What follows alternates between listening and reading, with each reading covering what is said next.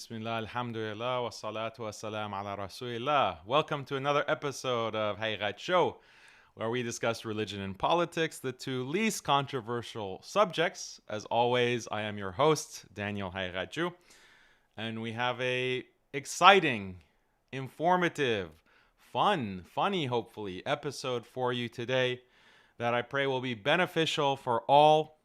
And I know many of you have been waiting for this, wondering what this episode is about. And inshallah, I hope that you won't be disappointed because we have a lot to talk about. And before we get started, I just want to make sure that you are going to subscribe, inshallah, to our newsletter. Don't forget, the link is in the description below. And this is very important because we need to stay in touch with you. And a lot of exclusive content and information is going to be sent out through this newsletter, especially as we get closer to the month of Ramadan. So don't miss it, inshallah. So 2 weeks till when? Ramadan.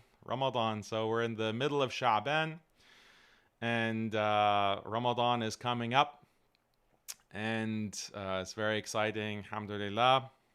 And sorry I'm late also. Should mention I'm a little bit late to the episode, over half an hour late. That's not good. I just was giving my oldest son a lecture about being on time and making sure that, life is about nazm, as we say with the Farsi pronunciation, nazm wa tartib. In the Farsi pronunciation, being organized, doing things in the right order. This is very critical. And I explain how it's critical for dunya, it's critical for akhirah. Dunya, because you have to be on time to things. You have a job, you have a boss, an employer. You have to deliver things on time. You have to go to meetings on time. If you're in school, you have to go to classes on time.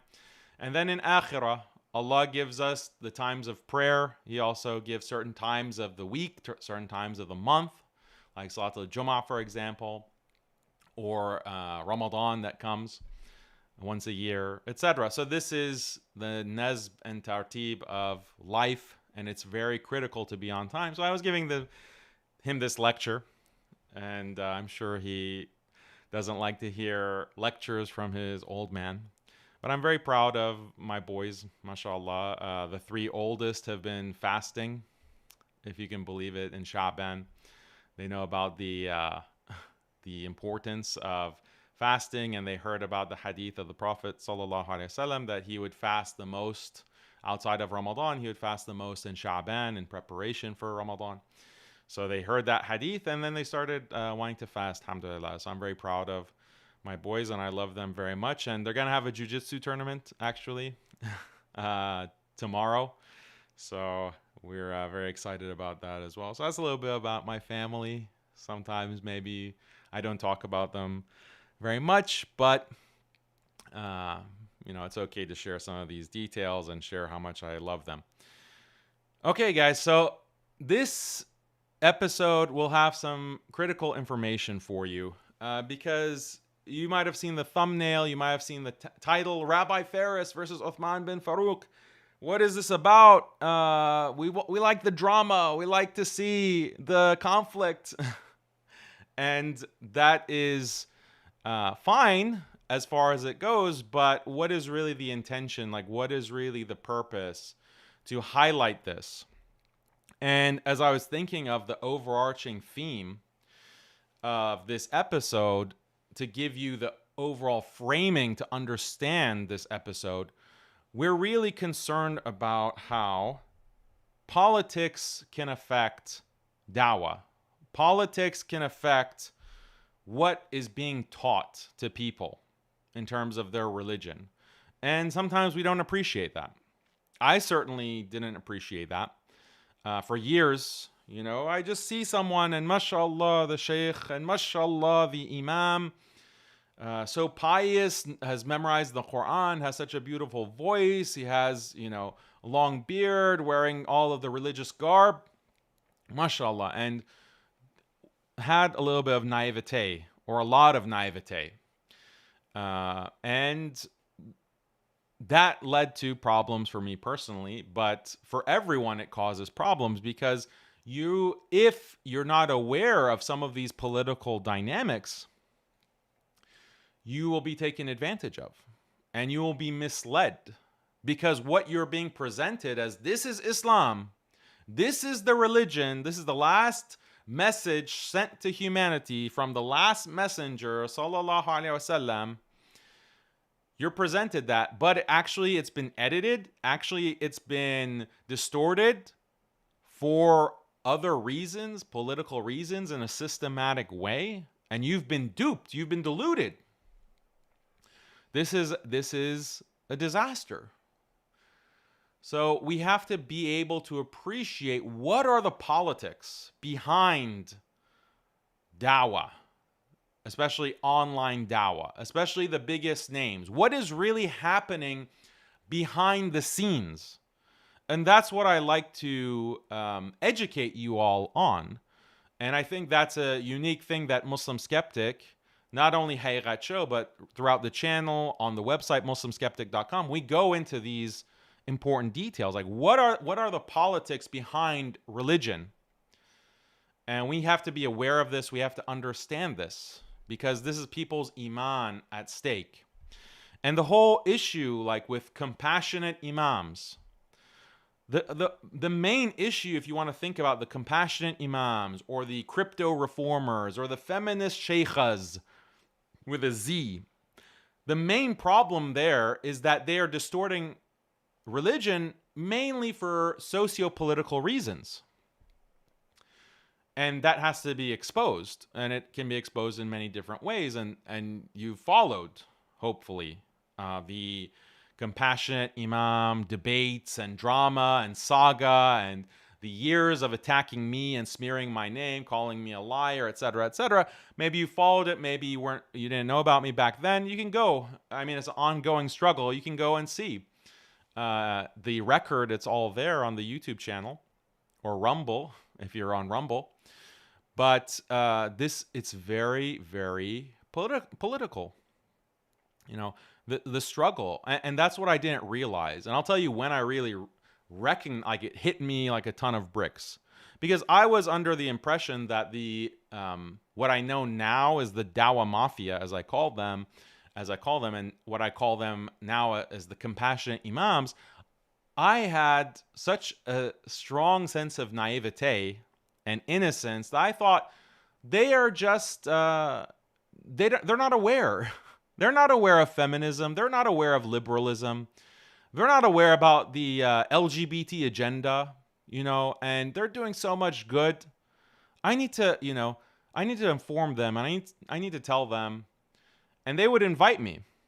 They would invite me to their institutions, to their organizations, and they would want me to speak. And I thought, this is a wonderful opportunity to talk to these knowledgeable shuyukh about liberalism and about feminism and about LGBT and about modernism.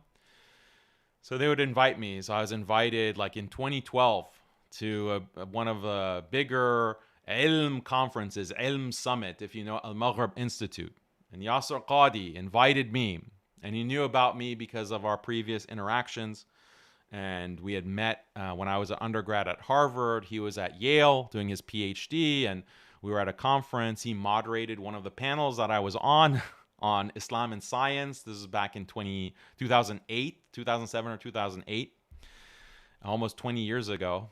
And that's how Yasser Qadi knew me. He wanted me to come and talk about liberalism, modernism, etc. So I did. I came and gave my workshop at the Ilm Summit. And I was terrible. I was terrible. Like, I'm not a good public speaker in general. But back then, it must have been so cringeworthy. It must have been terrible listening to Daniel try to speak in public. So I'm a work in progress. What can I say? So that was in 2012. Then I was invited. They were starting this new research institute. Oh, it's going to be the biggest thing. Yaqeen Institute. And we want Daniel. And they invited me. I was humbled. Omar Soleiman reaches out and wants to talk to me. Yeah, I think he reached out to me on Twitter actually, and DM'd me. And Daniel, I've been following your work. We're starting this institute. Let's talk. It's like, Omar Sulaiman. Well, I'm not really familiar with his work, but he's part of, Yasser Qadi, Noman Ali Khan. Like, they're doing such great work, such amazing dawah. So I got on the phone. Daniel, we have an offer for you, an offer that you can't refuse, so to speak. We want you to come be our research director at Yaqeen Institute. I was like, wow, we want you to move. We want to move you, your whole family, to move down to Dallas. We were living in California at the time. And we want you to be the research director. I said, wow, this is really an opportunity, because at that time I was working my job full-time in software, product management.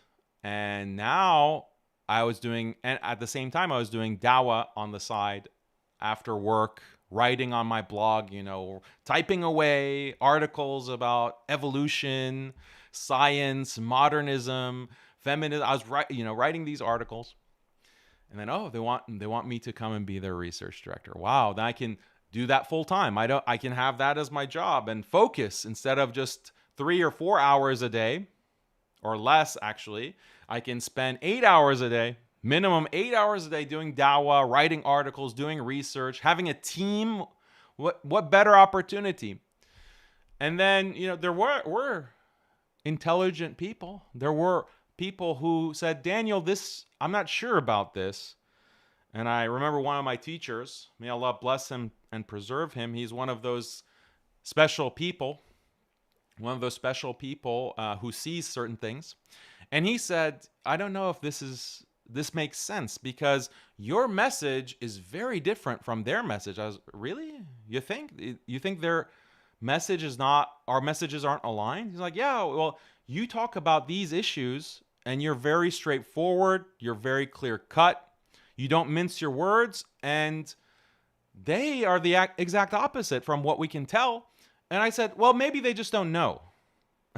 Maybe they just don't know, and they need someone to help them understand.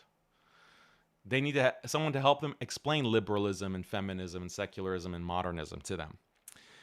And I'll do it. I'll go there, and then they'll see the light. They'll see the light.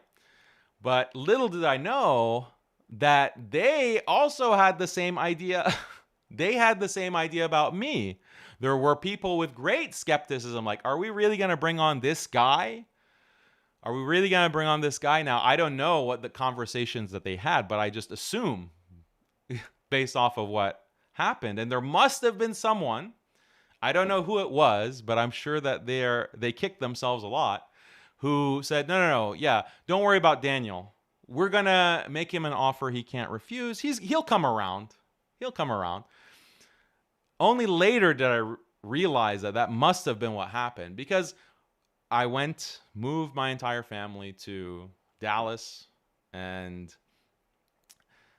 made that transition to a new city that I'd never lived in before, and all the difficulty that comes with that. But it's worth it, This is for the sake of dawah. And then immediately problems began. And political problems. And, I can give you a lot of examples. I can give you the whole story, but I don't want to dedicate.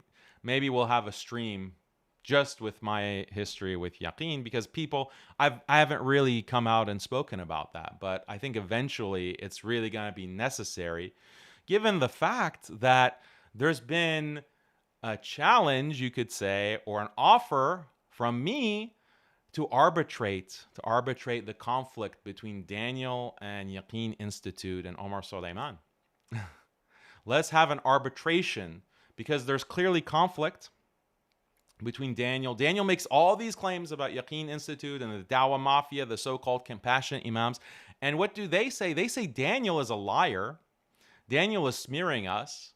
They don't say that publicly, you see. If you go to Yaqeen Institute or Omar Sulaiman, you don't see videos about me on their channel. But they go behind closed doors and they spread information about me. A lot of lies, actually. So I have a claim against them. They have a claim against me. They want to play in public like, oh, they're the innocent victim and Daniel is the aggressor who's trying to really shut them down for no reason. All they want to do is spread Islam. And Daniel is just a hater. He's a, Daniel is criticizing us for our articles promoting feminism and LGBT and gender mixing. Daniel is criticizing, but he's a liar. Okay, well, let's have an arbitration. Let's bring qualified scholars and let's see where the truth lies. I'll present my case. You present your case. And they haven't accepted. They haven't accepted that. Why? I wonder why. So maybe if we continue talking about it publicly, they will accept. People should wonder why. Why are you spreading all of this hate and slander against Daniel behind closed doors, trying to get him canceled? When I went to the UK in 2023, Yaqeen's board member, Ashraf Motiwala, a man that maybe you'll get to know more intimately in the future, one of the board members of Yaqeen, is calling up everyone in the UK. Oh, Daniel is this, Daniel is that. And then those du'at had the decency to come and tell me, and they said, hey, Daniel, these are the claims that Yaqeen is making about you. Did you know about this? They're saying that you don't pray. They say that you've takfired so-and-so, and you've accused so-and-so of such and such. It's like, I never said this. And they think I don't pray? Like, based on what? So these brothers in the UK wanted to get some clarification. And I said, look, I have nothing to hide. Every criticism I have had of the Dawah Mafia, of Yaqeen Institute, of whoever I've put online with receipts, everything there is in a public record. If I've made a mistake, I'll retract it. If I've said something incorrect, I'll apologize. No problem. Let's have a panel of shuyukh, scholars who can come and arbitrate in a very transparent process. No response, no answer, no commitment. And this was from 2023. We're in 2025 right now. It's getting close to 2 years. So why do you think, Yaqeen? So this I'm trying to give you an understanding of the politics, because what happened at Yaqeen Institute, and people say, oh, Daniel was fired. Daniel was fired. And so Daniel is a disgruntled ex-employee. This is the kind of statements that someone like Ashraf Motiwala spreads. That Daniel is a disgruntled ex-employee. Well, actually, what was the reason that I left Yaqeen? Was it because you fired me? No, that wasn't the reason. The reason was you said in that discussion that we had that Daniel, and this was a board discussion with the board members present, including Omar Suleiman, that Daniel, you cannot any longer talk about feminism. You can no longer talk about LGBT. This is not the time for it. This is not the time for it. I know that's what we said, that you could say whatever you wanted, but you can no longer talk about these issues. I said, well, what about my own personal platform? Fine, Yaqeen, we will publish, I'll continue writing about evolution and science. They said, no.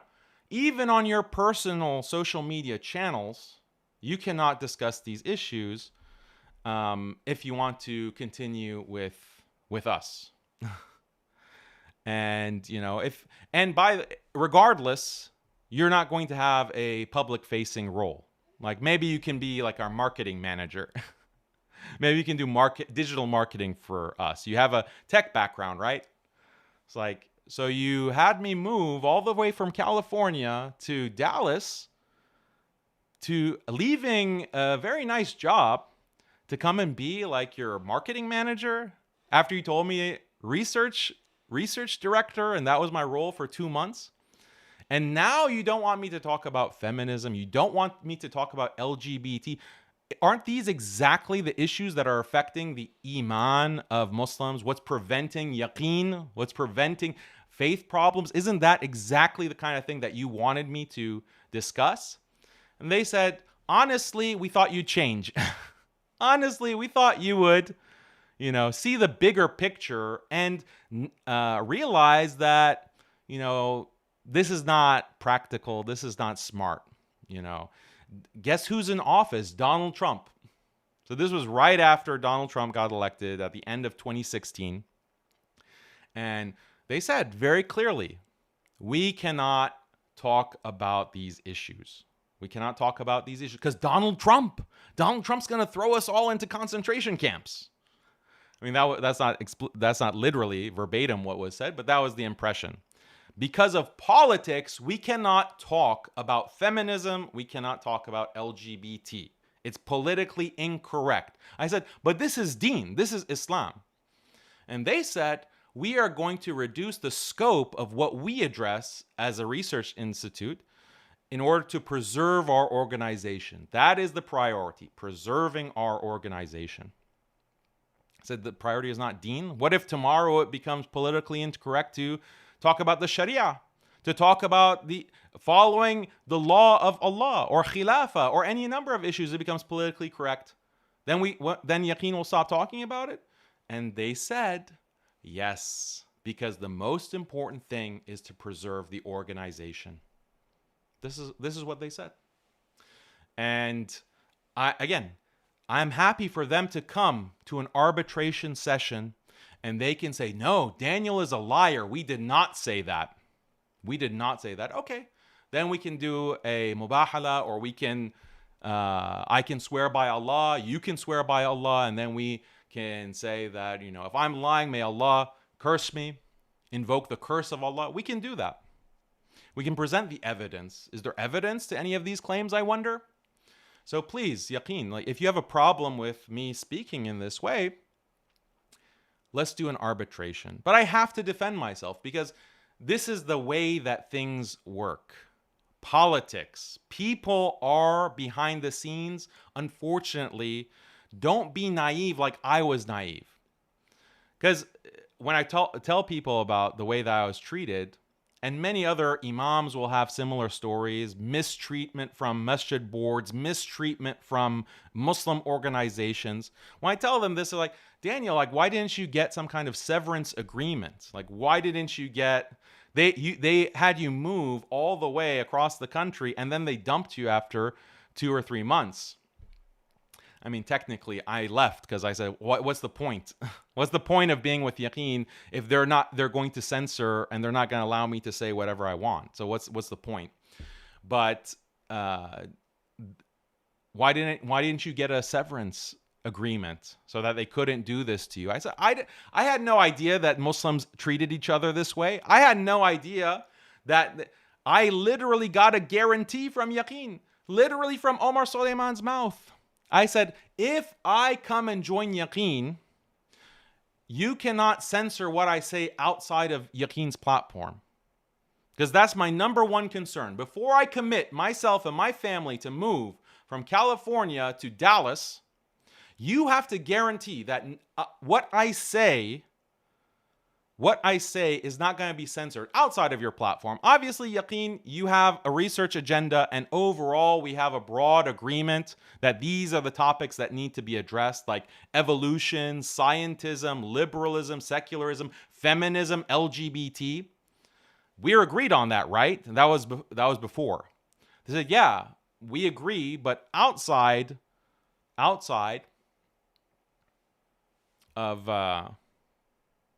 Yaqeen's platform, you can say whatever you want. So, okay, you guarantee that. You guarantee that because I don't want to be censored. I'm not planning to change what I say. And again, Omar Suleiman, straight from his mouth, said, that's fine. That's fine. And I said, what if they come and attack me? What if you get pressure?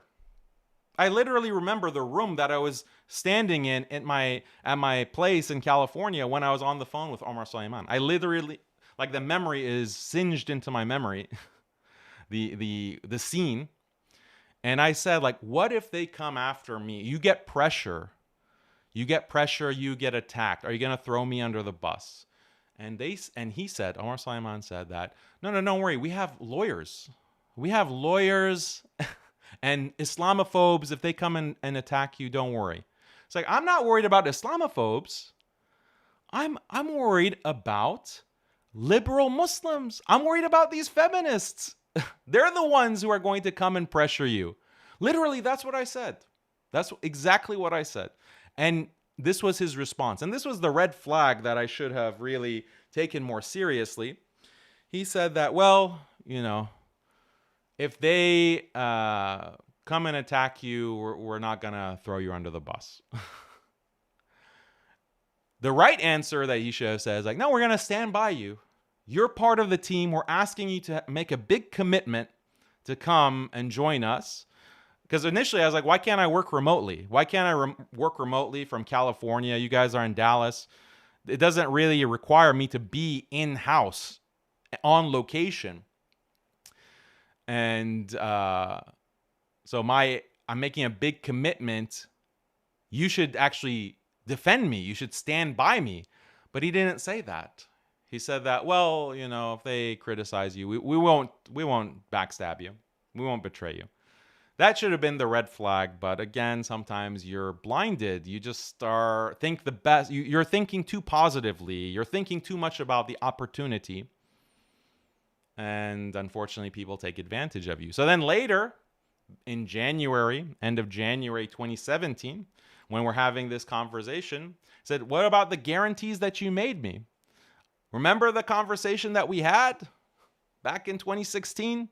Back when you were trying to get me on board that summer of 2016?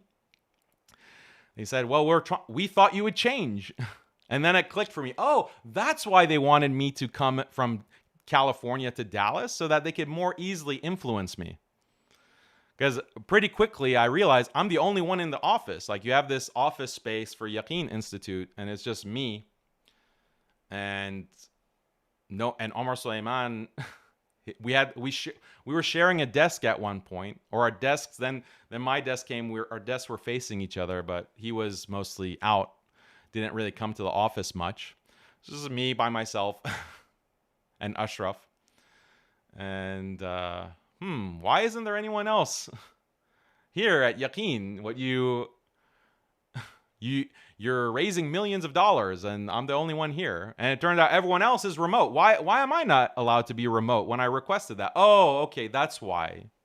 We thought you would change. We thought you would change. So this is a story, and I didn't want to talk about this in this way, but it's been like, is there like a statute of limitations? Like, it's been years.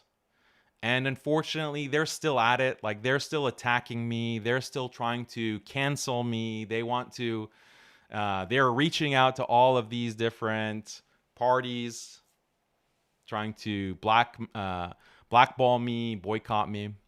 These are the things that are happening behind closed doors. So when I come out and say there's a dawah mafia, these compassionate imams that look like they're so compassionate and say all those sweet words to you that make you melt. Oh, some of them have hearts of wolves. They have hearts of wolves, and they're vicious.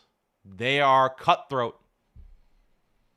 And sometimes you need to be aware of this. Sometimes you need to be aware of this, especially if it's something that affects the deen. It's something that affects the deen. Because I'm not the only target. I'm not the only person that they do this to. They do this to everyone. They do this to everyone. And think about the deal, or think about the mindset. And this is what we're going to look at with Rabbi Ferris and our brother UTHMAN FAROOQ. They give you an offer that you can't refuse. They offer the carrot, and then they give you the stick. The carrot is, you're going to have opportunities. You're going to have this position. You're going to have this salary. You're going to have fame. You're going to have this and that. That's what they're dangling in front of you. You're going to be on stage. You're going to be at the conference. You're going to be praised and loved, and all these opportunities are going to be in front of you. Just fall in line. Just fall in line. Just kiss the ring. Here's the ring. Kiss the ring. That's all you have to do. And then everything will fall into place for you. If you reject that, okay, we have to go to the stick. We have to go to the stick. We're going to create problems for you. We're going to create big problems for you. First of all, the first thing is that we can't associate with you anymore. Forget about any promises that we made, any expectations that you had. You're getting the boot. You're getting the boot. That's step number one. But step number two, we're also going to undermine you. We are going to block you. We're going to boycott you. We're going to smear you. And that's how it works. That's how it works. So these are the politics behind the dawah market or the dawah industry. It's a multi-million-dollar industry. And inherently, it's not a problem for there to be money. Inherently, there's not a problem because if you want to have a quality media, research, project, program with researchers, look at the finest universities that are producing the books, producing the research, changing hearts and minds, the battle for hearts and minds. They're funded with endless amounts of money, millions and millions of dollars. It's not because it's greed, even though in some cases it might be, but it's because it's expensive. It costs money. And when we look at Islamic history, and we look at the beautiful madaris, the historical madrasas that the Ottomans constructed, that the Abbasids constructed, when we look at Azhar, one of the oldest universities, when we look at all these institutions and the masajid, the awqaf, that's millions, hundreds of millions of dollars in wealth has gone to construct these pillars of learning and culture and Islamic architecture and art, cultural production, knowledge production. Where has that money gone now? Where is that money gone now? For some reason, the secularization has affected the Muslim mind that people think that, oh, well, if it's related to religion, it has to be, for free. It has to be like budget, minimum cost, spend as little as you can. And I don't know. And that's piety. That's piety. No, in the past, people had the sense that, no, we want our madrasa to be a beacon, like a pillar. We want our masajid to inspire awe. We want Islam to be triumphant.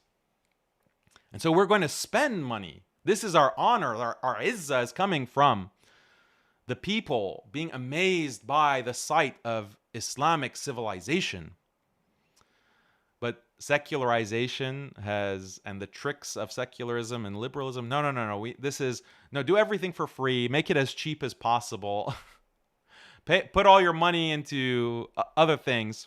Anyway, these are so many other topics that we can get into. But the point is, the problem is not the money. Yeah, we should have multi-million-dollar dawah projects. No problem. If they're true dawah projects, if they're truly calling to Islam completely, not Islam plus LGBT, not Islam plus feminism, not Islam minus patriarchy or everything that a feminist finds offensive, the sheikhs find offensive, therefore we don't teach it, and we don't let Daniel be a research director and do research because he's criticizing it. So, yeah, that's politics.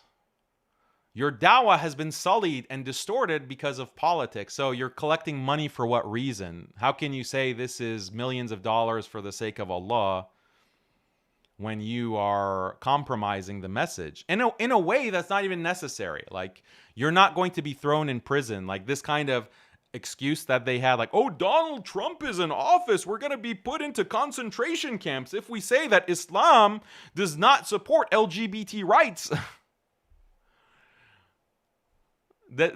Are you delusional? Like, are you dishonest, or are you just mentally insane, like you have some kind of psychosis, some paranoia, schizophrenic paranoia. So this is why politics is important. You have to pay attention to the politics. And I want to give you, I've tried to give you over the years, insight into the way that these politics distort dawah that you consume, the Islamic knowledge that you consume. I've tried to give you insights from many different angles because it's not just one party. Sometimes they're connected. You have the compassionate imams, but you also have the Madkhalis. And now what's the deal with the Wahhabis, right? So let's get into that presentation, inshallah. Let's get into the presentation. Because if we want to talk about Rabbi Ferris, we have to talk about Madkhalis, right? And what are the Madkhalis? What is their history? So I want to give you a quick presentation. Let me just expand this. That's why I was late, by the way. I was having technical difficulties.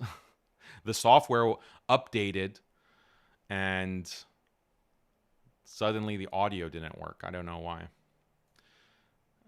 Okay, so hopefully the audio is going to be fine. Inshallah, we hope.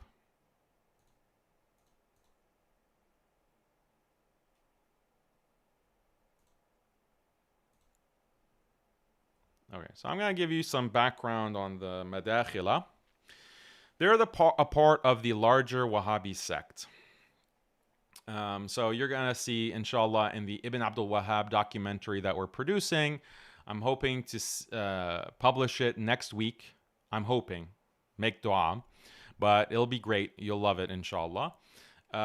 So the larger Wahhabi sects, these are followers of Ibn Abdul Wahhab, and they've adopted his principles, but they emphasize different parts of Ibn Abdul Wahhab's ideology. So the Madkhalis emphasize the part of Ibn Abdul Wahhab's ideology, which is the allegiance, the complete obedience to the House of Saud, to the Saud family. And that's what the Madkhalis really emphasize. And so they're distinguished by this commitment to the Gulf monarchies. Then there's ISIS. The ISIS side, they emphasize the takfir. Takfiring all Muslims, just like Ibn Abdul Wahhab did. He takfired the world's Muslims. And then waging offensive jihad, including raids and terroristic actions. ISIS emphasizes that part of Ibn Abdul Wahhab's legacy and ideology. And then the Haddadis, they're takfiris. They're the ones who say, Imam Ghazali is a kafir. Imam Nawawi is a kafir. Ibn Hajar was a kafir. And sometimes others will go even further. Imam Bukhari was a kafir. Like, this is the type of takfiri mentality, also coming from Ibn Abdul Wahhab, also because he takfired the Ottoman Empire, all of the scholars of the Ottoman Empire, the scholars and the mufti of Mecca and Medina, he takfired all of them and said that none of them understand Tawheed. Only he understands Tawheed. So this is just a preview of the documentary that's going to come out, inshallah, and you'll see everything with receipts, inshallah. And then you have other sectarian Salafis. These are the people who, they follow Madkhalis or ISIS or the Haddadis, but they do taqiyya, so you can't really place them. So some of the male men that you might be familiar with, they fall into that category. So and my message has been consistent. Like, most Salafis are good brothers and sisters. Most of them are good. They care about Allah and His Messenger. They want to follow the deen.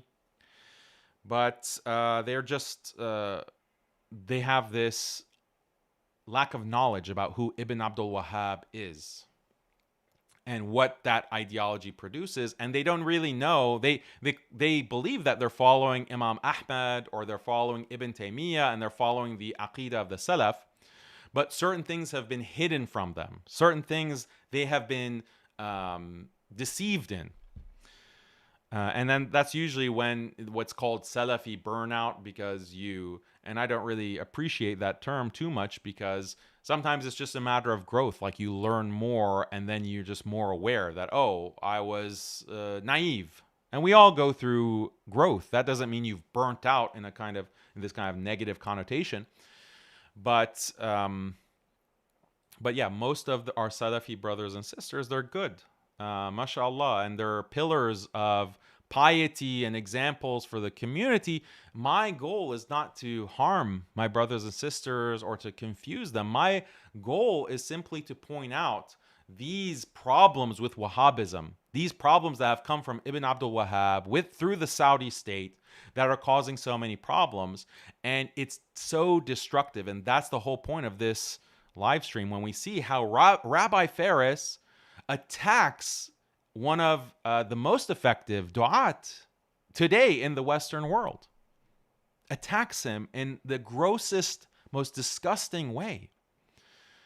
That's the Wahhabism that we have to extract, that we have to purify. This Salafism, if you want to call it that. You can also call it Hanbalism, being Hanbali, following the Athari school. Maybe that's a better term. That's a better term, maybe, but we have to purify it. Because where does the word Salafi even come from? It has a point in history originating with Rashid Rida. Rashid Rida, the main student of Muhammad Abdu, the modernist mufti of Egypt, who was collaborating with Lord Cromer in the 19th century. Anyway, I'm getting ahead of myself. That's a lot of great information and interesting that we're going to talk about in maybe future shows, maybe in standalone videos. We'll see. But that's the ultimate message. We want to purify Salafiyah. Oh, and who is this guy? This is Suleiman Rohaili, who is arguably, he's the head of the Madakhila now. He's, the head instructor or head teacher at Medina University. Medina University is the training ground for Madkhalis, basically. So this is Rohaili, Zionist, by the way. So what is the origin of the Madkhalis? Madkhalism arose after the first Gulf War, which was the war between the US and Iraq. And this created a huge rift within Saudi society. So the Saudi monarchy was very worried about Saddam Hussein. They saw Saddam had invaded Kuwait. Saddam was extremely belligerent. This was in the 90s. And they wanted protection. And so the US made them a deal. Let us establish military bases in Saudi.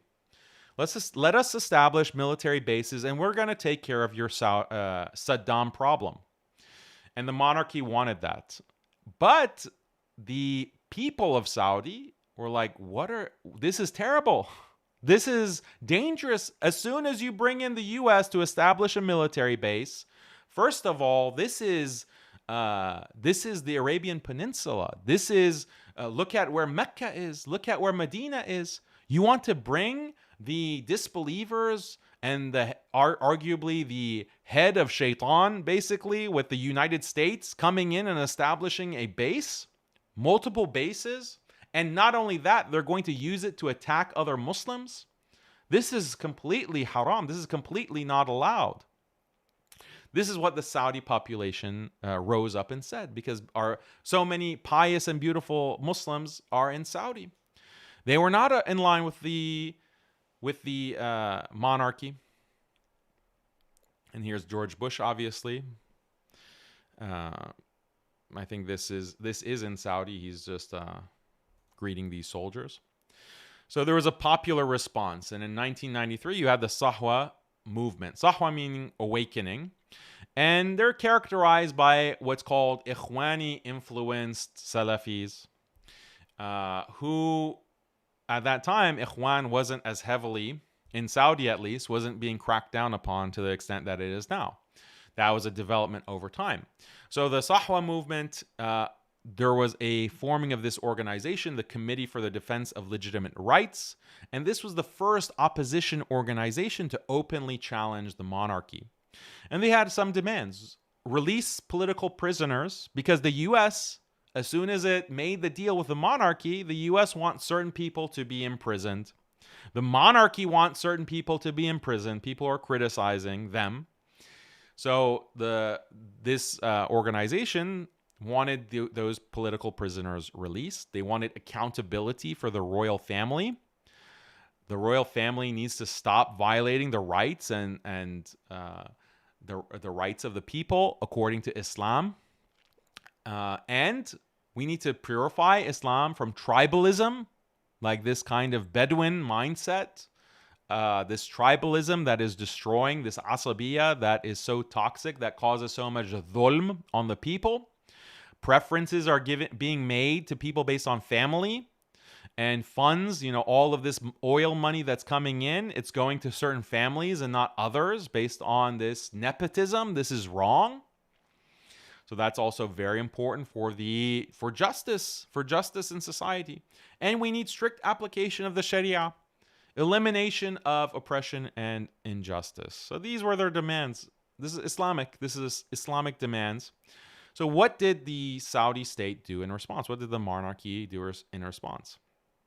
And this is Salman al-Auda, for example, and Hawali, Sheikh Hawali as well.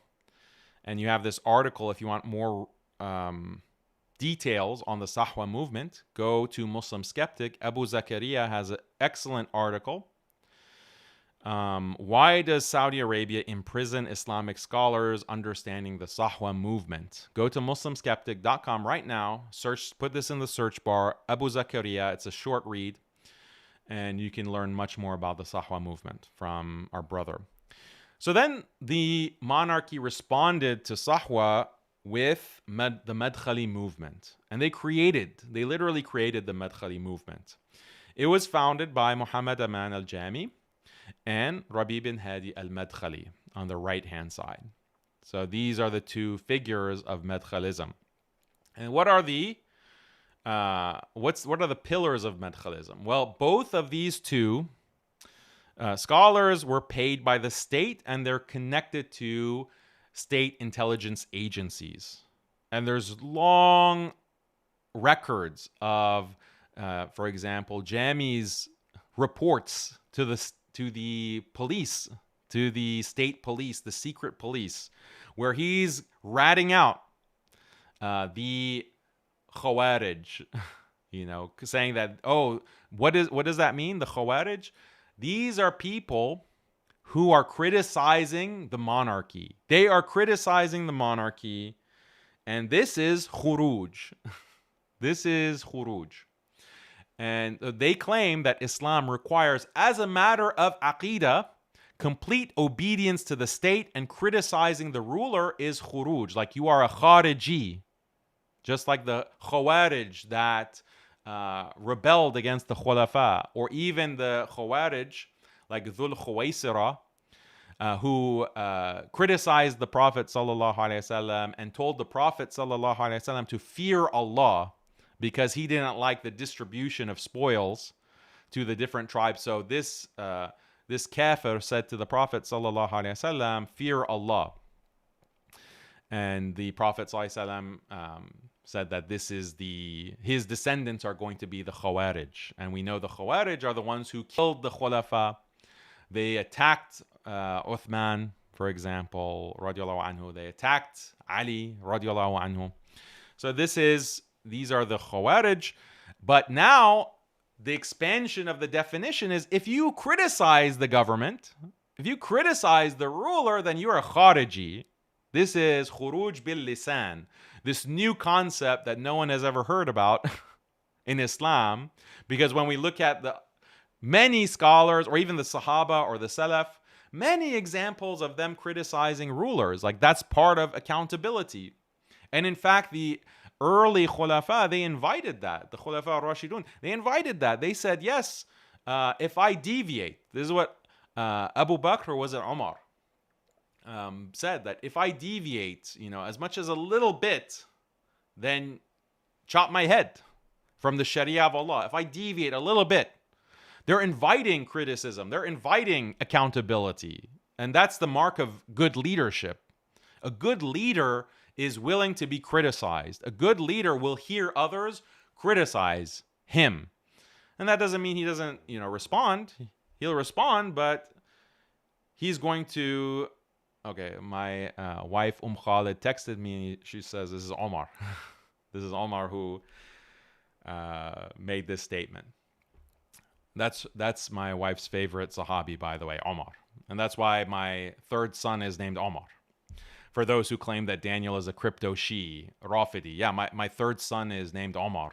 That's because that's how in the closet of a Shi I am. Anyway, so AQIDA requires that you do not criticize the ruler no matter what. In reality, this is contrary to the Sunnah. This is contrary to the Sunnah of the Prophet ﷺ, the Sunnah of the Khulafa. And it's a mark of good leadership to be able to take criticism and engage in dialogue with others who are not in your position.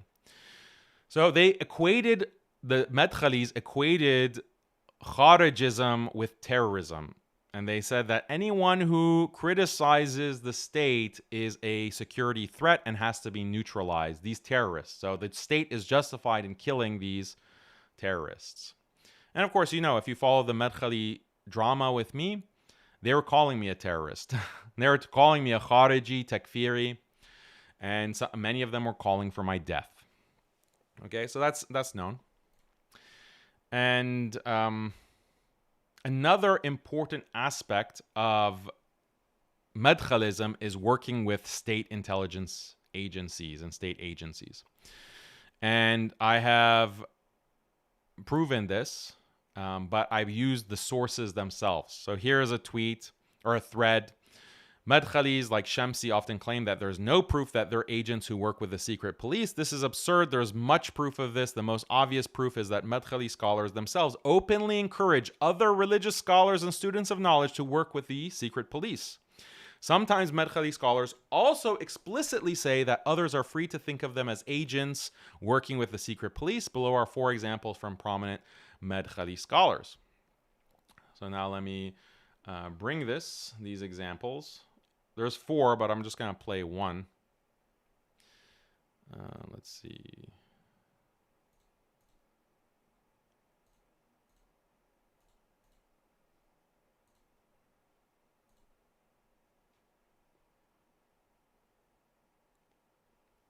Okay.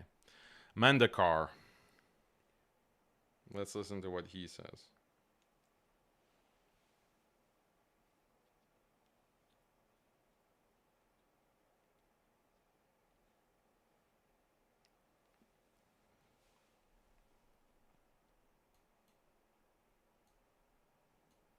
طعنوا في الشيخ محمد أمان. أما الشيخ محمد أمان فقد ناله الحظ الأكبر والنصيب الأعظم في السب والشتم. بل كانوا يقولون أن الشيخ محمد أمان 3 نجوم إيش يسمونه؟ نقيب في المخابرات، والشيخ ربيع أبو خيط واحد، أبو دبورة واحدة. So he's saying that he's responding to a criticism. People are criticizing the Madkhalis and the founders of the Madkhalis, like Jami and Rabbi al-Madkhali, Rabbi bin Hadi al-Madkhali, that they're agents, that they are working with the government, and they even have their stripes. That's how closely affiliated they are with state agencies. شوفوا التصنيف والله يا اخوان هذا كله سمعناه وناقشناهم وسبوهم سب لا نظير له. لكن ايش يقولون؟ طعن عام، مباحث. ايش المباحث؟ انا اذكر الشيخ. Agents? What agents? Okay, they're agents. رحمة الله عليه ابن غديان جو وقالوا يقولون ان هذا محمد امان وما ادري من وهذا مباحث. قال يعني وش يقولون؟ قال يقولون مباحث. قال يعني وش مباحث؟ قال يعني يقولون انهم مباحث حق الدولة. قال عجيب. So there is this sheikh that is being asked about others being agents of the state, and he's saying, so what? Agents of the state? What do you mean? وش فيها؟ What's wrong with that? رحمة الله عليه الله. Oh, it's so funny. So it's such a funny joke. النبي صلى الله عليه وسلم كان يرسل العيون يعني شنو؟ قال لهم تسمونهم مباحث؟ قال احنا في الشرع نسميهم عيون. المباحث يعني عيون. Even the Prophet sallallahu alaihi wasallam had agents, عيون, eyes, spies. The Prophet had spies sallallahu alaihi wasallam. So what's wrong with being an agent of the government? What's wrong with being an agent? You're a sheikh or you're an imam and you're also an agent of the state spying on people. What's wrong with that? عيون للحاكم على ايش؟ المجتمع والبلاد والثغور والحدود كلها. يشوفون اي شر يخبرون. قال ضروري. قال أجل لو قامت لكم أنتم دولة ما تبي تحطون مباحث. If you have a state, wouldn't you have an intelligence agency? Obviously. الآن مثلا هم لو قامت لهم دولة ما بيحطون مباحث، ما بيحطون مخابرات. هذه مسكوا مصر الآن صحيح، ألغوا المباحث، ألغوا المخابرات، ما ألغوا، بالعكس راح إيش يزيدونها. لا شك ما في مانع.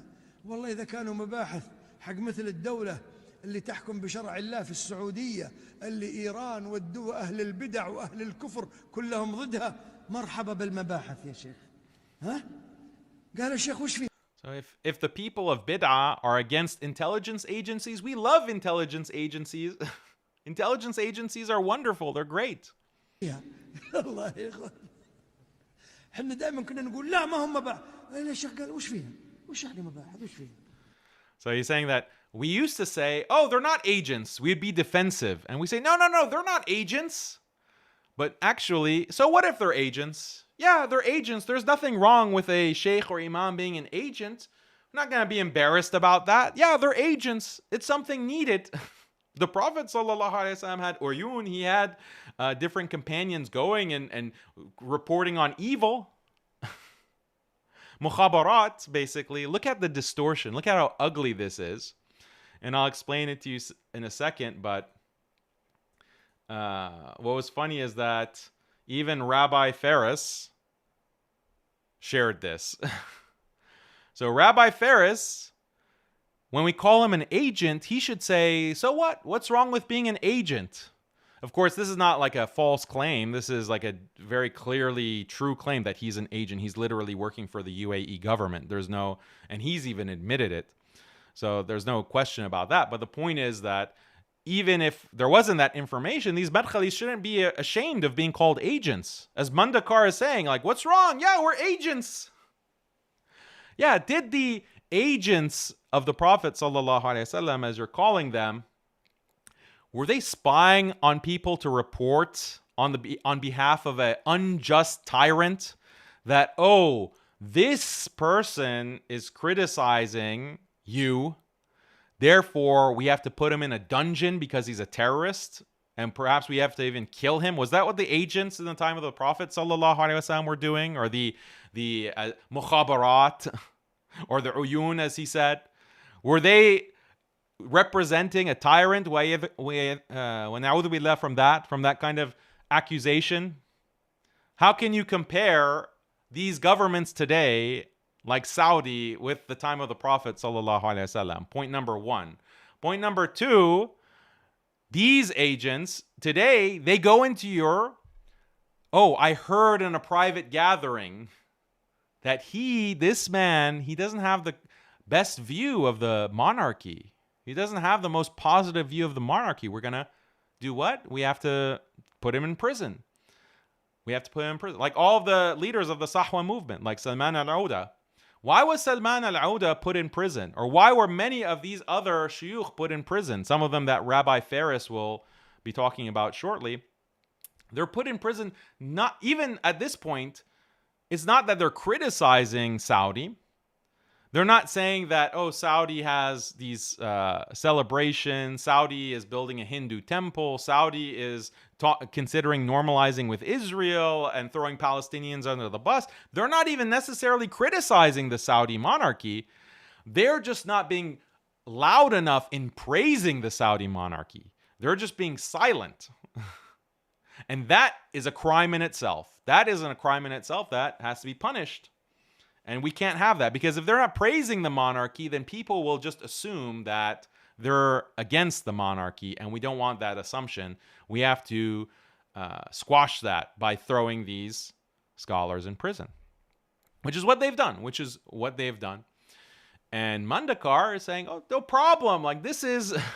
So what if you're agents? Like, this is something that is needed, with this kind of disgusting analogy to the time of the Prophet ﷺ. Yeah, every Muslim society needs intelligence gathering. But there are certain hudud, there are certain lines that cannot be crossed, because Muslims have rights. And one of the rights that Muslims have is the right to criticize injustice, right? This is a very clear requirement in Islam. This is nahi anil munkar. Nahi anil munkar is exactly this. That's a right that we have and a duty that we have as Muslims. But according to Mandakar, according to these Madkhalis, no, that's khuruj. If you enjoin good and forbid evil, amr bil ma'ruf wa nahi anil munkar, this is khuruj, and we are going to put you in prison. Anyway, we've addressed this in a longer video with all the proofs and all the details. The Madkhali virus video. So go to the channel and you can see that, inshallah. The Randkhalis. And we put all the proof there. You can watch the evidences. And then you have another article by Abu Zakaria that you can check out. Who are the Madkhalis? This will give you more information if you still want more. And then this is an article that I put out, important academic resources on the Madkhali movement. This is citing the academic research, a lot of it non-Muslim sources, that academically talk about the Madkhali movement, how it was created by the Saudi government, by the monarchy, as a response to the Sahwa movement and the Gulf War, in order to preserve the monarchy from internal pressures, and how it adapted, how the Madkhali movement adapted post-Arab Spring, because that's a whole different level, which we're going to talk about in a second.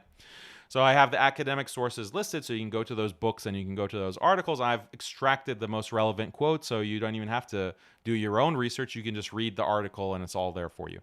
Alhamdulillah, MuslimSkeptic, I think, is the #1 English language source on Madkhalis so far, and hopefully we're going to be the #1 source for the Wahhabis as well soon. So post-Arab Spring, what happens?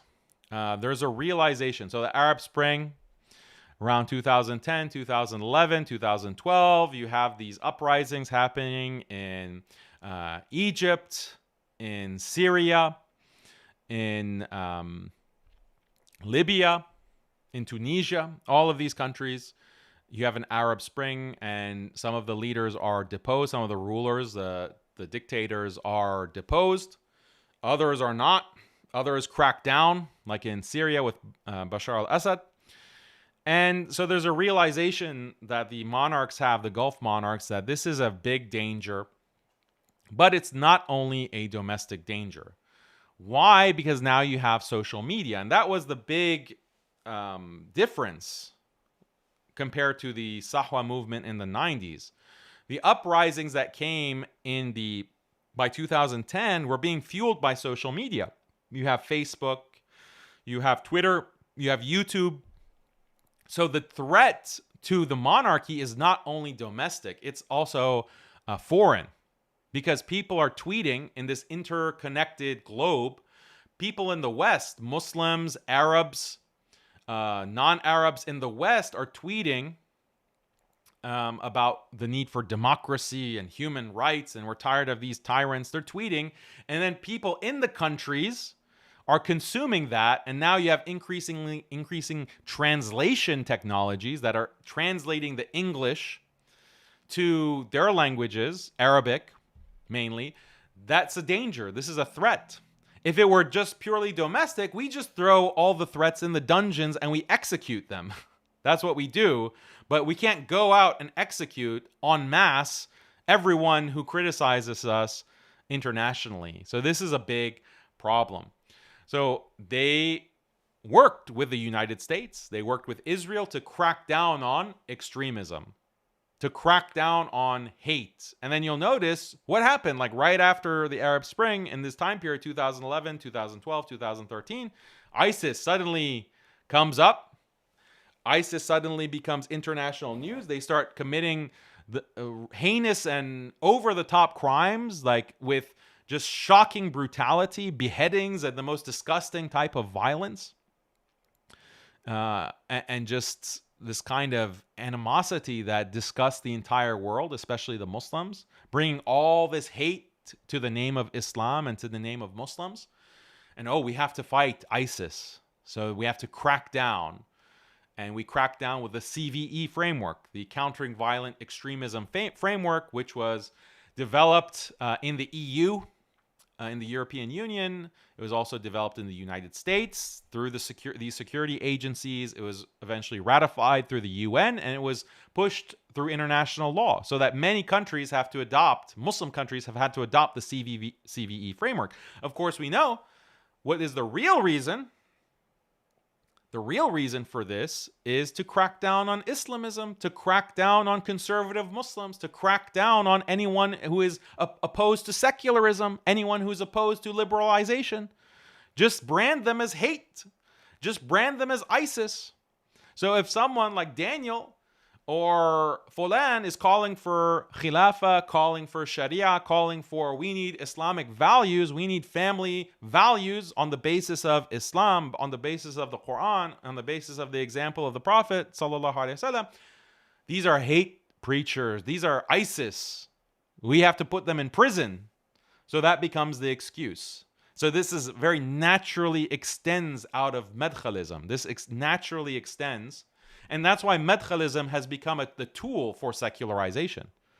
It's the religious argument or the religious justification. Oh, you see your society turning into just a bunch of atheists? You see the society around you because the rulers are putting on Shakira concerts, and the rulers are having like Oktoberfest beer festivals in our country, and we're having, LGBT flag and drag queen parades, and we're having what are the Hindu temples. We're building Hindu temples, and we have the Abrahamic house, the Abrahamic religion. You're seeing this happening before your eyes. You're seeing your children becoming liberalized and leaving Islam. Don't complain.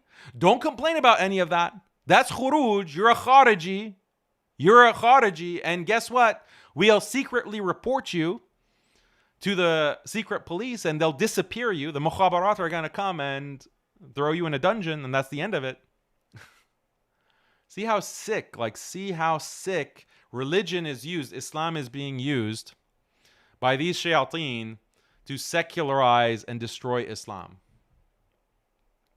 And that's not even all. If it was just that, okay, that's bad enough. That's enough to call them shayateen. But then they also ally with the Zionists.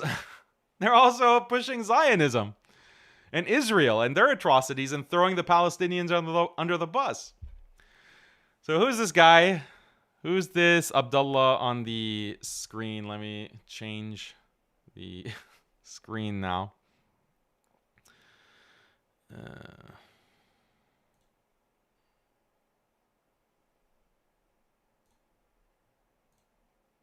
Not this one.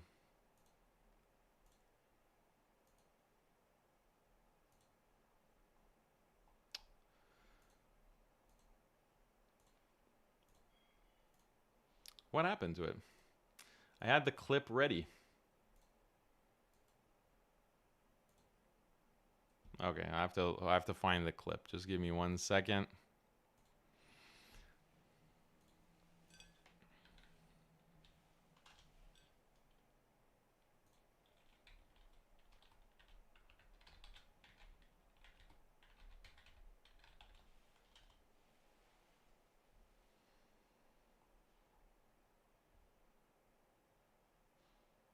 Okay, here it is.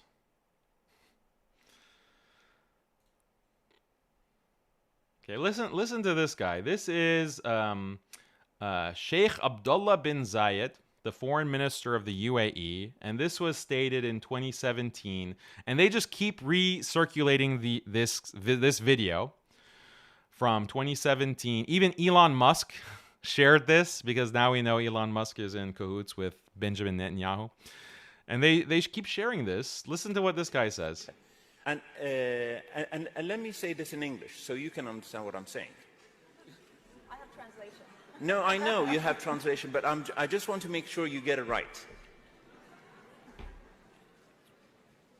There will come a day that we will see far more radical extremists and terrorists coming out of Europe because of the lack of decision-making, trying to be politically correct, or assuming that they know the Middle East and they know Islam and they know the others far better than we do. And I'm sorry, but that's pure ignorance. And Okay, so this is the foreign minister, Abdullah bin Zayed. And if you search on Twitter,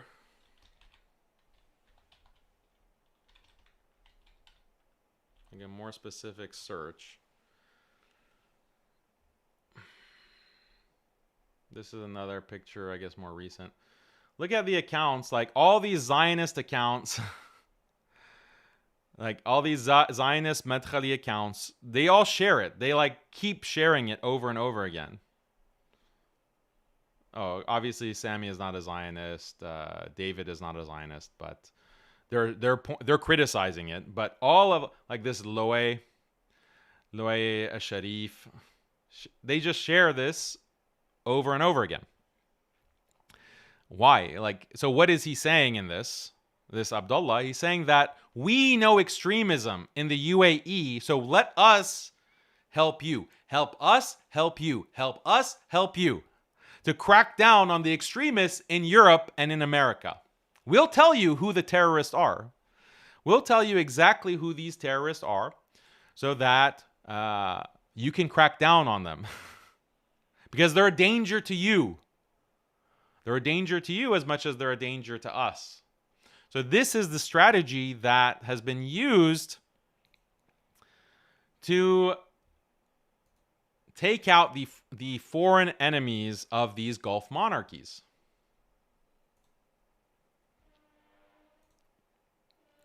So they have gone through a strategy to do this. They have made different attempts because once post-Arab Spring, when they realize, okay, this is a real problem, we can't just, it's not just domestic threats to our legitimacy and our rule, we have to also worry about foreign threats, quote unquote threats to our rule. So how do we neutralize these threats? Well, they took a very heavy-handed approach at first. So in a bizarre case, the UAE puts US and EU charities and rights groups on its terror list. So the UAE comes out and has a terror list, this is in 2014, of 83 groups.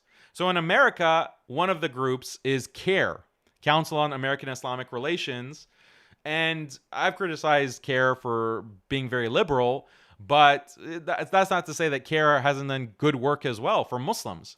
But CARE has influence of, people who care about Islam and they care about Sharia, Khilafah, they care about, they're anti-Israel, they're anti-Zionism.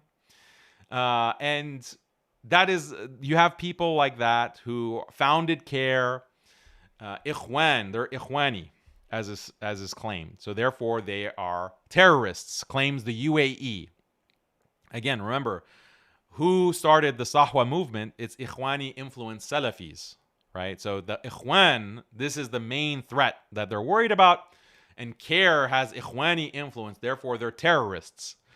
CARE is just a bunch of lawyers. They're a bunch of lawyers that, if a Muslim woman goes into the DMV, like the Department of Motor Vehicles, to get her driver's license, and the worker tells her, "Oh, you have to take off your hijab in order to allow me to take your picture for your license." CARE will come in with their legal team and say, "No, you cannot force this Muslim woman to take off her hijab for a driver's license. She can take a picture with her hijab." Cases like that. That's terrorism. This is terrorism according to the UAE. Like, that's the level of Islamism that's not tolerated, or conservatism that's not tolerated by the UAE. And they want to dictate to the United States and the State Department that these are the terrorists. Listen to us, just like Abdullah bin Zayed said. Listen to us. We know the radicals. We know who they are. Don't think you know better. Don't think you know better than we know. Crack down. Another one was MAS, Muslim American Society. Another, as far as it goes, like a very benign group. They just have conferences. They have like youth sports. Like they have masajid. Like they do a lot of good work. Yeah, you can criticize them for certain things as well, but they do a lot of good work. They're not terrorists. They're not terrorists, but the UAE wants a crackdown. So this is a very heavy-handed approach, but the US was like, you can't do this. Like, we have certain rights that citizens are granted and that organizations are granted. If we start cracking down in this heavy-handed way, it's going to create legal problems, and it's going to be, you have the ACLU, you have different civil liberties organizations, civil liberty organizations that are going to challenge the U.S. government. It's going to go to the Supreme Court, and we've been through that. So this is in 2014. This is post 9/11 war on terror with George W. Bush, who did crack down and violated a lot of constitutional rights of Muslim citizens in terms of detaining, spying on, harassing. This is through the Patriot Act that all of these things were authorized in order to spy and crack down on Muslims. And it was terrible for the Muslim community, obviously. And many imams were deported based on fraudulent charges. Many Muslims were put in prison and detained for over a decade because they were accused of being terrorists when in fact they had been entrapped, or they had been their civil liberties had been violated. This is contrary to the U.S. law, and this causes problems for the U.S. government in many ways, which we can discuss, but it makes you look like a hypocrite. You claim to be the land of the free. You're the land of the free, home of the brave, America. We have the Bill of Rights, we have the Constitution, but if you're a Muslim, we're going to throw you in jail and throw away the key. It's bad. Like, the optics of that are bad, especially with social media. Now people are more conscious. Of course, it's not like we're more free. Now the surveillance state has changed its tactics, but that's for another stream. But the point is that the U.S. government was less willing to take a heavy-handed approach, especially with well-established organizations like CARE. Maybe like with an individual, yeah, we can create problems. We can take away a person's passport, put them on the no-fly list. That still existed. Like, the no-fly list actually expanded under Barack Obama compared to what it was under George Bush post 9/11. The no-fly list actually expanded. Obama actually expanded a lot of he gave immunity to the telecom companies that are involved with wiretapping and surveilling American citizens, contrary to the Constitution. Barack Obama provided the legal justification for immunity for these telecom companies who violated the law at behest of the government. Anyway, that's a long story. I can give you details all day and all night. I don't want this to be an 8-hour stream. But the U.S. government did not want to comply, basically, with the UAE. Another tactic that they took, heavy-handed, was outright assassination. So you had Jamal Khashoggi, who was from Saudi, but he was living in the West, in Washington, D.C., and he was I believe he was in Washington, D.C., but he was writing for the Washington Post. He was a columnist. And in the Washington Post, he's criticizing Saudi. He's criticizing the Saudi monarchy, saying they're violating human rights, they're violating democracy, and this became a huge PR problem for Saudi. And we know the story, or maybe you don't know the story, but the poor guy was assassinated in the most brutal, horrific way. All I'll say is bone saw. If you want to look it up, you can go look it up. Bone saw, that's how horrific this was. They lured him into the Saudi embassy in Turkey, and they basically dismembered him. It's terrible. This is a U.S. citizen. He was a U.S. citizen. And this caused a diplomatic row. This caused major problems between the U.S. and Saudi. And this is not what the State Department wants to see. Like, our ally is assassinating citizens. Like, this is not the way things work. But that's the mentality of these monarchies. That's what they do to their own people in their countries. And they think that, oh, well, we should just do this to all our enemies, even if they're in the U.S. And they have even, this came out that what it was the team, like, it was a paramilitary team from Saudi, tied to Saudi military, Saudi intelligence, called the Tiger Team or Tiger Squad. And they sent the Tiger Squad to assassinate Jamal Khashoggi. And there was another operation that the Canadian government revealed, because this is like extra, this is beyond normal diplomacy. They want to go beyond what is allowed. Like, you can't send a paramilitary team to assassinate citizens in your country. But this Tiger Team had tried to get into Canada to assassinate another dissident, another Saudi dissident. So this is heavy-handed approaches, but this causes diplomatic problems. Like this makes us look bad. It makes us look stupid. I don't want to look stupid. Like MBS does not want to look like an idiot. That you're just a thug. Like, do you not know this? In the civilized world, we just entrap our dissidents. In the civilized world, we just create entrapment, or we put CP remotely on a person's computer and accuse them of being a pedophile. That's the civilized way to do things. In the West, we don't just go and dismember people in an alley.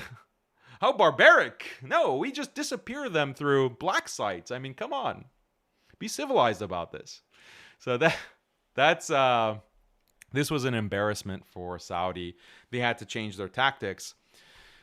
So one of the main things that they use is electronic flies, bot farms. So, okay, social media, we can't directly control social media, even though it's been revealed that the Saudi government and the UAE government, just like there are Zionist operatives, employees, or executives at these social media companies, literally ex-Mossad agents are in charge of many of the major departments at big tech companies and social media companies.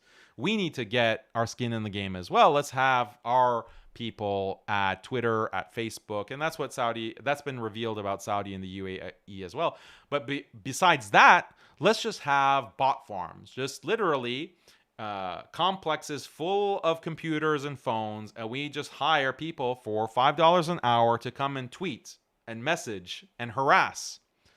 And where did they get this from? This is from the JIDF, the Jewish Internet Defense Force, also known as Unit 8200.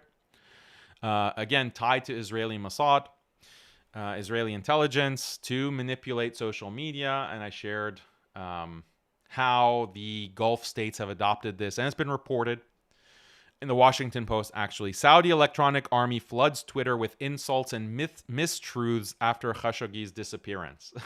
So that's when they really came in full gear. So Khashoggi is gone. There's speculation that he's been assassinated. And social media is abuzz with claims that the Gulf monarchies are assassinating people on the other side of the world. The Gulf monarchies panic and they say, okay, we need to solve this problem once and for all. Let's have these bot farms, these electronic flies to go online and flood Twitter, flood YouTube comments, flood all their replies. And this is a tactic that they've been using since 2017, 2018.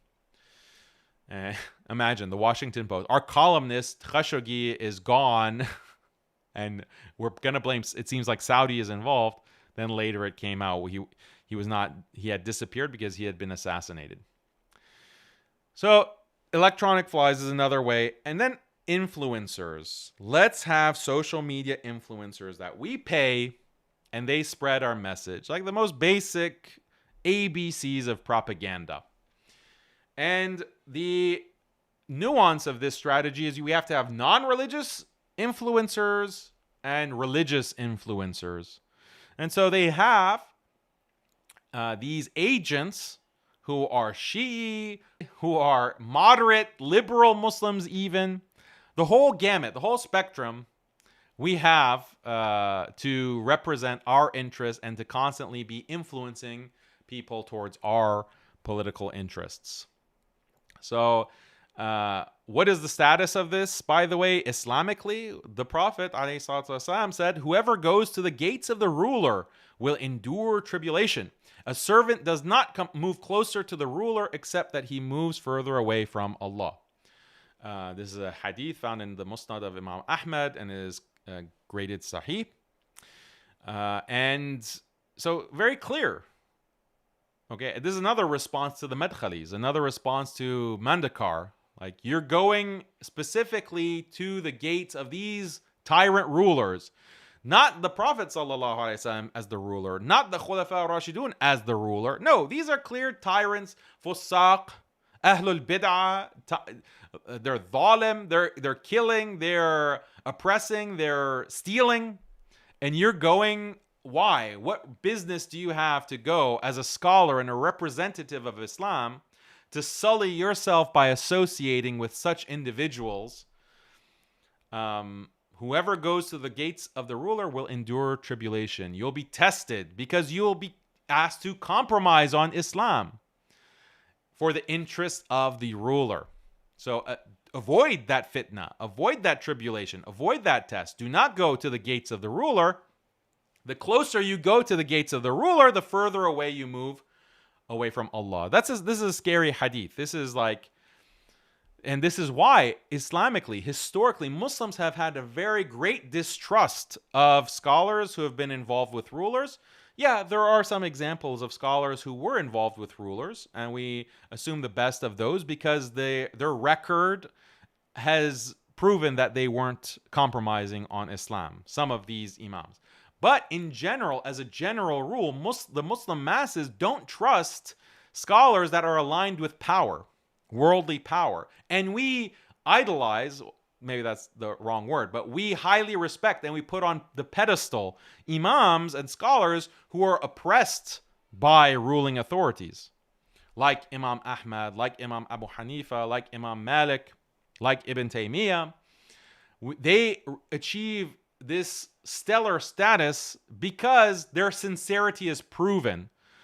They were faced with oppression from the ruler. The ruler is putting them in a dungeon or threatening to execute them or is lashing them, and they won't give up the truth. They won't sell out. They were offered the carrot, right? That's what the ruler, that's the politics. They always offer the carrot first. When you reject it, then out comes the stick, and it's a literal stick, and they're going to beat you. And maybe they're even going to kill you. And you still do not sell out. You still maintain your principles. Then that's a sign of sincerity that you have your positions for the sake of Allah. That's why Muslims justifiably, rightly hold such individuals in high regard. And we naturally are suspicious and we hold in low regard these agents who muddy themselves with the rulers and they come out and do propaganda, basically. So let's look at some of these people. This is another hadith of the Prophet sallallahu alaihi wasallam, where the Prophet sallallahu alaihi wasallam says to Ka'b, I seek refuge in Allah on your behalf from the leadership of fools, for they will become rulers. Whoever has an audience before them supports them in their wrongdoing and affirms their lies. Then he's not a part of me and I'm not a part of him. He will never meet me at the fountain. Whoever does not have an audience before them, does not support them in their wrongdoing, and does not affirm their lies, then he is a part of me and I'm a part of him. He will meet me at the fountain. O Ka'b, prayer brings one closer to Allah. Fasting is a shield and charity extinguishes sins just as water extinguishes fire. So this is also a Sahih hadith. Important hadith as well. So look at the detail. Even being the audience. So the rulers are bringing you and gathering people, and they want the scholars, because the scholars and the imams are symbols of Islam. And they're symbols of piety. So if the scholar is standing next to the ruler, that's an endorsement of the ruler, that maybe the ruler is legitimate. And that's the legitimacy that they crave. So they invite the scholars to sit around and gather and be in the audience. And that's when the Prophet ﷺ is warning against this. That this is, you're not a part of me. Don't claim that you're a scholar of Allah. You're a scholar of the Sultan. You're ulama su. You're evil scholar, not a scholar for the sake of Allah. This is very clear. By the way, this is the problem with Iran. This is the problem with the government of Iran, because they've mixed religion and government. Wilayat al-Faqih of Khomeini. Wilayat al-Faqih of Khomeini, that's why it's so problematic, and it is a bid'ah, that you are making the scholars also part and parcel of the government. This is not the Islamic model, and I've explained the Islamic model. The Islamic model is not separation of church and state in one sense, but it is a separation of the rulers from the scholars and the pious. What does that mean? The pious scholars have to be a check the religious authorities are a check on the government, so that when the government violates Islam, the expectation is that the government of a Muslim land is going to apply Islam, is going to be just, is going to uphold the rights of people, is going to help people, support people, is going to give them people their rights. Like, that's what the government is supposed to do according to what God has said, what Allah has said. And the check, what if they go astray? Well, that's where the scholars come in. That's where the imams come in and speak out. That's amr bil ma'ruf wa nahi anil munkar, to enjoin the good and forbid the evil. That the scholars are the leaders of doing that, even against the zalim, even against the tyrant, in the same way that Musa alayhi salam, the prophet Moses, did against Pharaoh, for example. Madkhalis, by the way, say that you can't criticize the ruler. You have to be an agent. Like, you need to be an agent, and that's the sunnah, actually. So that's this is the check on the ruler that the scholars are meant to provide. So do you see how it's separation of the ruler from the scholar? But no, the rulers have to implement Islam. That's the expectation, and when they don't, that's when the scholars speak out. And that's why someone like Imam Ahmad, rahimahullah, or Imam Malik, rahimahullah, or Imam Abu Hanifa, they were that check. They were criticizing their governments and their rulers, and they paid a price for that. They paid sometimes a dear price for that.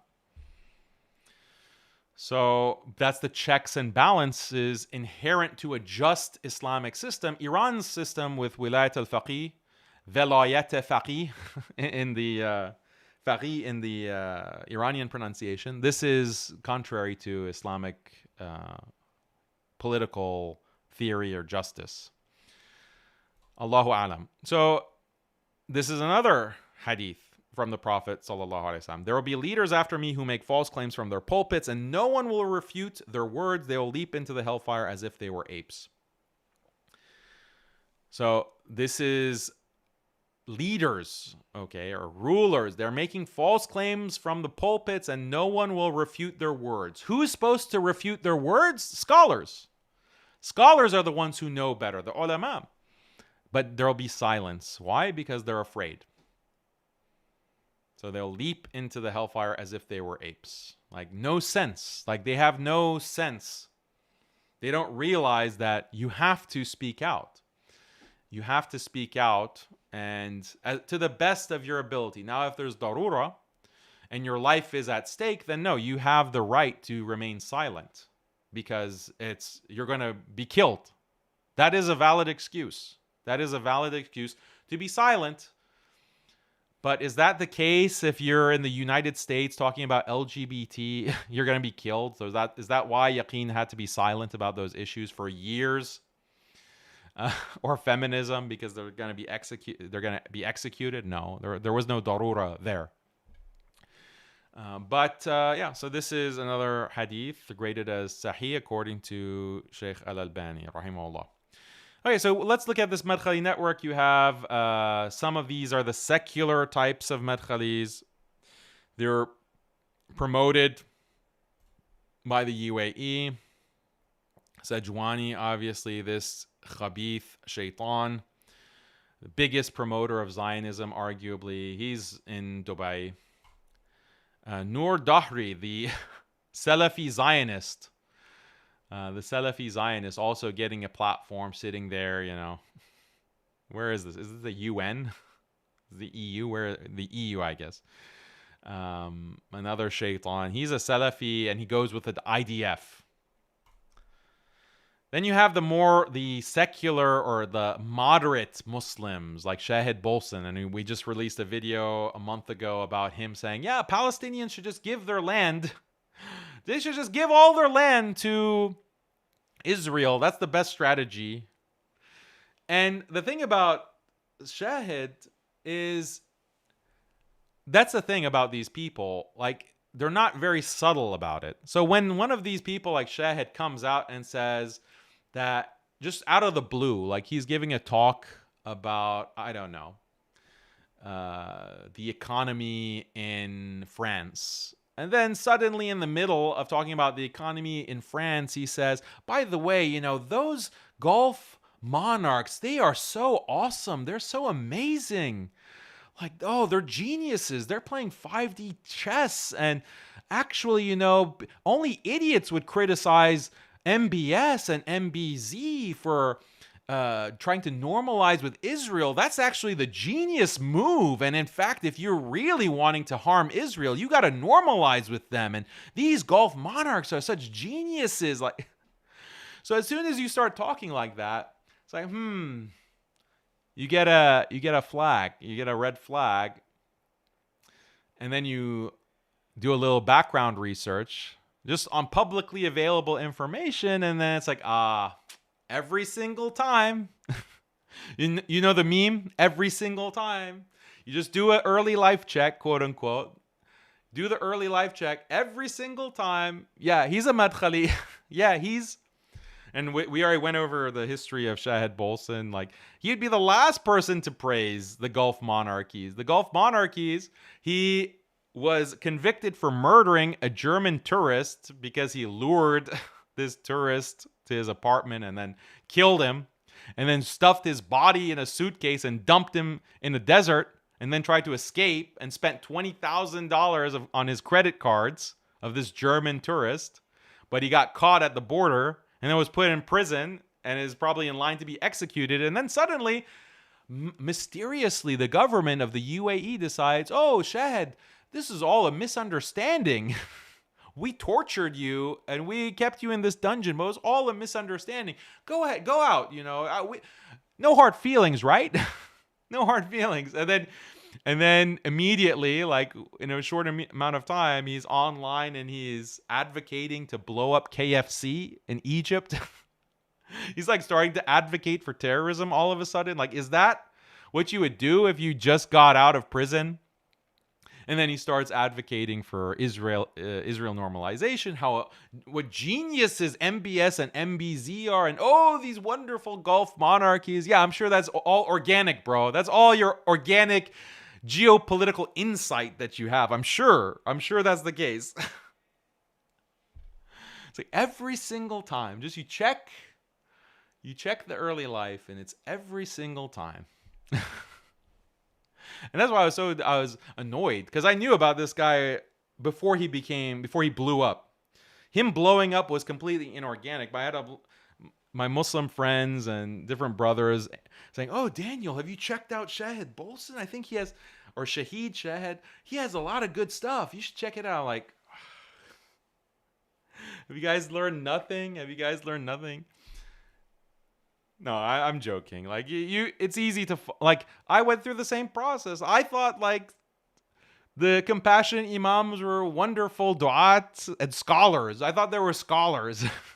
So I shouldn't be condescending. Like, yeah, if you were duped, no problem. We're all duped. We all were duped at some point, and then we realized the truth. The important thing is not to be duped again.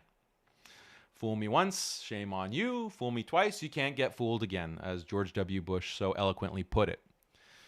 So this is Shahed Bolson. Oh, the Imam of Piss. Tawheedi. The only living ruler that has earned my public praise and respect is His Highness, His Royal Highness, Mohammed bin Zayed. And here's a thread. If you go to the Imam of Piss, all of his posts now on Twitter are just glazing MBZ, glazing UAE government, calling for normalization, calling Palestinians terrorists.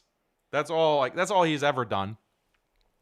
This Murtad that I debated all those years, disgusting. Yeah, so this is the Shi'i representation, the Shi'i Madkhali. Obviously, quite disgusting.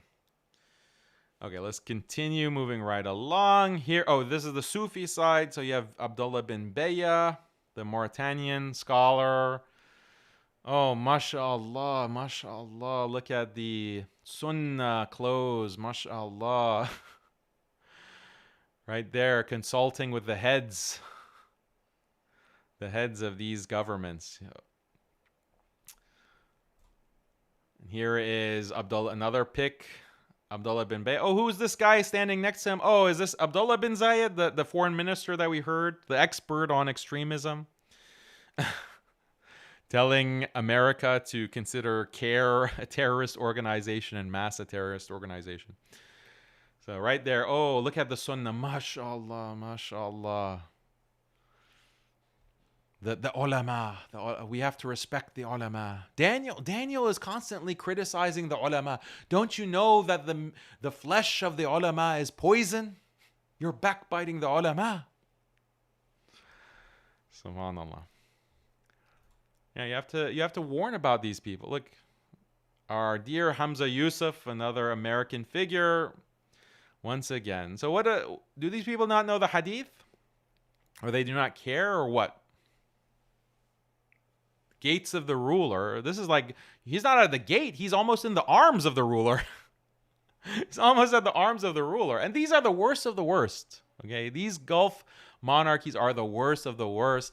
The most hardcore promoters of secularism, Israel normalization, throwing the Palestinians under the bus. We should have nothing but contempt in criticizing them, criticizing. And that's the Sahwa movement actually was about this. It's about peaceful protest.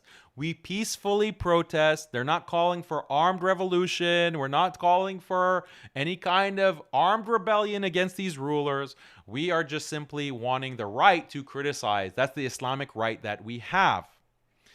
To do amr bil ma'ruf wa nahi anil munkar. The Madkhalis say no. But then you have someone like Hamza Yusuf. I mean, these are, I don't want to make a whole presentation about Hamza Yusuf or Abdullah bin Bay. I'm just giving you a snippet. And then we have Rabbi Ferris, the infamous Rabbi Ferris, CrossFit coach. My girl's stronger than you. As he, does a power clean or whatever. Rabbi Ferris. And this is when? This is like from, I think these pictures are from 2018, so not that long ago. He goes from CrossFit gym owner. Here he is in his CrossFit gym doing rows. He was profiled by the UAE state media. He was profiled with his CrossFit gym. And then suddenly, short while later, he becomes the Sheikh, Imam, preaching Islam. Wow, mashallah, that's quite a transformation. Now, people will say, Daniel, how are you judging his past? I'm not judging his past. There's nothing haram about CrossFit. Like CrossFit, yeah, I'll criticize CrossFit because I think it's a little bit girly. It's a little bit, but that's not my problem with Rabbi Ferris being involved with CrossFit. I'm pointing out how quickly he goes from doing like no presence online, like no work. It's just immediate rise to fame, immediate platform with these polished videos and all these resources and because they get plugged into a network, the government network, the electronic fly network. They get plugged into that and then suddenly they are boosted. It's completely inorganic. How you can be a CrossFit coach or CrossFit gym owner, and then the next month or the next year, suddenly you have almost 1 million subscribers. How does that happen? It took, normal people organically, if you're on social media, grinding, you can hope to get 10,000 followers after the first 4 years, after the first 4 or 5 years. If you're good. TikTok has made it a little bit easier, but I'm an old school Facebook. You have to grind. You have to grind to get followers. Okay. And obviously, if that's your only intention, you're going to burn out very quickly. If your only intention is for clout and for followers, you're quickly going to burn out because the algorithm makes it very hard to develop an audience organically. They want you to spend money on advertisement. But if you want to do it organically, it takes a long time of putting out quality work. Anyway. Put that aside. My problem is not with CrossFit, or I point out my problem is like, look at the past of these people. It's very inorganic. It's very suspicious to have someone who is in prison for murder in the UAE. Suddenly he's out and he's pulling 100K followers overnight. Is that suspicious? Does that raise any red flags? I don't know. Or someone is like an ex-crackhead just released out of prison and suddenly he's Sheikhul Islam. He's takfiring everyone. He's giving AQIDA tests at Hyde Park. Suspicious. Sus, as the youth like to say. It's quite sus. And then we had a report on MuslimSkeptic that you can go. Madkhali government funding revealed the case of Abu Khadija. And there's all of these public records. There's a whole paper trail proving that Abu Khadija, this Wahhabi Salafi Madkhali, is directly funded by the Saudi government. Because in the UK, you have certain reporting requirements, and you can follow the paper trail through public records from the UK that's available online, and you can see that he's getting money from the Saudi government. And who's Abu Khadija? He's, by the way, the main teacher of Shamsi. So we've proved that these are government funded. Like, they're literally agents, and they shouldn't take offense because they're just the uyun, as Mandakar said. They're just the uyun. So what's wrong with that? There's nothing wrong with that, as he chuckled and laughed about the mukhabarat. There's nothing wrong with Abu Khadija being literally a government funded pawn. Teaching Islam. Oh yeah, I'm sure you're teaching Islam. Are you teaching Islam, or are you teaching Saudi politicized Islam? Question, right? It's sus. So go, if you don't believe me, go to the website. Go to MuslimSkeptic. You can see all of the receipts. You can see the links. There are links that we have and screenshots. Just in case they scrub these records, you can go see it. And, oh, who's this? Zahak Tanvir. Zahak, maybe you don't know him, but the most khabith, shaitan, murtad even. You can say he's a murtad, and I've had threads on this. Just so disgusting because he mocks the Palestinians. He mocks the death of Palestinians. I mean, he did. He was put in prison. Saudi put him in prison. Why? They suspected he was a spy for India. They suspected he was a spy for India. That's another thing he does. He's constantly praising Hindutva. He's praising Hinduism. He's drinking Starbucks, joking. Oh, yeah, you want to boycott Starbucks because they help Israel? I'm going to drink Starbucks and eat my McDonald's. He was in Saudi. Oh, so Zahak promotes Abu Khadija, that they target the ignorant, they target the new Muslims, they target the sinners. Radical Islamists and Muslim Brotherhood, Ikhwan, always recruit ignorant Muslims and new Muslims. That's why they have ex-street guys and ex-cons, but not ulama. The irony of Zahak accusing others of employing ex-cons and street guys. Maybe this is a jab at Shamsi, who knows, or Rabbi Ferris. Anyway, so this is... What business does Zahak Tanvir have in promoting Abu Khadija? Who, there's no relation. The only relation is they're part of the same government network. They're part of the same electronic fly influencer network. So, and again, you want to know about the treachery of these Judeo-Muslims, especially since October 7th, go watch our video on the channel, Judeo-Muslims. You have Zahak here, Shahid, Wajdi Akari, Shamsi, Rabbi Ferris, and their disgusting statements. As soon as October 7th happens, they start calling the Palestinians grave worshippers. Palestinians deserve what's happening to them. They're terrorists. Their leaders are terrorists. They're Khawarij. They're this, they're that. It's haram to boycott Israel. That's what Rabbi Ferris said. That's how Rabbi Ferris got the title rabbi. And again, I'm not takfiring him. And these ignoramuses that say, if you call him rabbi, that means you're takfiring him. No, this is something that is known, that the scholars have done this in the past to other individuals who have displayed this objective treachery against the Muslims. They can call them names without takfiring them, even calling them like the Jews of the Ummah, for example, without necessarily takfiring them, but they have these traits, or the pagans of the Ummah, for example. And that's the kind of language that Wahhabis themselves use all the time. So this is not takfir. I'm not takfiring Rabbi Ferris, for those in the chat who keep spamming that. But when you have someone who says the Palestinians are being slaughtered They're being ethnically cleansed, and all you can say is it's haram to boycott McDonald's, it's haram to boycott Starbucks unless you get permission of the ruler first. Then yeah, I think you deserve the title rabbi. Or in the midst of this genocide taking place, you're saying, oh, don't share pictures of Palestinians getting massacred. Don't share pictures. That's not right. When in fact, that's the number one way to spread the word and to change public opinion about the crimes of the Zionist state is to share video and to share these 4K video that the American public has seen has drastically changed public opinion in America about Israel. And the favorability ratings of Israel in the polls are at the all-time low exactly because of social media, exactly because of these images that are being shared. Rabbi Ferris comes and says, no, this is haram. Don't do this. Don't share any videos or images. Suspicious. Suspicious. Did your handler in the UAE government get orders from Israel, from Netanyahu, and now you're telling this on your platform? And again, I want you to recognize, what's the next slide? Okay, before getting to that, you cannot be a preacher and an imam in the UAE unless you're under the control of the wizara, of the ministry of dawah or the ministry of religious affairs in that country.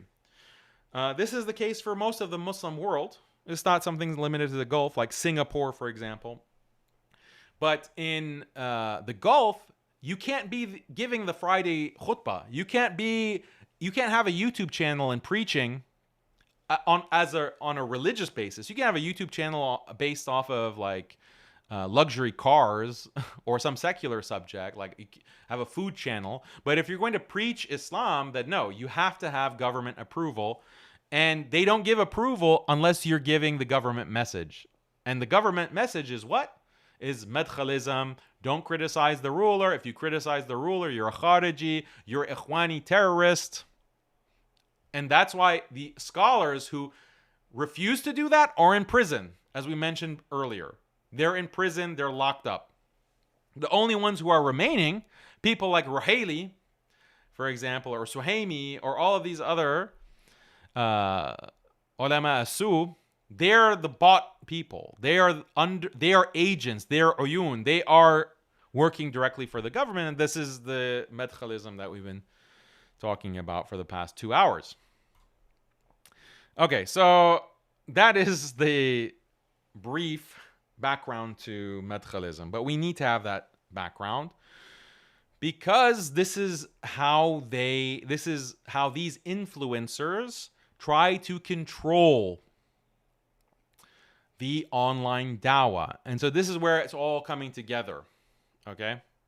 Because you might have wondered, Daniel is all over the place. He's talking about politics and how there's politics behind dawah, and what happens behind closed doors is quite disturbing and cutthroat.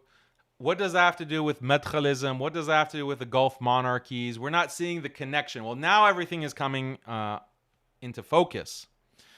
And you can see the interconnections. Why? Because this is one of the methods to make sure that online dawah, where you have someone like UTHMAN bin FAROOQ with over 1 million subscribers, reaching millions of people every week or every month or maybe even every day across all channels, maybe.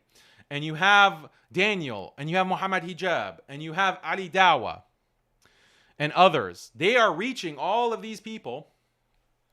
This is a threat. This is a big threat to our internal security, to the security of the Gulf monarchies. We have to make sure that they don't say the wrong thing. So what? We make them an offer they cannot refuse. We make them an offer they cannot refuse. And if they do refuse the offer, things are not going to go so well for you.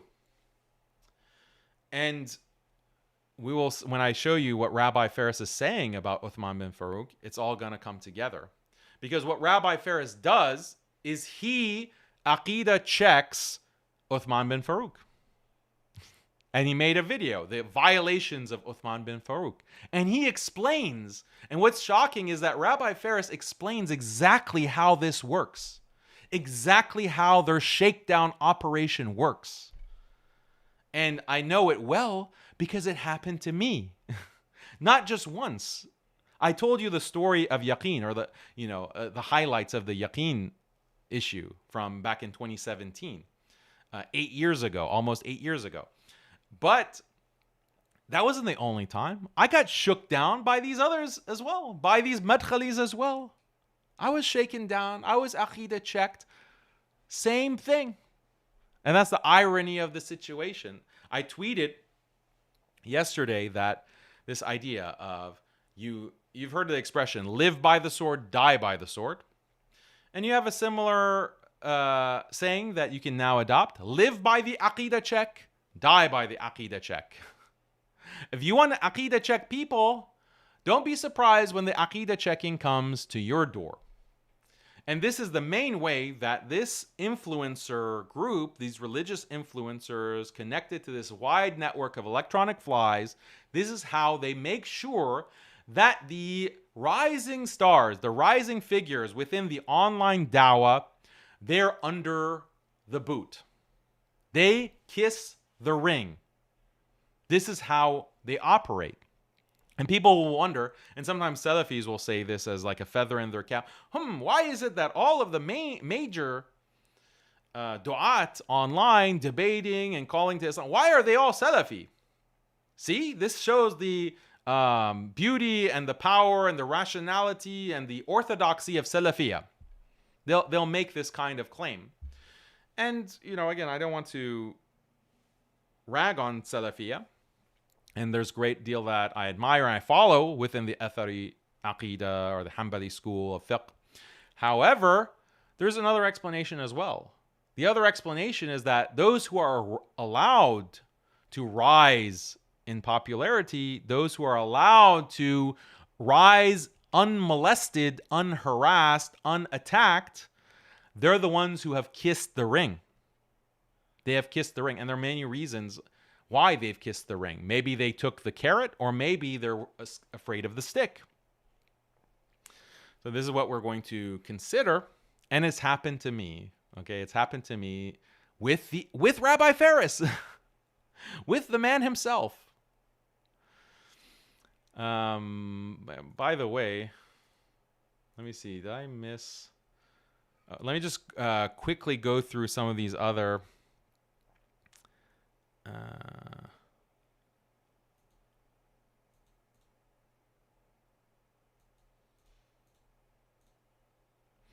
These other threads, if you want more information about the government connections of these Madkhalis, there's this thread, I retweeted it today, almost has a 1 million views, 3 Muslim Zionists. You have Imam of Piss, Rabbi Ferris, and this Salafi Zionist. Look at this Mossad agent advocating for Israel and the Jewish cause. Let's see. So remember, there was this terrible, terrible day that will always be remembered. The day that will last in infamy. The shot heard round the world, where Shamsi, the attack on Shamsi in the street, which, I mean, as far as I could tell, looked pretty staged. I mean, it looked kind of funny, but do you know who shared the video? This exclusive video of Shamsi, the massacre of Shamsi. The first account to share it was Zahak Tanvir. Zahak, who was in Saudi. How did Zahak get his hands on Shamsi getting the beat down? He was the first account that shared it, and then it went viral. And then you had David Atherton, this another agent, Zionist, anti-Muslim Zionist in the UK, who shares it. A moderate Imam Shamsi, who criticized Hamas, is attacked in the street by 4 men. He is punched and kicked. See, the moderate Imam who criticized Hamas, the Palestinians. This is how Palestinian terrorism is spreading to the streets of London. These people are immediately sharing it. So that's the network. That's the network that we're talking about. Okay, what else? Oh, the connection between Rabbi Ferris and Zahak. Like Zahak and Rabbi Ferris are best buds. Joking about Palestine.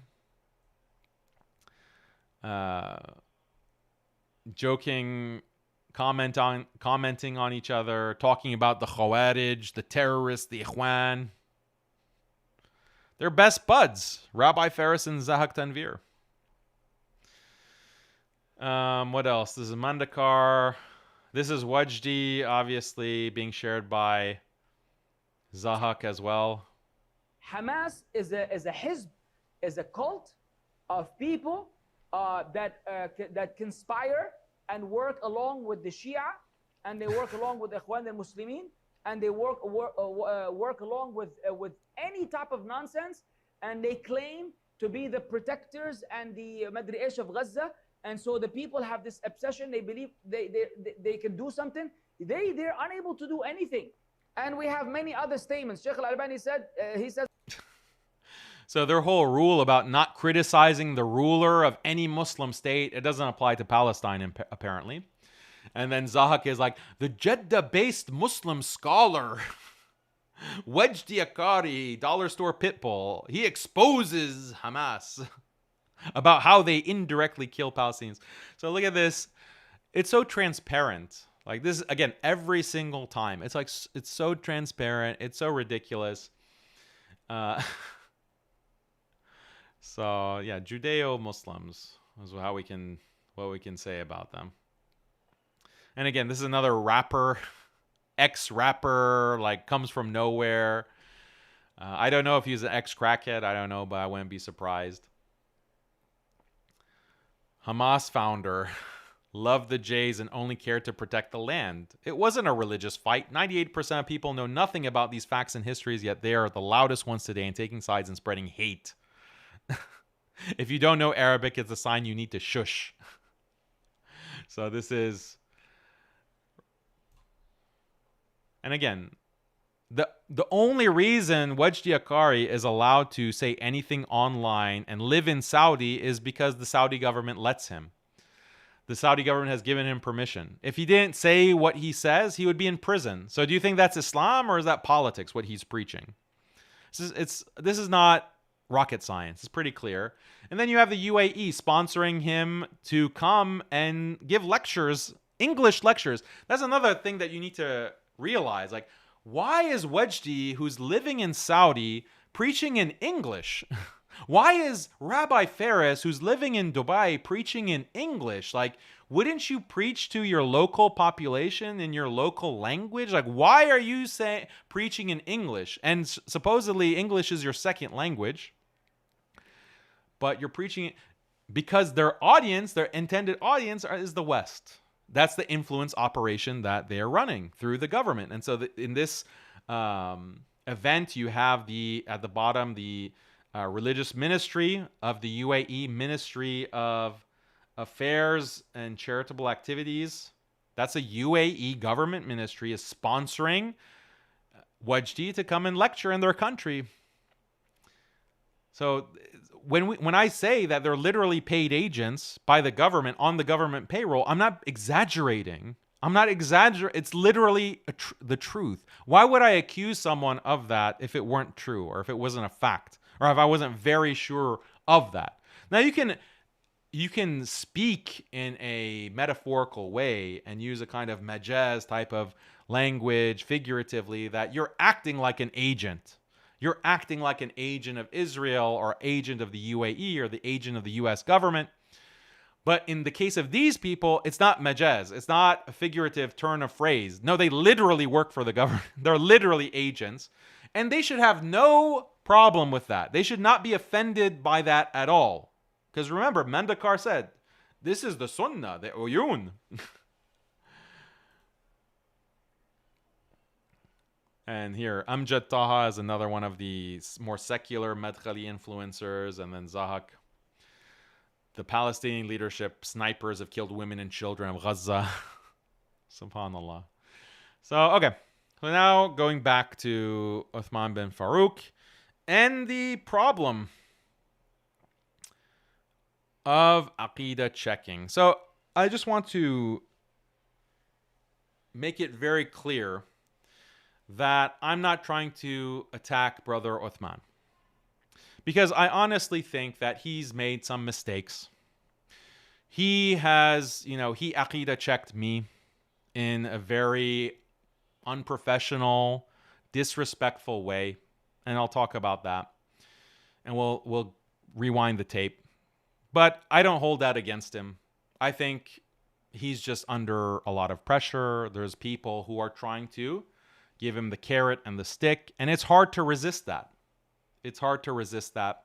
And so he may have been under bad influence, but I hope that he's going to shed this kind of Wahhabi influence. And he's going to see the error of Aqidah checking.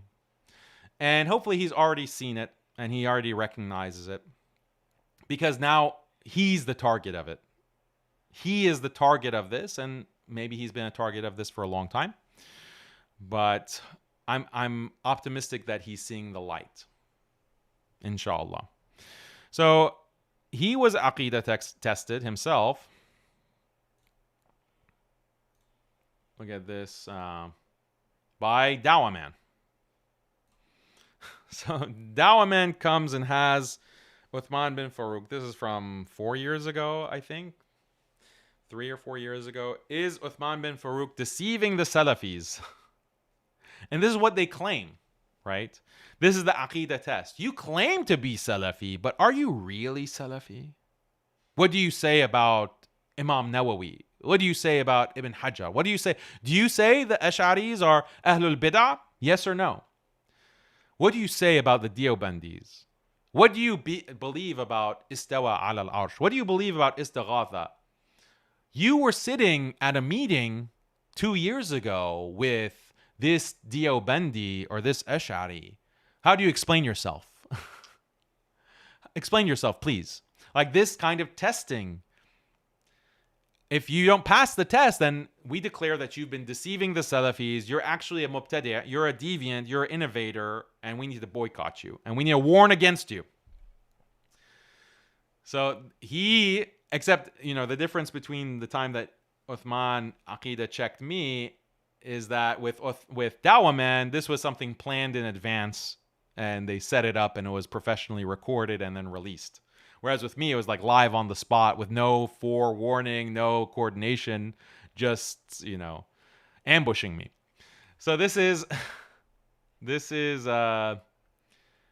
him, Uthman, being Aqidah checked, but he passed. With flying colors, he passed the Aqidah check, mashallah. The answer is no, he's not. Uthman bin FAROOQ is not deceiving the Salafis. He's a Salafi through and through. He bleeds Salafiyah. Right? Okay, so this is, don't want to jump too far ahead.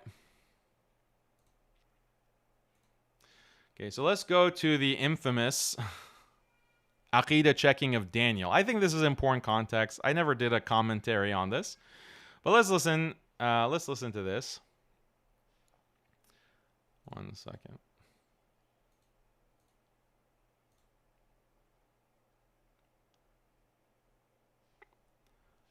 As well, you do realize that within that umbrella, there's a lot of differences.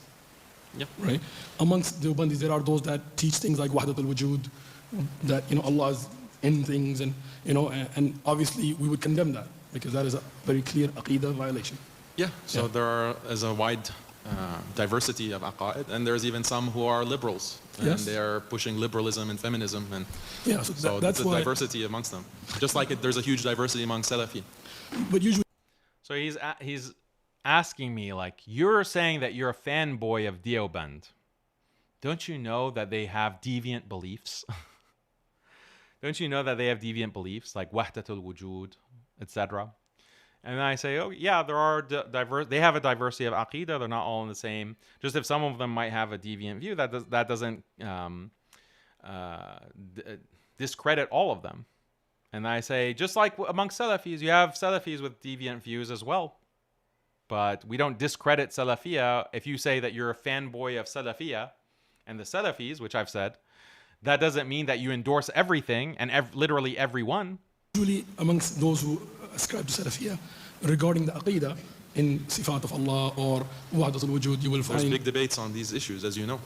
on the Sifat of Allah among Salafis. Yeah. Like, I mean, we can get into Okay. details, but there are debates on this topic amongst, you talk to some of the groups on Facebook and between. I don't care about Facebook or Twitter, but like if you take Sheikh Ibn Baz, Sheikh Ibn Uthaymeen, Sheikh Albani, Sheikh Salih Al-Fawzan, and this is a contemporary if you take it back, regarding the core of that. There's no difference amongst the Salafis, of course, on the Sifat of Allah. Ibn Baz and Ibn Uthaymeen and Al-Albani and Ibn Taymiyyah and Imam Ahmad, they all have the same view of the Salaf, not changed at all, right?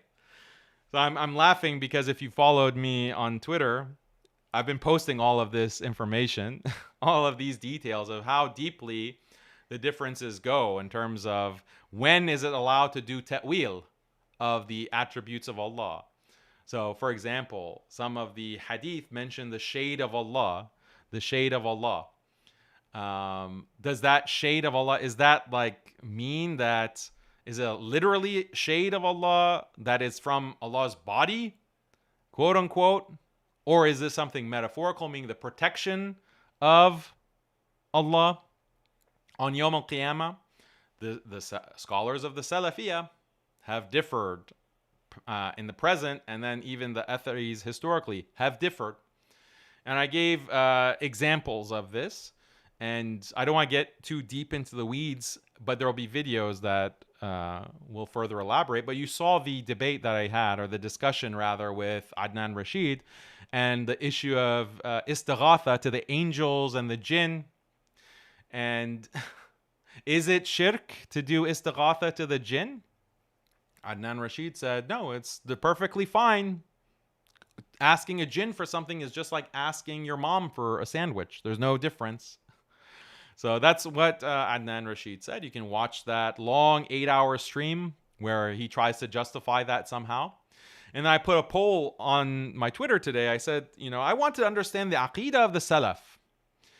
Is making istighatha, making requests from the jinn, is that shirk akbar, as Ibn Abdul Wahhab said and Sheikh bin Baz said? Or is it permissible, as Ibn Taymiyyah says and Adnan Rashid say? Which is the correct Aqidah? Vote for the correct Aqidah. Is it Aqidah A or Aqidah B? The Aqidah of the Salaf, which, as we know, as our dear brother UTHMAN is saying, there's no difference. There are no differences. It's only those Deobandis, because they're so confused, the Ash'aris and the Maturidis, they're so confused, they don't know. They have all of these firaq, these different groups, these sects that, these are the 73 sects. We're the saved one. We're the Salafi are the saved one, obviously.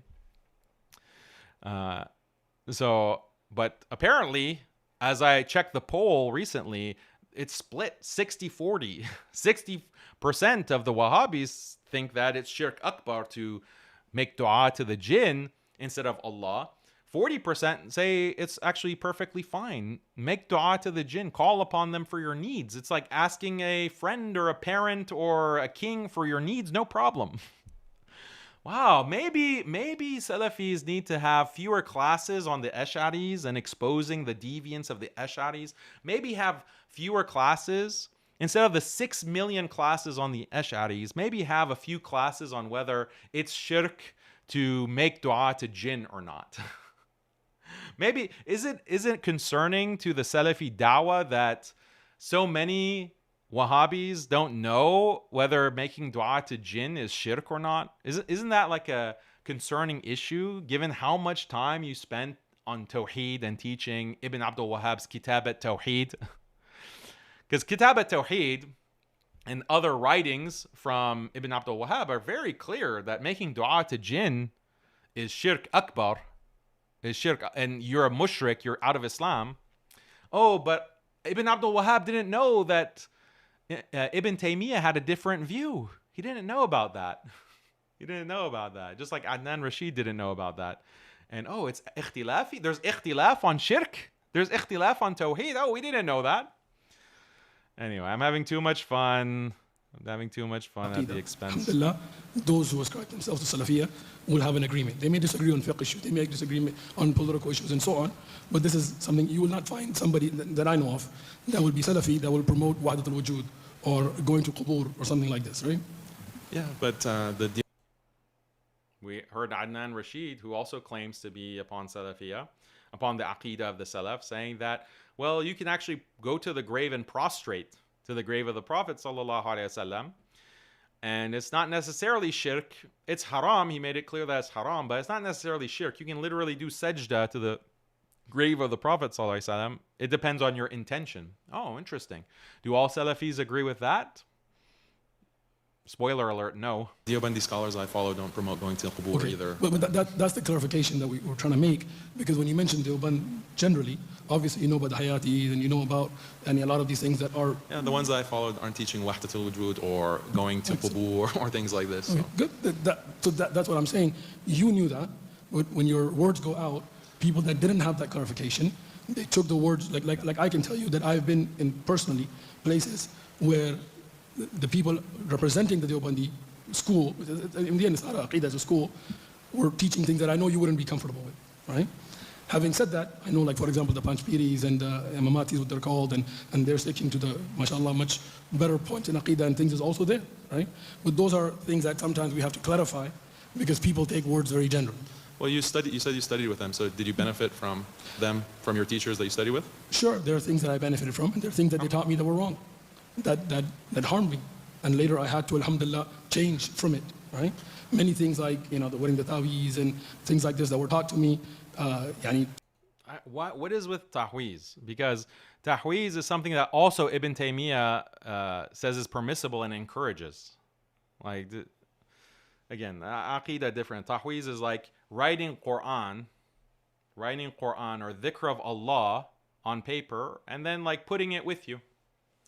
Or like the mushaf with you. An ayah with you. Is this shirk? Ibn Taymiyyah says no. Ibn Taymiyyah says no problem with this, actually. Again, these things are hidden from people. Like people, the Salafis who love Shaykh al-Islam Ibn Taymiyyah, they don't actually know many of his opinions. And that's why it's shocking to them, like when they read his words about it being permissible to call to the jinn. And that's why we need tolerance, okay? We need tolerance, not sectarianism. We need to be tolerant that there can be ikhtilaf even on these aqidah issues, so-called aqidah issues, secondary, tertiary aqidah issues. When it comes to the fundamental tenets of belief of our aqidah, everyone is the same. We believe in Allah, we believe in the angels, we believe in the books, including the Injil, the Torah, the Quran. We believe in the messengers, all of the messengers, Abraham, Moses, Jesus, Muhammad sallallahu alaihi wasallam. We believe in the qadr of Allah, the preordainment of Allah, and we believe in the last day. 6 pillars of belief of iman. This is aqidah, the most important thing. It is the most important thing. Do not forget that. However, when it comes to, tahweez, that's important too. But is it so important that you're going to takfir other Muslims and calling them mushriks and calling them ahlul bid'ah, especially when that view is represented by a large number of pillars of scholarship like Ibn Taymiyyah? Does that really make sense? Is that really consistent?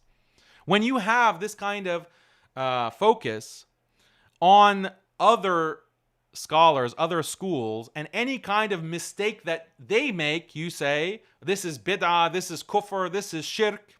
But if your scholars from your manhaj, like Ibn Taymiyyah, Imam Ahmad, Ibn Baz, whoever, make mistakes, you say, oh, this is ijtihad. Oh, he has his usul are correct, but he just made a mistake.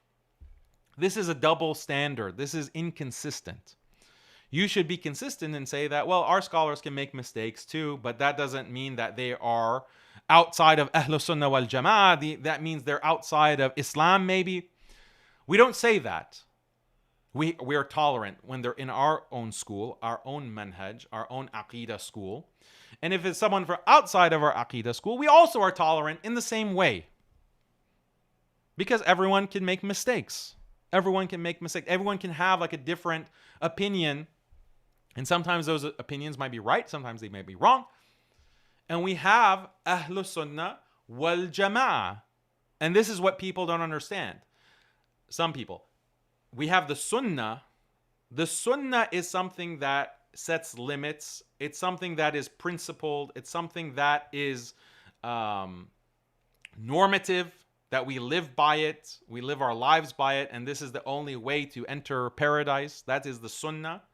So that's what the sectarians emphasize. Sunnah, Sunnah, Sunnah, Sunnah. Which is good. But you forgot the Jama'ah part. The Jama'ah part is also important. Jama'ah says we should have a degree of tolerance. And this is what Islam teaches. That there can be tolerance, there can be ikhtilaf, there can be difference of opinion. The Sahaba can disagree on important matters like when to pray, for example. They can have ikhtilaf of the Sahaba. The Salaf can have ikhtilaf. And yes, sometimes it reaches the level of AQIDA, interpreting the sifat, the attributes of Allah, interpreting verses of the Quran. Yes, it can reach that kind of ikhtilaf from the Salaf. So does that mean that we do takfir and we go to war? Who did that? The Khawarij. The Kharijis did that. The Kharijis declared the Sahaba to be kuffar and they assassinated them and they went to war against them. That is the Khariji mentality. That's what Khariji means. You have broken off from the group. That's why the antidote to Kharijism is the Jama'ah. Jama'ah doesn't mean that, like there wouldn't be no point to a Jama'ah if you just all agree on the same thing. Because people who agree on the same thing are going to be together no matter what. That's natural. The whole point of Jama'ah is that despite our difference of opinion, despite our disagreement, we come together. And this is why you have the Hanafi school, the Maliki school, the Shafi'i school, the Hanbali school, the other schools that didn't really last the test of time. But it's not just fiqh, it's also aqidah.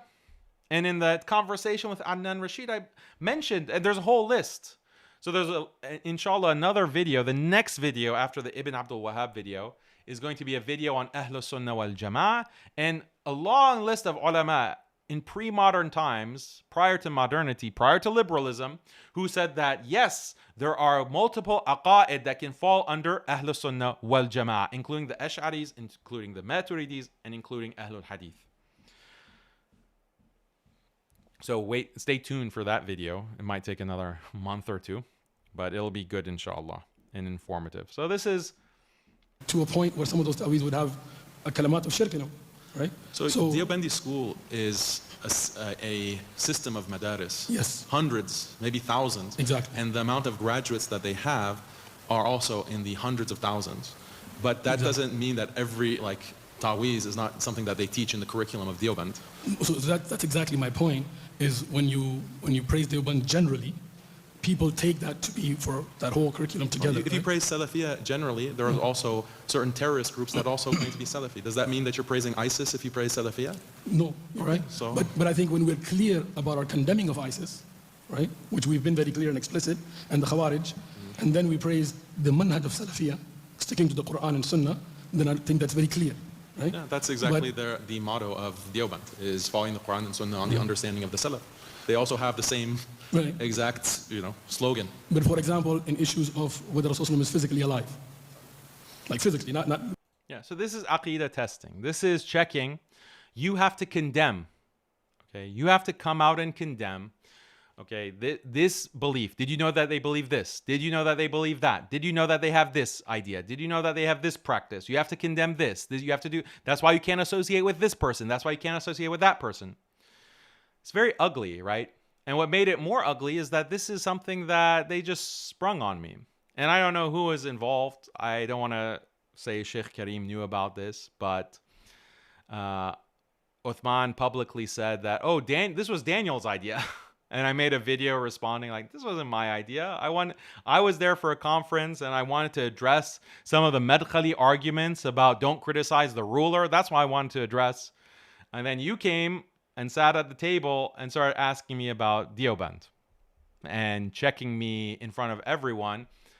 And it's not a good situation because I don't want to show you up and start fighting with you and arguing and debating what's supposed to be a nice conference. This was the second conference of AIM.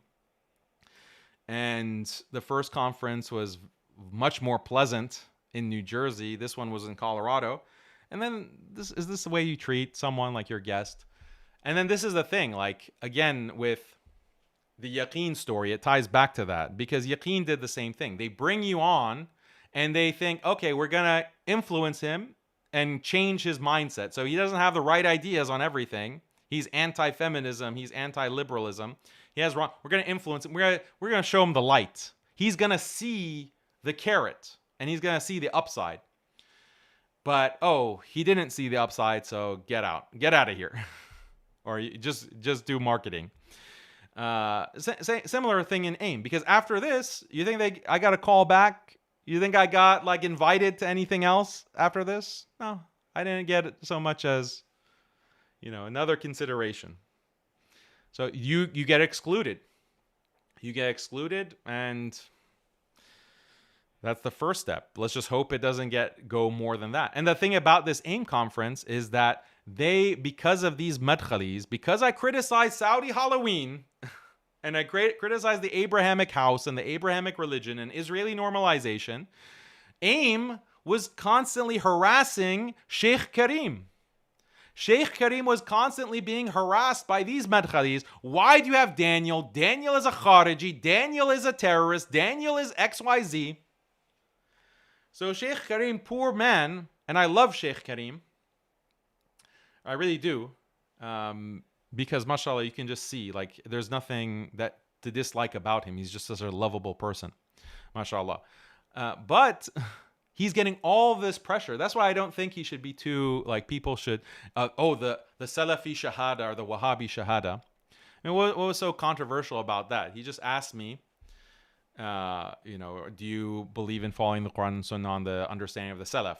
And do you disagree with assassinating rulers? Yeah, I still have that. I wasn't doing taqiyya. I believe that. I believe that. I believe that then I believe that now.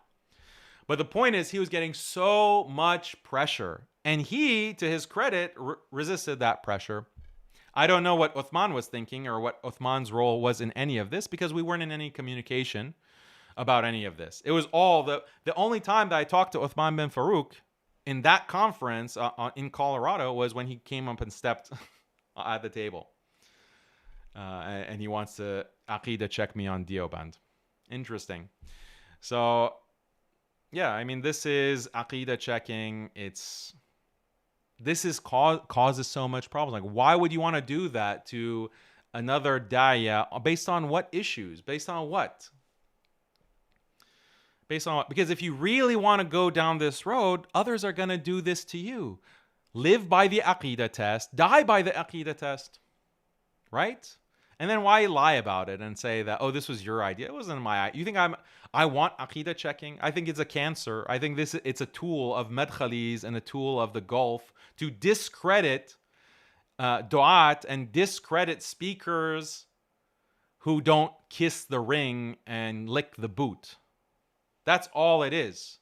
So you find something. You find some small issue. He sat with someone, he said something, he tweeted something, he associated with someone, and then you bring it up and you grill them. Are you deceiving the Salafis? You're a secret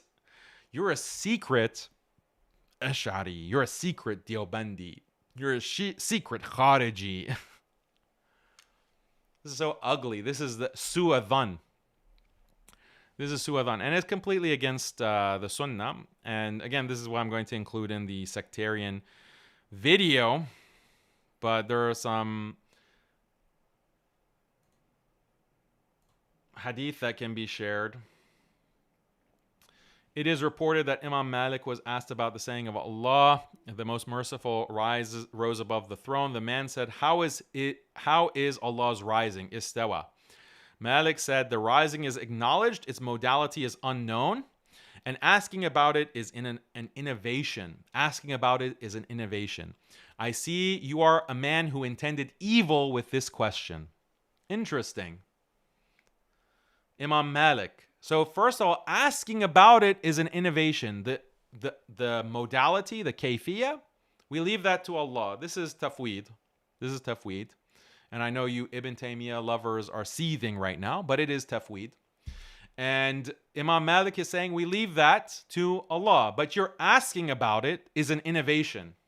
It's a bid'ah. And you specifically who have come to ask me about this, to test me on this, I see that you intended evil by that. You're trying to cause a scandal, a fadiha. You're trying to cause me to say something that will look bad or that will create doubt about my knowledge. You asked about something that is not necessarily clear-cut. Is not clear-cut. You're asking about me in and of itself is an innovation. Delving into this is an innovation, but you specifically are doing this for an evil purpose. So this is Imam Malik talking about Aqidah testing. And then this is a statement from Ibn Hanbal. Imam Ahmad, we used to believe that it was best to remain silent on this matter of the Quran's createdness before these people, the Jahmiyyah, engaged in it. But when they openly proclaimed it, we found no alternative but to oppose them and refute their claims. So this is Madhhab as-Sukut that we talked about with Sheikh Diddu in the sectarian brain rot episode 10 episodes ago. But this is interesting because Imam Ahmad says we stayed silent. Don't engage. Don't delve into these issues and make it a concern of debate for the public. Don't even go into them, let alone Aqidah test other people according to them, according to these secondary issues. But then, if you have a group that's coming out and is doing this in a way to cause fitna, to cause division, okay, then we have to shut that down. And that's what I'm doing.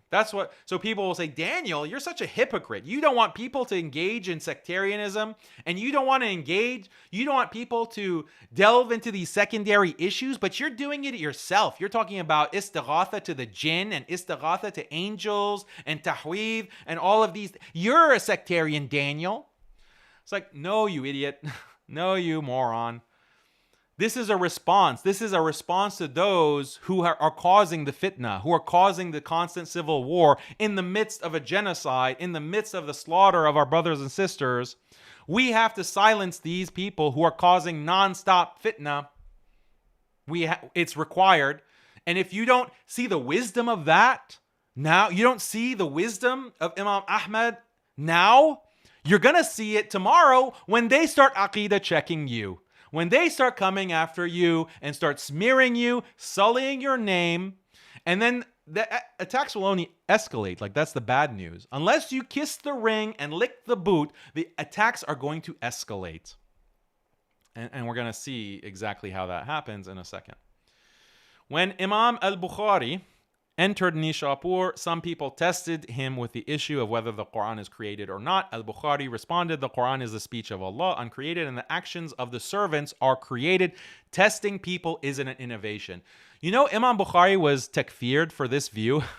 Imam Bukhari, subhanAllah, was takfired because he said that the recitation is created. Of people, when they recite the Quran, is created. Now, if you don't have a clue of what this means, don't worry about it. It's not going to affect your salvation, inshallah. You're not going to be asked about this in the grave. You're not going to be held accountable for this by Allah. Okay? But Imam Bukhari was takfired by Ahlul Hadith, by the followers of Imam Ahmad.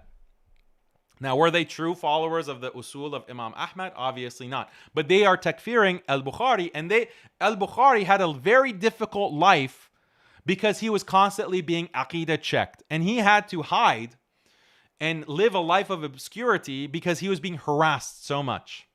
This is an aspect of Islamic history that you don't really hear about. But we're going to have more information on it for you, inshallah, coming in the sectarian video, for example. But Imam Bukhari, al-Bukhari of Sahih Bukhari, the muhaddith, was being takfired on this issue, which I'm sure 99.99999% of you all listening haven't even heard of. Probably 99% of you haven't even heard of this issue of the createdness of the Quran in the first place. Like, the first time I heard about it, I was in college. I had been practicing Muslim. I was Muslim my whole life, alhamdulillah, but practicing and studying Islam for, at that point, 3 or 4 years. And then this, oh, okay, createdness of the Quran. No, I didn't know that this is an issue. That's not even the issue he's being tested on. He's being tested on the speech of the servant who recites the Quran.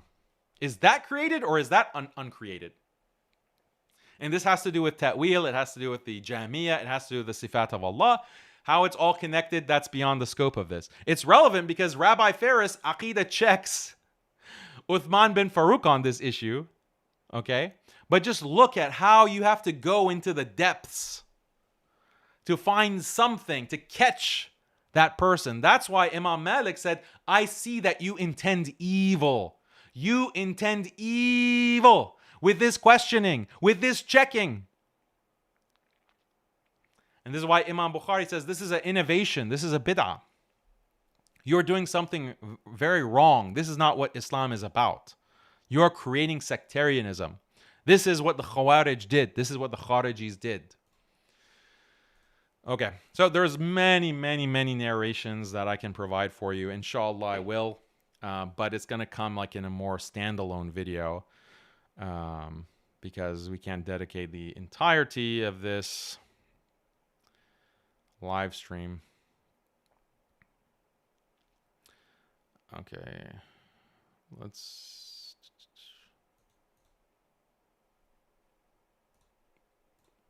Barzakh life, right? The majority of the Deobanda today, they will say he's hayat, and he's walking, meeting people. So this is what I'm saying, akhi. Sometimes maybe you're not aware of some of these issues. I would have preferred to sit privately, but since we're already here. So I would prefer to sit privately. I don't know why the screen is black. There's a problem with the video, but he says, I would have preferred to sit privately. Okay, you preferred that? Okay.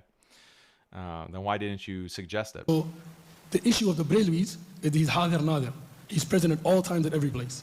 The Hayati Aqidah amongst the Deobandis, including Mufti Uthmani, and I've sat in Pakistan with their ulama, is that he's physically alive, but not everywhere at all times. But not a barzakhi life, where he's meeting people. He's meeting their shuyukh, having dinner with them.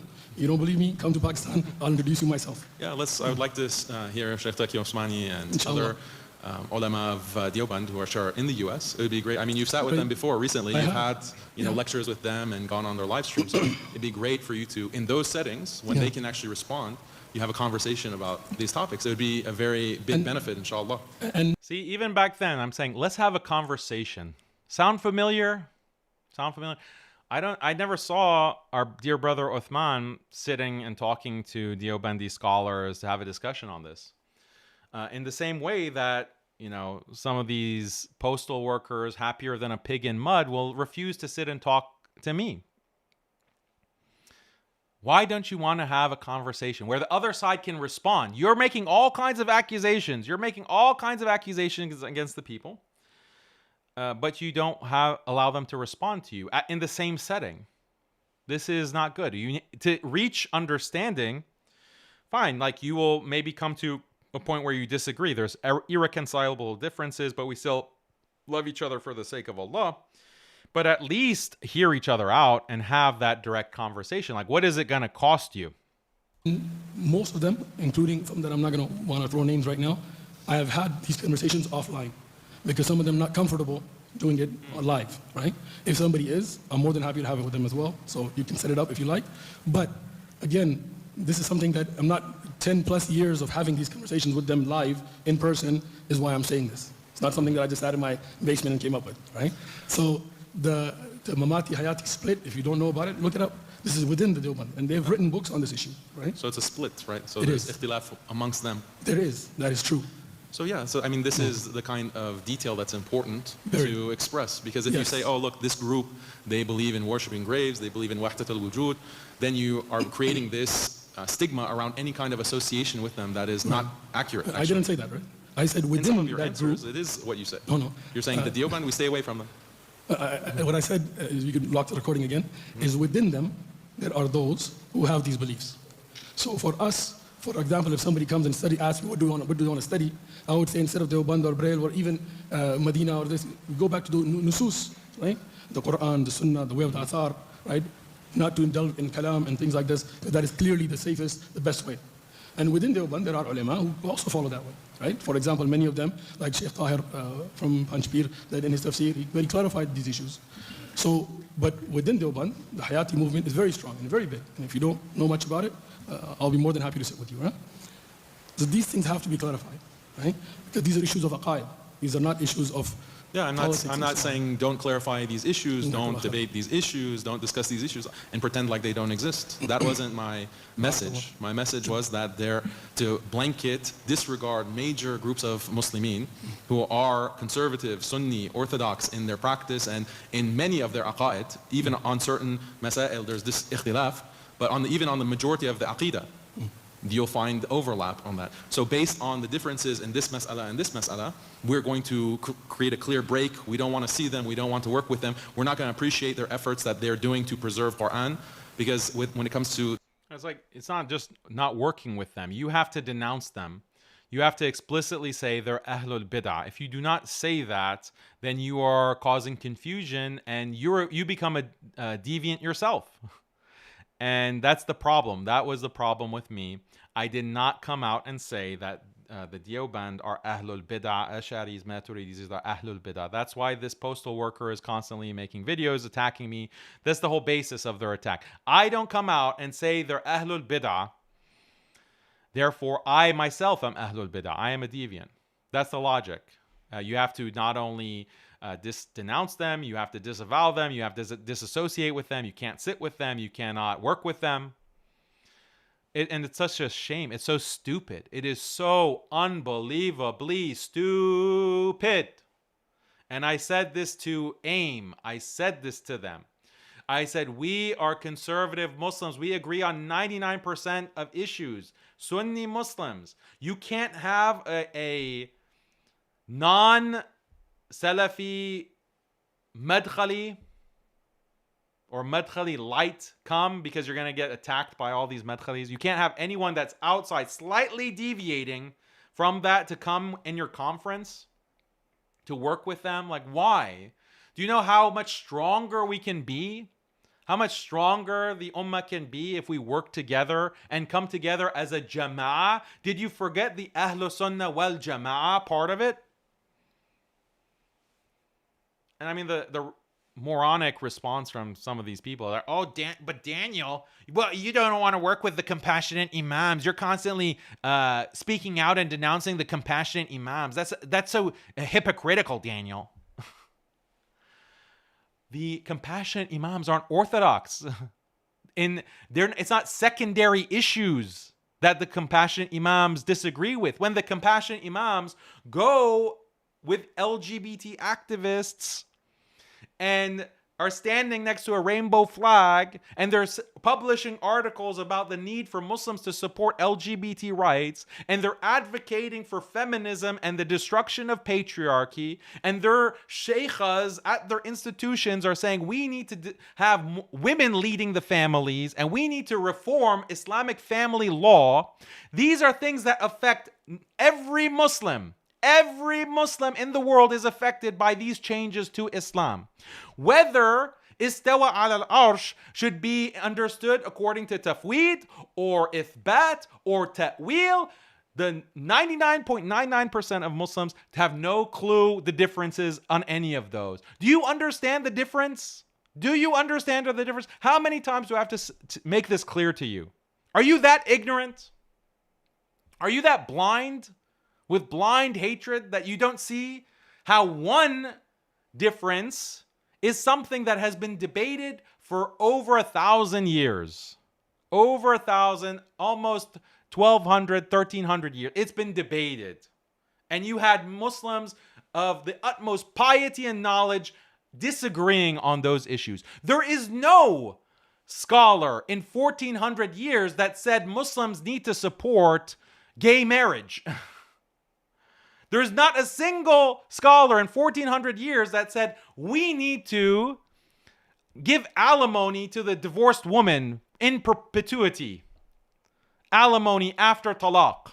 And actually, we need to give Muslim women the equal right to divorce. There's not a single scholar who has ever said this prior to modernity, prior to the reformism driven by the European enlightenment. There is not a scholar who has ever said this. I proved it. I proved it in one of the earlier episodes that we did. Do you not see the difference? Do you not see the difference in scope, impact, relevance to salvation, relevance to life of Muslims as they're living? If you don't, then you lack tamyiz, you lack wisdom, you can't distinguish, you're an ignoramus. And I don't care how much Arabic you know, and how much Quran you've memorized, and how many books that you're carrying on your back like a donkey. You haven't understood the message. You don't understand Ahlus Sunnah wal Jama'ah, and you don't recognize the long warnings that we have in the Quran of those who they were given knowledge and then they differed. They went astray after they were given knowledge. This is Bani Israel. This is the story of Surah Al-Baqarah and throughout the Quran. One of the big problems with Bani Israel, they were given the knowledge. Allah gave them the knowledge, and then they started fighting. How does that happen? Why does that happen? Are you reflecting over these ayat that you're reading of the Quran, of Allah Most High, Azza wa Jal, who is telling you very clearly the pattern and what destroyed the previous people? They were given knowledge. So if Allah gives knowledge, does that mean that everyone understands everything exactly the same way?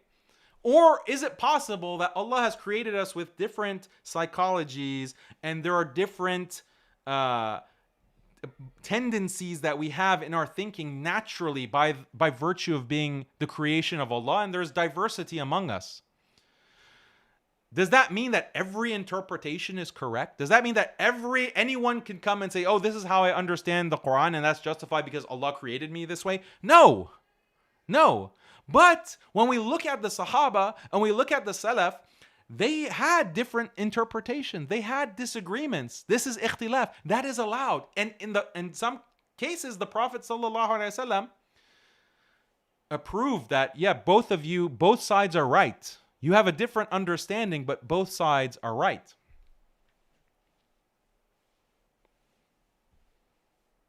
So, Ahlus Sunnah wal Jama'ah. What is the meaning of Jama'ah?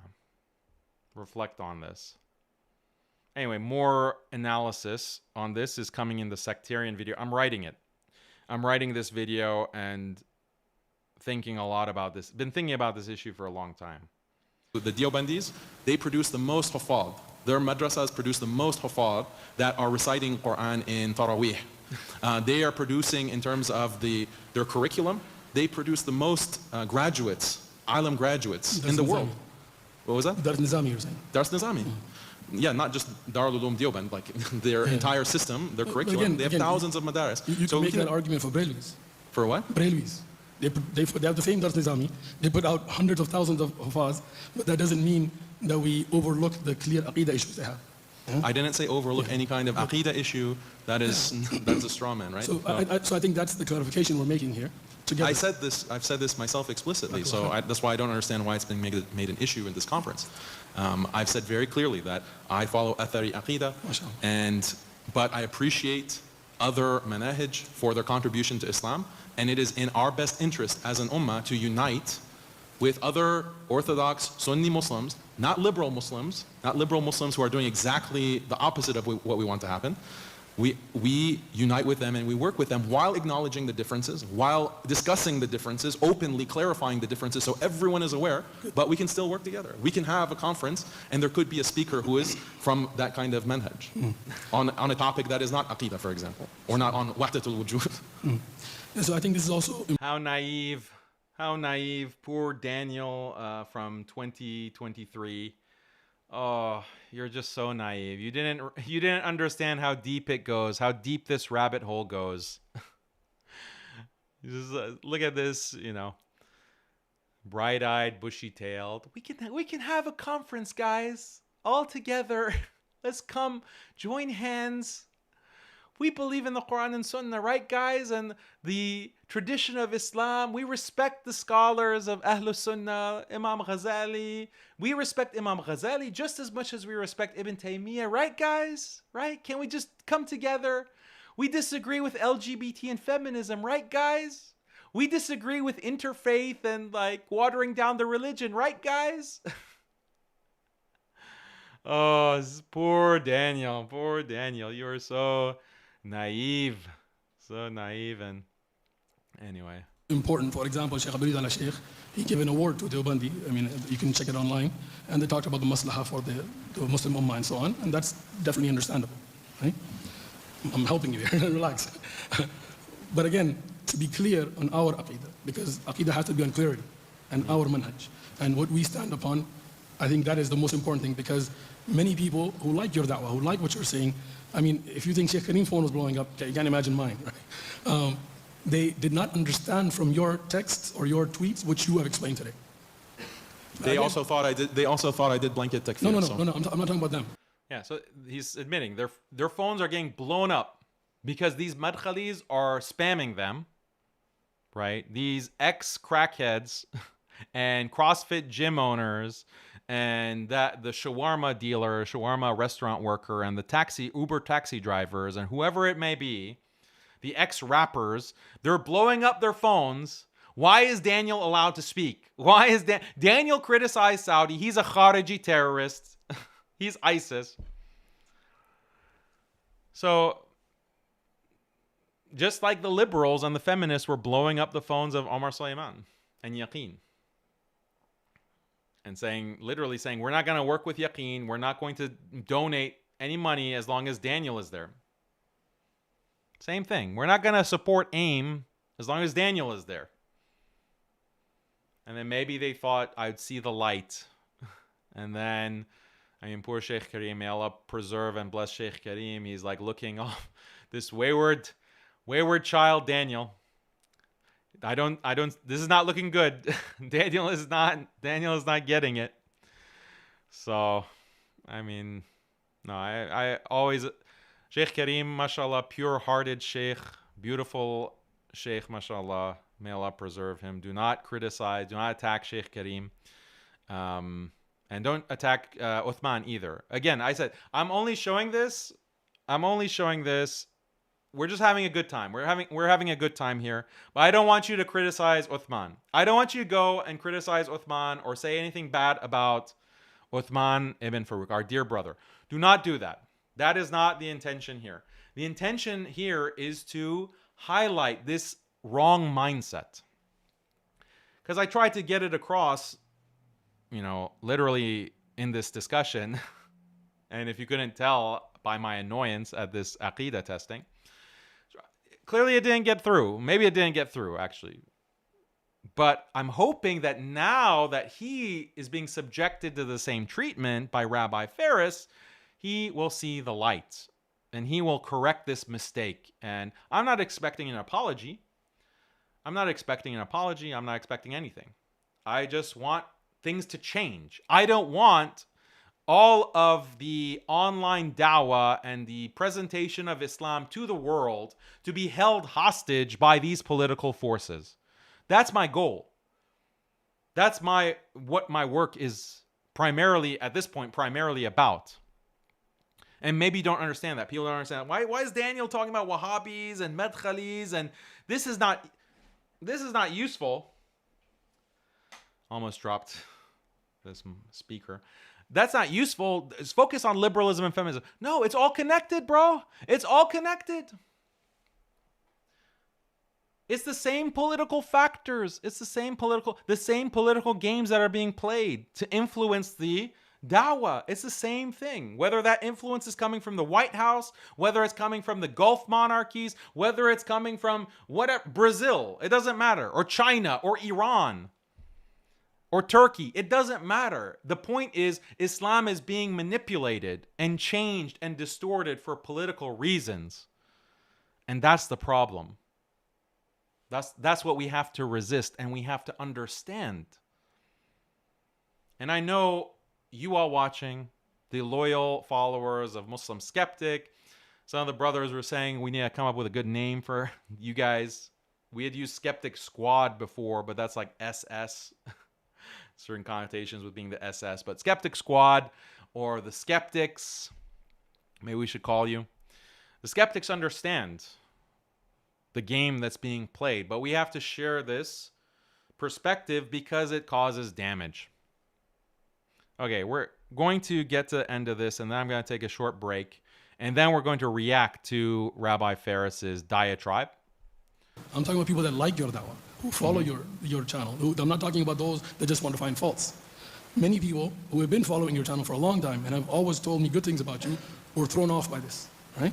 So sometimes, like I said, you may have an assumption that, okay, I'm not talking about Deoband in the sense of ayatis and wahdatul wujud and ta'weed and kubur and istighada and tawassul and all of that. You're thinking different. They took it very differently, right? And perception is reality.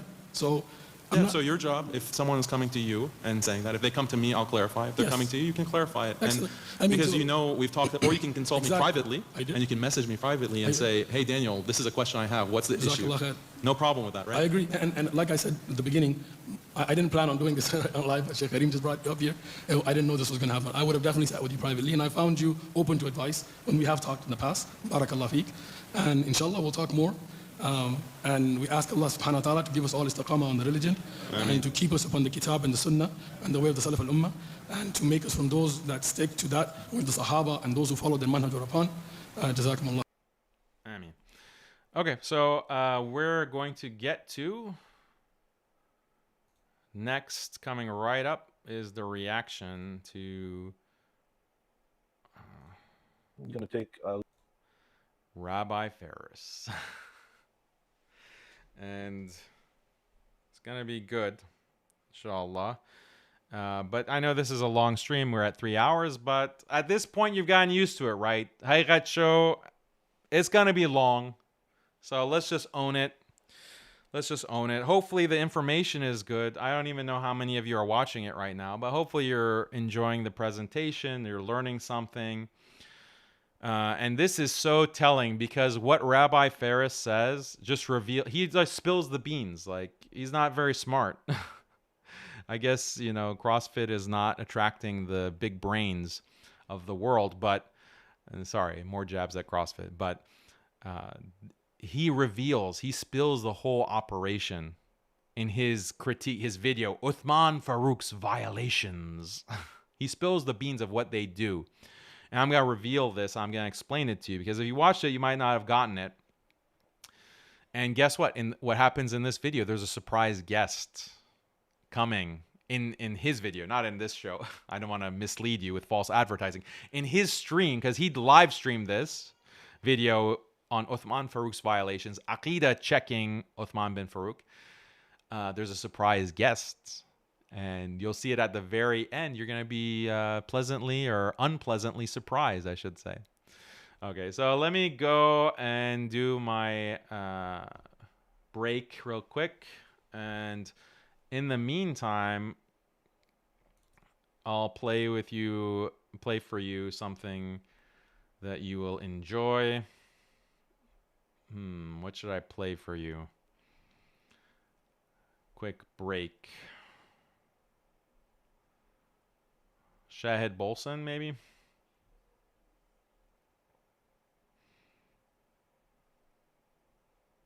Or Nas Daily.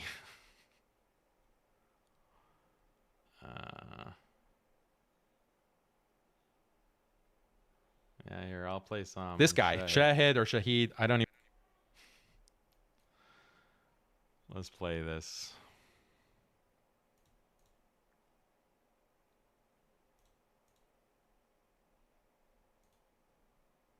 Okay. Why are these Madkhalis bald? Just noticed that. Okay. Enjoy this for the next 5 or 6 minutes. I'll be right back. You don't want to miss the reaction. I'm telling you, it's going to really shock you. Okay, so don't go away.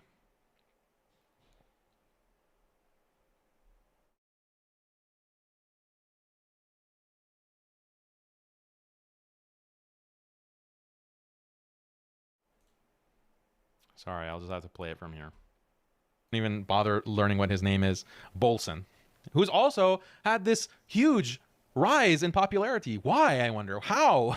Why? The same with Faris. How are these no talent hacks so popular? Is it, fake followers? What's going on? So let's see what Bolson, like maybe some of you don't even know about this guy. He literally came out of nowhere, as you're saying in the comments. And what is his message? I think you might be surprised. This is a video he released last week, I think. This very recent video. Is doing has been catastrophically bad for Israel. It's put them in such a weak position that so what Israel has done has been catastrophically bad for them, for Israel itself. That's putting the Gulf in a very advantageous position with regards to the economic conquest of Israel that will come in the form of so-called normalization. Economic conquest that comes from so-called normalization. Oh, the Gulf countries, Saudi, UAE, they're ready for economic conquest of Israel. Which is just, again, always with the euphemisms. So normalization is just a euphemism for conquest. When Saudi and the UAE want to normalize with Israel, it's just a euphemism. On the down low, we know it's actually conquest of Israel. Israel doesn't realize it. This 4D chess that Saudi and UAE are playing and Morocco is playing by normalizing. When, and it's not a matter of if, but when, the Gulf countries, the Arab countries, the Muslim countries economically conquer Israel, they will call it normalization because they can't accept it. They can't acknowledge what it really is. It will be the economic conquest of Israel. And they're in the weakest position that they've ever been in, economic conquest since the beginning of that satanic project, and they're just making it worse for themselves. With every day that this genocide continues, they are dismantling their own economy. They're dismantling their own ability to resist economic conquest by the Arabs. Look how shifty his eyes are. His eyes keep shifting because he knows what he's saying is complete BS. We're going to economically conquer Israel, that satanic genocidal state. We're going to conquer them economically by normalizing with them and giving them everything they want. We're going to economically conquer the satanic state by doing everything that they want. Like, who falls for this? Like, unfortunately, there are many Muslims who, I don't know why, it's like very plausible. They're not maybe listening very carefully. They just hear Israel is satanic and they, oh, that means that this is our friend, pro-Palestinian activist Shahid Bolson. Maybe, but he's pushing for normalization. He's advocating normalization with Israel, which is exactly what Israel has been wanting and pushing for since its entire existence, basically, to normalize with its surrounding neighbors in order to neutralize any kind of threat against them so that they can continue to genocide and continue to ethnically cleanse and basically secure their illegitimate occupation state without contest from any of the surrounding Arab countries in the Middle East. That's what Israel wants. That's what normalization means. But this spin doctor, this clown says, oh, this is actually economic conquest. This is how we get rid of this Israeli terror, satanic states, by normalizing with them and opening diplomatic relations. So Dajjal, this is the plain reality. The plain reality is here and you're just flipping it. And you're pretending like you haven't flipped it. So subhanAllah. People fall for this. People are falling for this guy. We'll have more on this guy. Don't worry about that. Inshallah. If Allah gives me life and this channel is still up, we're going to talk more about this operation, this psyop, and his videos where looking around shifty-eyed, pretending like he's a serious intellectual, like, oh yeah, we're going to dive deeper into his grift. But alhamdulillah. Alhamdulillah. Alhamdulillah for normalization with Israel. Alhamdulillah. So do you guys know the background of Shahid Bolson? Like, are you aware? So maybe some of you are not aware of his background. If it weren't enough to just listen to what he's saying and know that he is just an agent, if you know his background, then it's, beyond dispute. So here's another pro-normalization from October 23rd. So very shortly after October 7th, he says, there's no way around this fact. Without normalization, you're basically guaranteeing that Israel will only ever be accountable to the US and the Arabs and Muslims will never have any leverage. You have to normalize with Israel. If you want to control Israel and you want to conquer Israel, you have to give them everything that they want. You have to just give them billions of dollars in economic ties. That's the only way. Part of why you're against this is hatred for Israel. Oh, justified. Thanks, Bolson, for letting us know that that's justified. And the other part is hatred of our own regimes, which I have argued time and again is only in the interests of the West. So if you have any kind of qualms with the Gulf states, that means you are aligned with the West. You're basically an agent of the West. Look at how you twist it. Perhaps you can start to understand how and why that is. Your stance is nothing but guaranteeing Western hegemony and Muslim helplessness, but you call that the morally correct position. You think that it's morally correct to boycott Israel, boycott Starbucks, boycott McDonald's, isolate Israel. You think that that's actually going to work and that's morally correct? Wrong. What's actually correct is to give Israel billions of dollars, diplomatically build ties with them, build an embassy in your country for Israel. That's what normalization means. That's how you actually defeat the Zionists, not boycott. And, you know, he has to get in there, you know, support for the regimes. You know, our regimes, you have to support them. They're geniuses. They're playing 4D chess in order to economically conquer Israel. So, okay, Shahed Bolson's background. Did you know this? He was on death row.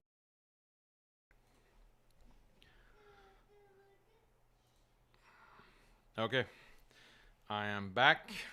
If you want to see the rest of this very interesting expose of Shahed Bolson, go check out the video on the channel, inshallah. And this video is just scratching the surface. Been meaning to make a fuller video about his history, but just so much time and so little to do. Or the opposite, I guess. So then here is the Rabbi Ferris takedown, AQIDA checking of our brother UTHMAN bin FAROOQ. Is this centered? Okay. I also haven't checked super chats. Maybe I should take a break to check that. And also check the sound since I just came back. Hold on.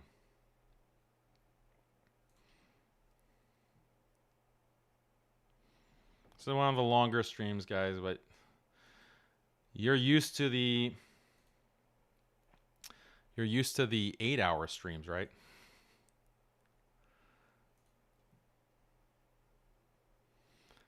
At this point, so this is short in comparison.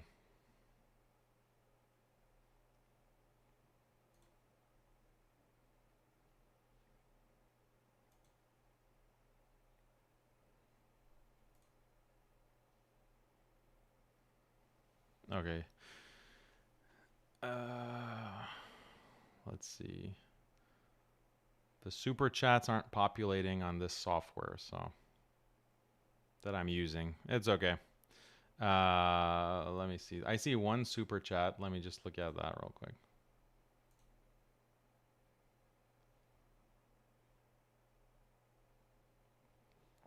Related topic. So Stephen is asking me about Buddhism. It's not. Let's get into a long lecture about Buddhism. Yeah, it's kufr. What do you think I think about it?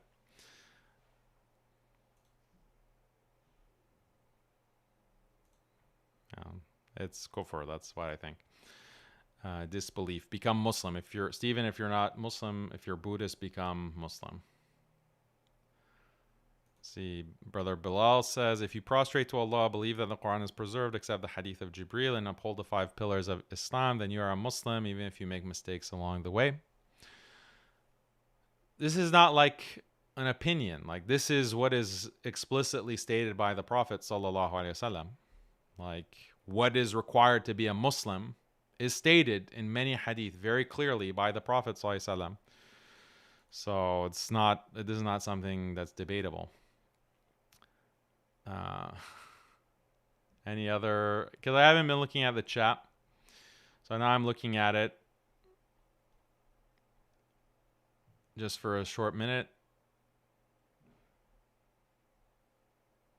Okay, people are saying hurry up. Okay, yeah, you guys have been patient. I've been keeping you waiting.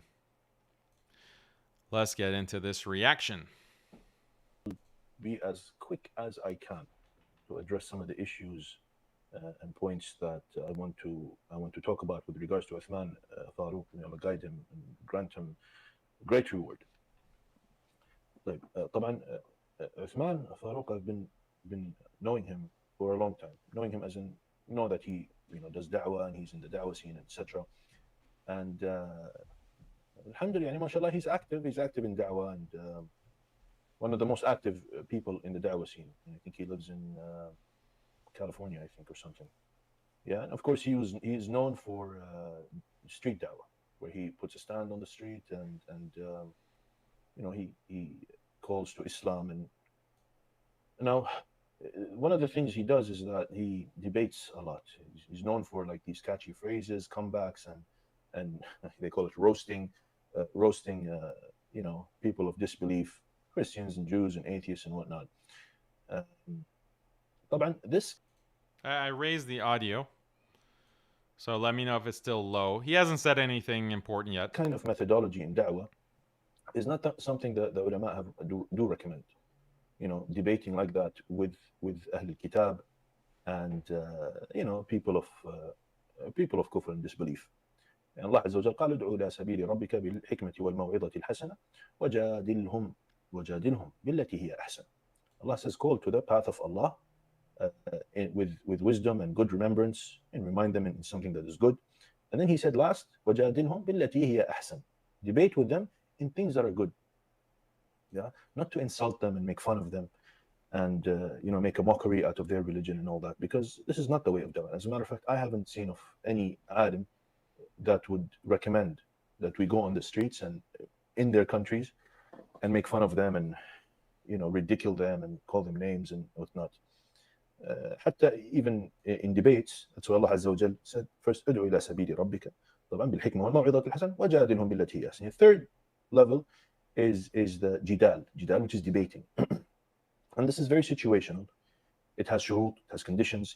Aslan da'wah has conditions, but this one also perhaps has more conditions. A person should be knowledgeable, a person should be skilled in debates, a person should know the person he's refuting. Yeah, it should not be for show, it should not be for attention. Yeah, and he hopes that this will give benefit. He hopes that this will bring benefit. Okay, so this is the claim that he's making, that he's criticizing Uthman. Oh, Uthman is mocking them, or he's roasting them. This is not the way. This is not correct. And this is how Madkhalis operate, and these agents. Like, he's reading off of a script, and he's only presenting some evidences. Like, he'll cite Quran and he'll cite Hadith that will convince a naive audience or an innocent audience that really doesn't, like, most conservative Muslims, like, they'll fall for that, but because they don't know better. But there are many other indications, many other evidences that prove the exact opposite, like the Sahabi Hassan ibn Thabit, one of my favorite Sahaba, because why? Hassan would write poetry. He was very skilled in poetry, in making poetry that mocks the Quraysh, lampooning them. And the Prophet ﷺ recognized this talent of mockery to attack these Qurayshi mushrikeen, and he says, lampoon them in verse with poetry, and Jibril, the angel Jibril, is with you. SubhanAllah. This is the Prophet ﷺ not only encouraging Hassan to mock, but he's saying even the Archangel Gabriel is with you. Even the Archangel Gabriel, who brings revelation, is with you in what you're doing. So what bigger endorsement is there than that? And this is Hassan just going to random people and insulting them? No, these are the enemies of Islam. These are the enemies who are mocking the Prophet ﷺ. They're mocking Islam. They're mocking the believers. These are the people he is responding. So they have already initiated. He is only responding to them. Isn't that permissible? It's not only permissible, it's something very praiseworthy. So praiseworthy that, notice that what the Prophet ﷺ is praising, there's some nuance here, because the Prophet is not praising Hassan just because he responds. He's also an expert. He is also skilled. He does it well. He mocks them well. So having that kind of roasting game, being able to roast the other side, that's a skill. It requires skill. And Hassan ibn Thabit was very skilled at this. So so much so that the Prophet ﷺ praised him. So he's not like a vulgar, like he's a, F you, you stinky. What he wasn't, that's not how he was doing it. It was eloquent. It was like it humiliates with its eloquence through verse. And Jibril, the angel, the archangel is with you. So does Rabbi Ferris know about this hadith? So is what Uthman bin Farooq doing, our dear brother Uthman, when he's roasting or he's like engaging in this jidal with the Christians or I guess atheists, is it there's something wrong with that? How is this a violation? How is this a violation, Rabbi Ferris? Are you jahil? Are you ignorant? You don't know that this is allowed? And sometimes it's even praiseworthy to do this? How are you holding this against Uthman bin Farooq? But again, like, he's just talking to a Madkhali audience or a naive audience that doesn't know better. They hear a verse of the Quran and he said it in Arabic. Oh, wow. And then it's that game over. They're like, oh, well, clearly Uthman is upon bid'ah. Uthman is not following the way of the Salaf. He's not following the Sunnah. This is Aqidah testing. So, and it's a bit questionable the way he's doing that. But in any case, it's not the big thing. It is. I disagree with. But let's get to the. Who are you? You haven't debated anyone. You haven't did any kind of street dawah like Uthman bin Farooq is doing. Like, are your confrontations and jidal with non-Muslims, let alone hostile non-Muslims? Your dawah is only for government rulers, is only for Dubai and Abdullah bin Zayed and MBZ and Israel. That's the only dawah that you do, Ferris. So boycotting is haram. That's the only kind of dawah that you do. So you're telling Uthman bin Farooq how to do dawah, how to debate? Like, do you have no self-awareness? To the other clear-cut violations that he has done. Yeah, wallahi wa billahi wa tallah. As I told you, I knew him from before, and when I saw that he was active in da'wah and he was saying that I'm Salafi, I'm this and that, I was very happy, and I tried to contact him and I got his number. I tried to speak to him a couple of times. I even made a video. Remember when he got stabbed once? I even made a video supporting him.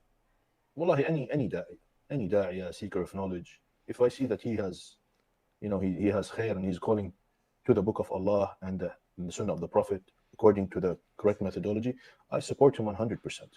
Yeah, there's no. If I get stabbed, are you going to put out a video for me, Rabbi Ferris? Or are you gonna, type S for spit? Hizbiyah in Islam and in da'wah. Not because, wallah, he doesn't ascribe to certain sheikhs I follow, or he doesn't praise me, I have to, I don't want to talk about him and I don't want to praise him and I don't want to support him. I'm not like that. Yeah. So I made a video and I supported him and I said, Allah reward him and he's doing great and da'wah and etc. Right? Because I want to break the noses, the shawkat al-kuffar, because they stabbed him. So we Muslims have to stand together and support each other. Sahih? Then I stumbled upon a video he made where he was praising one of the heads of Khawarij, two of the heads of Khawarij. And he was mentioning something about Mustalah al-Hadith, the science of Hadith, and he was mentioning some scholars who are involved in Hadith. And then he mentioned these names, which is Al-Ulwan, Sulaiman Al-Ulwan from Saudi, and Abdulaziz al-Tarifi, also from Saudi. And these two, no Salafi, I don't tell you on this planet, even if there's a Salafi on the moon or on Mars, on another planet, he will not praise these people. No way. No, these guys, they are the muftis of takfir and Khawarij. The Khawarij. These are the Khawarij. So these are scholars that have been locked up in a dungeon because they didn't praise Saudi Halloween and they didn't praise Israeli normalization. They're locked up in a dungeon, and then Uthman bin Farooq said something positive about them. He said something positive, so just like Daniel said something positive about Deoband, Uthman said something positive about the Khawarij. Spaghettios. Every single Salafi knows that. Yeah. And if you don't know, don't praise. If we don't know someone, you cannot praise someone you don't know. Sahih? But what he said these are from the muhaddithin. From the muhaddithin. People called him out, said, what is this? What are you doing? Blah, blah, blah.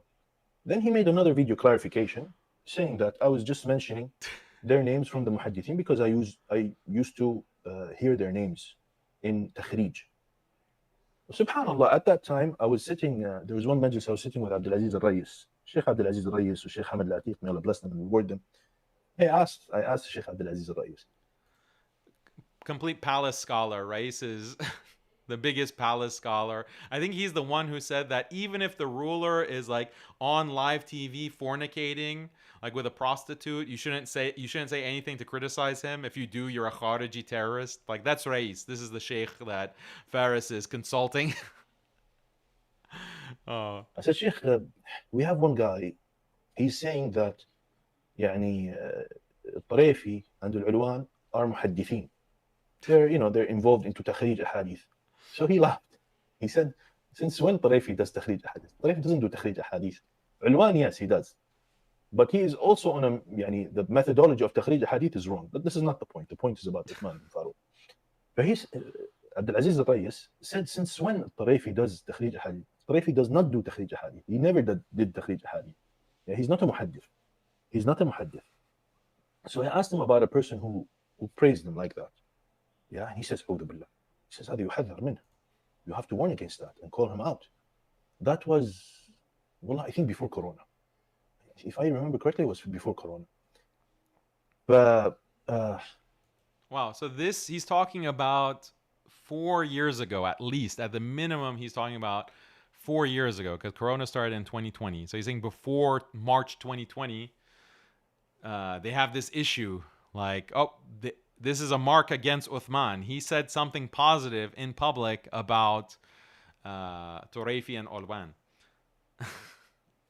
So they've had a folder, a malaf, a document putting the notes on Uthman bin Farooq. They literally do. They literally have these documents that they're tracking who's saying what are they saying, what needs to be checked, what needs to be, we got to talk to him about this, we got to talk to him, got to make sure that he's saying the right thing. And then someone pointed out in the chat that the Rais wasn't saying about fornicating with a prostitute. He was saying fornicating with your wife. If you're watching the ruler fornicate with your wife on live TV that's being broadcast to the whole country, if you criticize the ruler for that, you're a Khariji terrorist.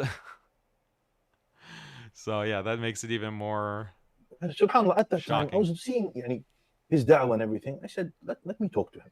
I have his number. Let's talk to him. Maybe he didn't know. Maybe he made a mistake, a slip up, whatever. I tried to contact him. I think it was during Corona. I think. Anyways, not the point. And I tried to contact him. So I sent him a message on WhatsApp and I said, Sheikh, bless you and reward you, and I'm a big fan of you. And the da'wah, you're doing very active in da'wah, but you said so and so and so, and this is wrong. Yeah, I think you should publicly say that this is wrong, and you should call them out. These people are Khawarij. You have to say it. Yeah, you cannot say that. But anyways, he ignored me. I saw that, in WhatsApp, you get the two blue ticks. Two ticks, blue ticks, that means he heard the message. It was a voice note. He ignored me. I said, maybe he's busy, whatever. I'll try some other time. A month later. So WhatsApp, okay? He messaged him on WhatsApp. Excuse me, Sheikh Uthman, you're promoting terrorism. Can you clarify? Can you clarify your AQIDA? And this is something that exactly happened to me. Guess who's in my WhatsApp? Guess who's in my WhatsApp wanting to have a conversation with me? This was 2 years ago. I think about 2 years ago. Rabbi Ferris. Rabbi Ferris messaging me wanting to talk on the phone. Yeah, that's I get calls too. Did you know that? Yeah, I get calls too. And yeah, we did have a conversation. We did actually have a conversation. And I won't go into the details. I'll just keep that amana. for now. Hopefully, I won't have to break that amana as long as Rabbi Ferris doesn't break the amana. But that conversation happened.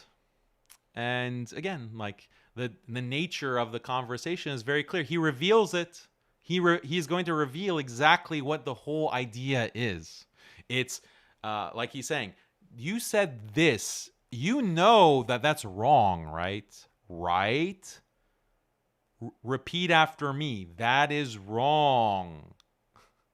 Turaifi is a terrorist khariji, right? Repeat after me, right?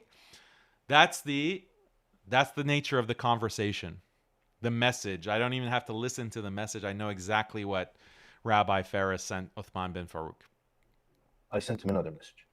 Sheikh, I'm sorry, I know you're busy and all that, but please just give me some of your time. You need to rectify this. This is not good for the dawah. You know, kids are listening to you, young people are listening to you and all that. You say that, they will go look for Turayfi and Ulwan, and they connect anybody who's connected to Turayfi and Ulwan, they will also listen to. This is not good. This is bid'ah. Yeah, these people are mubtadi'ah, they're spreading bid'ah. Oh, sound familiar, right? Daniel, you're mentioning that you're a fan of Deoband. Someone listens to that, they're going to go and study, and they're going to become grave worshippers. They're going to believe in Wahdatul Wujud, because you said that you're a fan of Deoband. You said, Uthman, you said that you're a fan of Turayfi, and he's a muhaddith. Well, then people are going to go join ISIS. They're going to go join ISIS, and they're going to become Khariji terrorists. Uthman. So he ignored me again. Uh-oh. And then I said, left him on red. And I was very respectful. I didn't was harsh or whatever. You don't know what you're saying. What is this nonsense? No. I was very, very nice with him, and I was, praising him and using the nicest of words. Yeah, and I wasn't acting. This was how I am. Anyways, he ignored me. Then I was thinking, what do I do? Anyways, then he made a podcast with Dawah. And in that podcast, because he was called out a lot, and in that podcast, it made it more. It was clearer to me that this guy is playing around. And he's sorry to say, but he didn't clarify anything in that podcast. All he kept on parroting was, I am a Salafi, I am not a Khariji, I am not an Ikhwani, I am not a Tablighi, I am not a Sufi. And he kept on saying that. You can watch it. You correct me if I'm wrong. That's the same one. He didn't give us anything that is a clear-cut clarification. That was the Dawah Man episode that I showed you. That is he deceiving the Salafis? That was the AQIDA test, but it didn't go far enough. See, that's the thing. Even if you submit to an AQIDA test, it doesn't end there. It's just perpetual AQIDA testing for the rest of your life to make sure that you don't step out of line, to make sure that you never say something or associate with people that are not on the manhaj, meaning not on the manhaj of the Gulf monarchies, right? And that's the Aqidah testing continues in perpetuity. And by the way, don't get the impression that the compassionate imams are not connected to governments. I don't want to give that impression that, the difference between these Madkhalis and the compassionate imams are the compassionate imams that are not connected to the governments. Yes, they are. Yes, they are. And the long record I've detailed of this in my reports and videos on the compassionate imams. They have plenty of government connections as well. And their Aqidah checking is indefinite as well. That's why if I tell Yaqeen, okay, no more writing about feminism and LGBT, that's not going to be enough. Tomorrow, the country is going to become even more liberal. Tomorrow, the country is going to be even more intolerant towards conservative Islam, towards Islamism. The Aqidah checking of liberals also continues indefinitely. So that's an important conceptual point, that compassionate imams are also tied to these governments. It's not just, they're not only worried about their wallets, they're also worried about meeting government interests. But that's a separate stream. Yeah. And subhanAllah, and you have to not fall into these things. What are you doing? One second. See, people are just going crazy here and there. I thought I switched off comments on TikTok. Comments off. There you go. And then here, comments off. Here you go. Where was I? What did I say? Yeah, I kept on repeating, he said, I'm Salafi. You test this. Any guy, any Khariji, any إخواني, any sururi, these Ahl Bid'ah. If you tell them, are you Khariji? I'm Khariji. Oh, I'm Salafi. I follow the Quran and the Sunnah. Go to a حتى رافضي. You're this, you say, أعوذ بالله, Quran. It doesn't say Sunnah, actually. That's a bad example. Any takfiri, any sururi, any ikhwan. Ikhwan, you say you're ikhwan. What's his name? Salman al-Auda. When Albani came to the Albani, he told him, Wallahi ya Sheikh, I'm not ikhwani. Wallah, I'm not ikhwani. I'm not ikhwani. So the Sheikh is very smart. Sheikh caught him. He said, I know you're not ikhwani. You don't give bay'ah to ikhwan Muslimin, but your manhaj is ikhwani. Your manhaj is ikhwani. And so a thief will never call himself a thief. You know what I mean? Always justify things. So he kept on saying, I'm Salafi. He said, okay, clarify. What's your Salafi? Okay, now you have to disassociate from Sulaiman al-Alwan and al-Tarifi and say that these guys are Khawarij, yeah, and all these heavy matters. He never said anything like that. He made another clarification video. He said, I never praised them, but you did praise them. You said they're muhaddithin. Muhaddithin is a praise. You have to understand this is a praise, yeah. So absolutely unacceptable. This is number one. This is one of the violations that he has done. So he till today, he did not retract from praising al-Tarifi and al-Ulama. Both of them are arrested and in prison from the Saudi government because of their conspiring against the Muslimin and the government and the ruler, and they would call takfir onto them. They're crazy. Wallahi, you should see some of these fatwa that they have. You will say, A'udhu billah, this is not Islam. Al-Ulwan has one of his famous fatwas. He says anybody who stands up for the flag, you know, the national anthem and all that. He says anybody who stands up for the flag is a kafir because he's worshipping the flag. And they don't even understand what worship is. He did takfir to all the Muslims. Anybody who stands up for the flag is a kafir. Yeah. He calls hukam tawaghit. Yeah. He incites boycotting. Which comments? YouTube also? Can I close them? I don't even know how to do that. They're too much drama. He has to shut down. He has to shut down all his comments. He has to shut down all his comments. He has to shut down on YouTube, on Twitter, on Instagram, because people keep spamming Rabbi Ferris. And then I'll have Q&A. There'll be Q&A, yeah? So just stop talking and listen. If you don't want to listen, come back later. I don't know how to close it, to be honest. I don't know how to do that. Comments.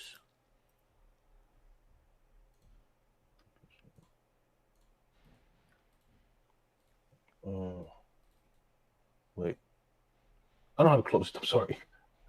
So that's one of his grave violations. And I said, this is wrong. This is absolutely unacceptable. How do you praise someone and he is a clear-cut Kharij and he's thrown in prison, and then you come and you double down. You say, I just said muhaddithin. Muhaddithin is a praise. Relax, if you mention these things, wajib alayk, and you have to mention that these guys are deviants. Even if you said, Al-Ulwan does takhrij, but guys, he's a takfiri. He's a takfiri. Be careful of him. Yeah. But then some people say, oh, but some of the ulama, they have mentioned or narrated or perhaps mentioned some of the mubtadi'ah. After refuting them and clarifying that these guys are mubtadi'ah, perhaps in some situation, in some context, you could mention it. Yeah. But you have to clarify your stance towards these people, not be silent and just say they're muhaddithin and you never say what your stance is. As a matter of fact, I see some of the followers of Uthman ibn Farooq, many takfiris, many surujis and takfiris. I'm not saying he is. I don't know. Allahu A'lam. I don't know. Allahu A'lam. See? So that's the first warning shot. This is very serious. He is saying, is Uthman a takfiri? Allahu A'lam. I don't know.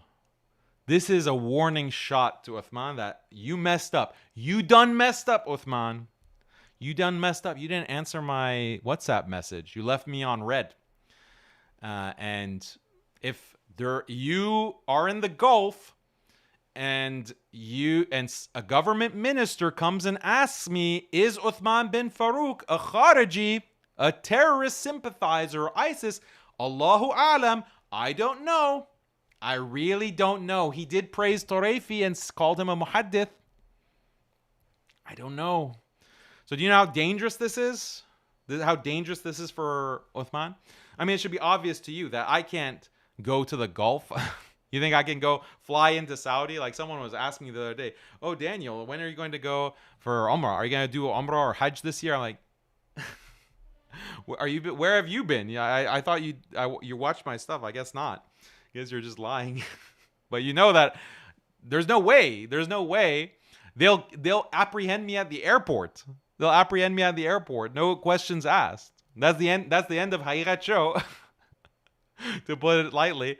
So, yeah, this is very threatening. I'm laughing to deal with the insanity of it, but it's very sobering and it's very disgusting that this is the kind of intimidation. When he says this is a disgusting threat to Uthman bin FAROOQ, that if I get asked by some administrator with the in the secret police, the mukhabarat, what is the status of Uthman bin FAROOQ? Can he be trusted? Or is he not on the menhaj?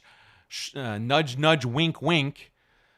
And Ferris is going to say, Allahu alam. Meaning he's get him.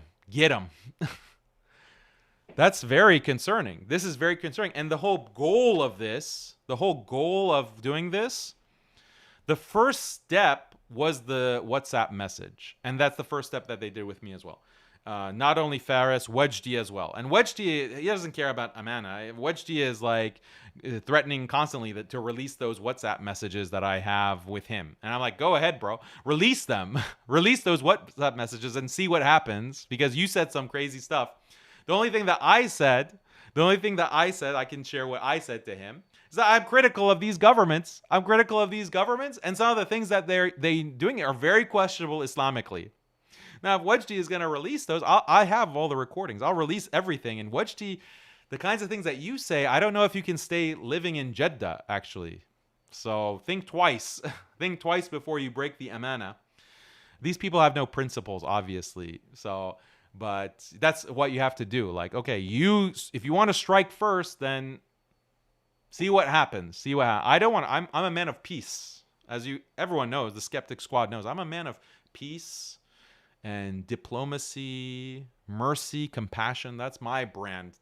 That's the Haqiqatjou brand. But if it's only when I get provoked, it's only when they strike first, then we have to see about proportional response. But anyway, this is the first shot, is the WhatsApp messages. Now you go to the second shot. The second shot is a video of Uthman FAROOQ's violations, and this statement specifically. Is he a Khariji? Is he a Takfiri? I don't know. That's the second shot. What they're hoping is that he comes to his senses. He immediately contacts Rabbi Ferris and says, oh, I'm so sorry I missed your messages. Oh, mashallah, brother, I love your work. Your dawah is amazing. Oh, what I said about Turaifi, you're right, that's out of line. I will issue a correction, no problem. I'll put that out. What is that? That's kissing the ring, my friend. That's kissing the ring.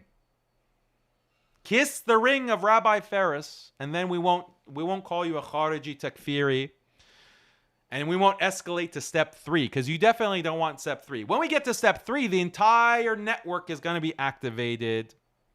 We're going to start contacting our Zionist media operatives like the ADL, and we're going to start blasting you as a hate preacher.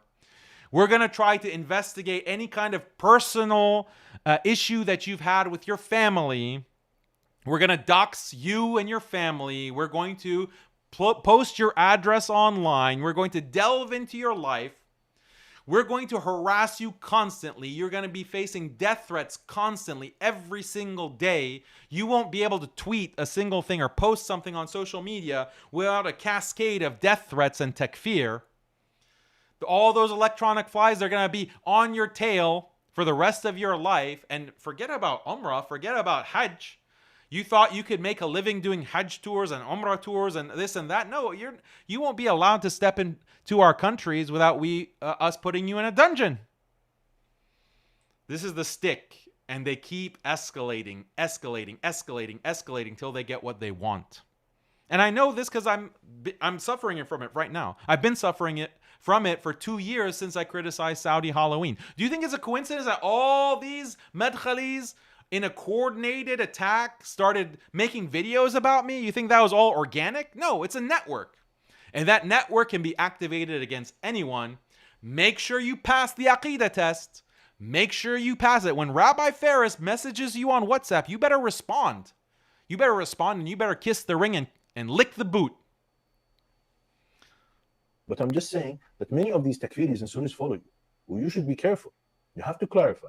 You should be careful. Be very careful, my friend. You can read between the lines. And this is a nasiha I give you, the Mashayikh gave me. A lot of takfiris used to follow me before, and they caused me a lot of trouble. And I told you about the arrest in the US when I went there. Yeah, because these takfiris would share my videos. And so they'd get me in trouble. I don't know what he's referring to. He got arrested, apparently, something to look into, but he came to the U.S. and got arrested. I don't know what this is. But look at how he's phrasing it. Like, oh, the people that follow you are takfiri. You have a lot of takfiri followers, so you need to disassociate. You need to disassociate. Just like Daniel, you have Deobandi followers, and this is not a good look. It's causing confusion. We are questioning your Aqidah. But in the case of Uthman, I don't think it was a sinister thing on the behalf of a government. That's not the kind of parallel that I'm drawing here. I'm drawing the parallel of what Rabbi Ferris is doing is a kind of Aqidah checking that you have to disassociate with your followers. Otherwise, you are responsible for them. You are responsible for all of them. It could get you in trouble with the government. Oh, I mean, your passport is no longer valid. You can't get a visa. You can't travel. Maybe you're no longer allowed to do banking. You're debanked. Maybe your payment processors are shut down. Maybe your channel is shut down. Your 1 point whatever million followers are no longer there. I'm not a takfiri. I'm not a khariji. So I got arrested in the airport in where is it? New Orleans? Not Orlando. I don't think there's a New Orleans airport, but Orlando. And so the Sheikh, subhanAllah, he told me, because you're not clarifying your stance, Faris. Clarify, say, this guy, name them. You have to. Then how is Halafiyah's haq? Because we expose people. You have to expose the violators. If you don't expose the violators, then this is not Salafiyah. This is wishy-washy, washing down the manhaj, as they say. This is straight from Ibn Abdul Wahhab. You have to expose the violators. Remember what we read from Imam Malik, from Imam al-Bukhari. Your question is evil. You intend evil by this. That is the approach of the ulama of this deen to Aqidah checking. But here, Rabbi Ferris says, no, the whole deen is about exposing. Or like Mandakar, the whole deen is about spying and being the uyun of these tyrants. That's the whole deen. This is what they're preaching. Where is this coming from? Ibn Abdul Wahhab. This is coming straight from Ibn Abdul Wahhab, as you'll see in the documentary that we'll release, inshallah. And you can't. So this is one of the main problems that he has. Yeah. Then I want to categorize this with regards to, first of all, Ilwan al-Tarif and his interview with Imran Da'waman was a total mess. His debates against non-Muslims, of course, like I told you, it's very questionable. It shouldn't be like that. By the way, Faris, the first thing that they did against me is say that my debates are questionable.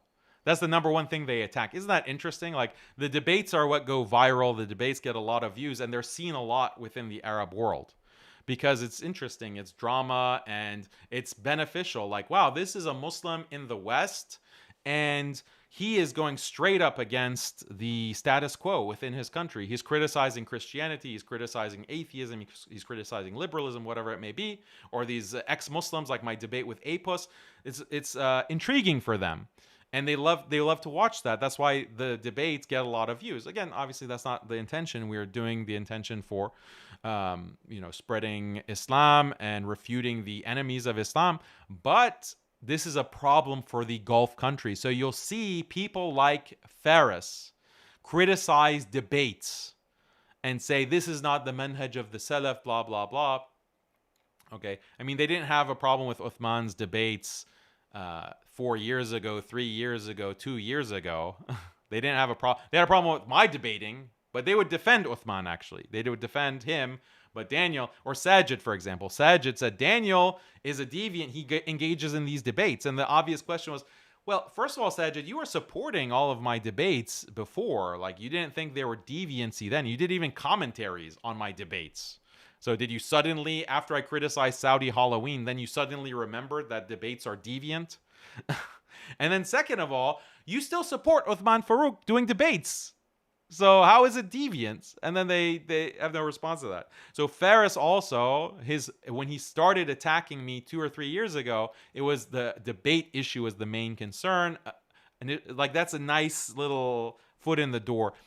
Shahid Bolson, or Shahid. Shahid also criticized me for debates. He said this isn't, Daniel doesn't know anything. He's an ignoramus. Shahid attacked me for debating way before I even mentioned his name or knew who he was. He was attacking me for the same reason, debates. It's an interesting observation. And then he praised also, what's his name? Ali Dawah. He's with him and he's a brother and he smiles and laughs with him. And يعني والله, يعني you claim to be a talib ilm and a sheikh and all that. I don't know if he claims to be a sheikh, talib ilm at least. And people look at you as a sheikh. You don't praise these people, you don't stand with these people. And Ali Dawah is a fattan, we know this. He's a liar, he's a fattan, he calls for bid'ah. I don't understand how this is something Ali Dawah catching strays that is light on your heart. ما في jealousy, there is no jealousy on religion. Here, let me show you this clip so you understand. 1 second. Your screen. Where is it? Yep. And you know Ali Dawah has been through the same thing. Like Ali Dawah has also been messaged. He's got the message too. And the fact that people like Rabbi Ferris are attacking him is a good sign. Like Ali Dawah, you can have your criticisms of Ali Dawah. I have my criticisms of Ali Dawah. He has his criticisms of me, to be fair. But at least I know that he's not on the UAE payroll. At least I know he's not kissing the ring of the UAE. That's something. That's saying a lot, actually, in this day and age. That's saying a lot. There you go. Okay, let me just play it. Fighting over footage, etc.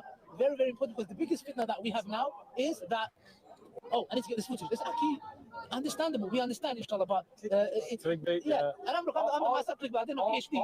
All our footage is not copyrighted. Anybody can use it, inshallah. Exactly. So you can sense that they're friends. They're very good with each other, and you know they're laughing and whatnot. Inshallah, for everybody else watching, I do want to say that we need unity in the scene. Yes. We need unity in the scene with the people of haqq. We don't need unity in the scene with people of bid'ah and fattaneen and liars. Actually, we have to disassociate from them. Many brothers don't realize, but me and our brother Ali, we've spoken many times offline, you know? Yeah. If I make a mistake, alhamdulillah, Ali reaches out to me. He reminds me. If he makes a mistake, I reach out to him. If two brothers have issues, we reach out to them. Just because we're not making drama. I'm jealous now because I reached out to you. You listen to me. Why? I don't get the same privilege as Ali Dawah. I was nice to you too. Why Ali Dawah gets that privilege when he gives you nasiha, you accept it and you listen to him, and then when Miskeen Faris al-Hamadi gives you ignore me. My videos refute each other doesn't mean we don't give each other nasiha. Behind the scenes. I know, but behind the scenes and nasiha. Yes. I wonder why UTHMAN didn't AQIDA check Ali Dawah. That's interesting. Poor Daniel, like talking about being miskeen. Poor Daniel, miskeen Daniel gets AQIDA checked in front of everyone, but at the conference. When you want good for something. Nasiha when you want good for someone and it's behind the scenes. Okay. It's not something where even. So, you know, Ali Dawah, he's way past nasiha behind the scenes. We all know this. Nasallahu alayhi wa salam. And the guys he calls for bid'ah. He's friends with what's his name, Muhammad Hijab, and they go and they seek knowledge or they seek fatawa from Wuld Didu, big Ikhwani, Mauritani guy. He talks about there is no Muslim state. In one of his videos, he said that, not to mention. There's no Muslim state. That's what happened in the Apus video, in the debate that I had with Apus many years ago. A bunch of Madkhalis at that time were Aqidah checking me because in that video I said that there's no country really today that is applying the Sharia fully. A bunch of these Madkhalis criticized me for that. They didn't go hardcore, again, because it's a gradual approach. They said, Daniel, what are you saying here? You're implying that there are no states that are applying Islamic law, Sharia, and you know that Saudi does, right? Saudi is basically the pillar of Islamic orthodoxy. If you say anything other than that, that's a criticism of Saudi, and which you're not doing, right? And at that time, I was clueless. Like, I don't know what you're talking about. I would ignore those comments. But I think Shamsi made a video. Was it Shamsi or Wajdi? I get the ex-crackheads mixed up sometimes. One of them made a video that Daniel has questionable aqid. He has khariji tendencies, something like that. I'm paraphrasing, but that was the first thing that they really criticized me before, is saying that there's no Islamic, there's no state, there's no country today that truly implements the Sharia. That is, that's terrorism. The slandering he does against some of the brothers in the da'wah scene. Lies, pure lies. This is not someone that you should praise. Now, recently, with regards to the issue of praising Ahl al-Bid'ah, he praised Daniel Haqiqatjou in one of his videos. Let me just pull that up. So he praised Daniel Haqiqatjou with regards to what he was. I think Daniel is facing some issues with. He has some drama with the guy Jake. I'm not going to go into detail. I'm not involved, but it's there and it's public, which is why I'm bringing it up. What do outsiders, people like me, people like their audience, their fans, whether they're Jake fans or Daniel fans, what do they do? How do they interact with it, or do they completely ignore it?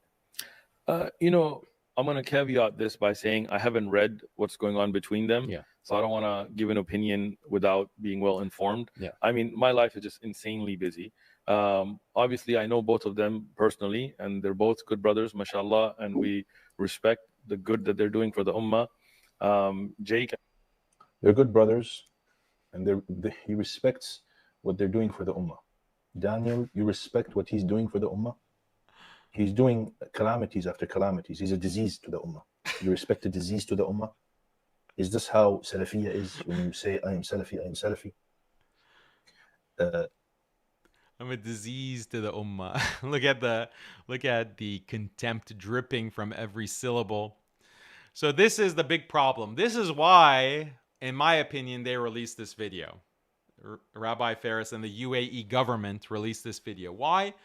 Because in this opportunity, Jake has this entire Wahhabi Madkhali network behind him, pushing him and supporting him in his attack against Daniel. And then UTHMAN has an opportunity to side with Jake, but instead he says they're good brothers and they're doing good work. I mean, I would have preferred if UTHMAN had recognized that what Jake is doing is completely wrong. He's subjecting Daniel to AQIDA checking, and this is bad form. This is causing sectarianism. I wish that's what UTHMAN had said. Instead, he said, they should resolve things privately, and as if there's like equality there. No, I'm being attacked, just like you attacked me. Maybe that's why he didn't take my side and preferred to stay neutral, because he himself has done the same kind of AQIDA checking that Jake is doing. Just not as sustained and flamboyant. But this is a big problem for the entire Madkhali network. Hey, UTHMAN, we need you now. Now is the time for you to make a statement against Daniel. We need you to make a statement against Daniel. We have to get this entire influencer network to, in a unified voice, say Daniel is a deviant. There's gradations. Some will say he's a deviant. Some will say he's a fatan. Some will say he's a liar. Some will say he's a khariji. Some will say he's a Rafidi, Iranian agent. Some will say he's a Sufi, grave-worshipping, deviant, mushrik. Some will say he's a kafir. The whole gamut. We need to pile on Daniel. Now is the time to crush this disease once and for all. And then you say that, he has good work. He's doing good work for the ummah. That's not in the script. Okay, that's it. Uthman Farooq's violations. You're off the manhaj. You're off the manhaj. No soup for you. Right? No soup for you. You're off the manhaj. Uthman bin Farooq, and if someone asks me if you're a khariji, Allahu alam. So this is what caused this, because the statement about Toraifi and Ulwan, that was from years ago. The debating, he's been debating for years, right? So what triggers this video now? What triggers the video now is that Uthman is not, or the collaboration with Ali Dawa is from years ago. What's triggering the violations now is this situation with Jake. And Uthman is not complying. Now, in doing this video, in this live stream, understand the logic here, I'm kind of giving Uthman an out. Because our brother Uthman could respond to this video It's possible. Maybe it's 30% he'll respond or 20%. I'm not sure. I can't give a percentage. But this is an opportunity. He can say that, Daniel, I really didn't appreciate what you had to say about me, and you have some problems in your AQIDA. You are following shirk. You're a shirk apologist. Jake is right about you. And he can say that. Now I've given him the opportunity because I'm making this video, and he now has an out to respond, and then they're going to be happy with him. And again, you're back in the manhaj. And then Rabbi Ferris will delete this video. He'll delete this video. He'll issue a retraction. He'll announce on his TikTok and Instagram or on Twitter. We love Uthman, amazing daya. Oh, did you see his latest roast? Did you see the latest roast in the park? Like, that's what Rabbi Ferris is going to tweet. If Uthman comes out and says Daniel is a shirk apologist, he's justifying grave worshiping, and actually he's really soft on Shia. Daniel's really soft on Shia. He's actually a secret Rafidi. Maybe, Allahu Alam, that's how Uthman would put it. Like, Uthman would put it indirectly. Like, some have said that Daniel is a Rafidi or an agent of Iran. Some have said, and I don't know. He'll be the same kind of non-Camille. Inshallah, let's assume the best. Let's have husnul dhan that Uthman, don't give in. Don't give in. Don't listen to Rabbi Ferris. Don't denounce me as a mushrik or Iranian agent. Please, brother, have some consistency and principle and stand up to these Madkhali bullies. I know it's hard. And that's why I don't want to be too overly critical. But this is what I was telling you. When they came for me with Aqidah testing, you participated in that. And you, instead of telling them to buzz off instead of telling the Madkhalis to buzz off, you enabled them and you Aqidah tested me. You Aqidah checked me. You gave in. But now they're doing that to you, and they're trying to destroy you. And again, do you think it'll end? Even if you do denounce me, even if you do say that Daniel has some shirk tendencies, the next issue is going to come up. They're going to say, yeah, Uthman, you're being too, you're not being pro-Israel normalization enough. Can you please make a statement that is a little bit softer towards normalization or the relocation of Palestinians to the Sinai desert? Can you say something? Maybe that's the next message from Rabbi Ferris that's going to come. Then what you're going to do? Are you going to kiss the ring then? Are you going to lick the boot then? Or are you going to take a stand? Eventually, unless you want to completely sell your soul, you're going to have to take a stand. So why not now? Just do it now. Just rip off the Band-Aid. That's my advice to you. Just rip it off. Some people would say, but he doesn't know. Maybe he doesn't know. He's too busy. He didn't know what Daniel does. No, that's not true. He was with him in a conference. There's a conference with him and Karim Abu Zaid, and Daniel was there. And they even fell out. They had a very hot discussion when he said Diobandis are good people and all that. And even Uthman FAROOQ was like, what are you saying? What Diobandis are good people? And Diobandis are FARIS. And Uthman FAROOQ was shocked himself. One guy praises Mubtadi'a like Diobandis. Shirk. You say he's good for what we praise the mushrik Diobandis, yeah. What he's doing. They're good brothers, and we thank them for what they're doing to the ummah. How is that possible? How? Wallahi, sorry, huh? This is cheating. This is cheating. The Salaf spoke so much about praising Ahl al-Bidah. So much. You praising people like Ali Da'wah and Daniel Haqiqatjou and Turefi and Al-Ulwan, you tell me which Salafi on this planet or any other planet does that. No Salafi. Bil'aks, we refute them and we disassociate from them, and we call them out. Just to mention a bit, some of the narrations of the Salaf and the ulama about Ahl al-Bidah. Yeah? It's worse than what you have seen. Ahl al-Bidah are like that. They're very, thing with them is a sickness of the heart. You have to warn against them. Yeah. We warn against them, disavow them. That's true. There are statements about disavowal of Ahlul Bid'ah. But how do you define Ahlul Bid'ah? That's the question. That's what he skips over. So he reads, I'm just moving forward a little bit for the sake of time. He mentions that the disavowal and disassociation with Ahlul Bid'ah. That's absolutely true. But there are conditions with that. Like, there are conditions. And in some cases, you can work with Ahlul Bid'ah, and you should. prefer Ahlul Bid'ah as opposed to the kuffar, especially the enemies of Islam that are attacking. You will side with Ahlul Bid'ah, not disassociate from them. So when you see the UAE and Rabbi Ferris having more loyalty to the state of Israel than Muslims, this is the type of disavowal of Ahlul Bid'ah that he's talking about. They are more prefer that you side with Israel and you disassociate from the Sufis, the Deobandis, the Shia, the this and that. That's what they mean by disavowal. That's what you boycott Daniel, you boycott the Deobandis, you boycott everyone else, but don't boycott Israel. Don't disavow Israel. Don't disassociate from Israel or Starbucks or McDonald's or whatever. This is the kind of disavowal that he's teaching. It's a complete ridiculous double standard that turns Islam upside down. But again, the people who are watching this are either completely ignorant or they're just Madkhalis themselves, or probably just a bunch of bots, like electronic flies. That's what all their viewers are, just electronic flies sitting in a bot farm in Dubai. That's his whole audience. محمد بن الحسن بن هارون الموصلي قال سألت أبا عبد الله أحمد بن حنبل عن قول الكرابيسي. Karabisi, one of the heads of bid'ah at his time. He asked, Muhammad ibn al-Hasan asked Imam Ahmad about the statement of al-Karabisi. Al-Karabisi said, نطقي بالقرآن مخلوق. My utterness of the Quran is created. Yeah, and this is an ambiguous statement. He wants something else out of it. Yeah, he wants to confuse people. فقال لي أبو عبد الله أحمد بن حنبل, he said, إياك وهذا الكرابيسي. Beware of this Karabisi. لا تكلمه. Don't talk to him.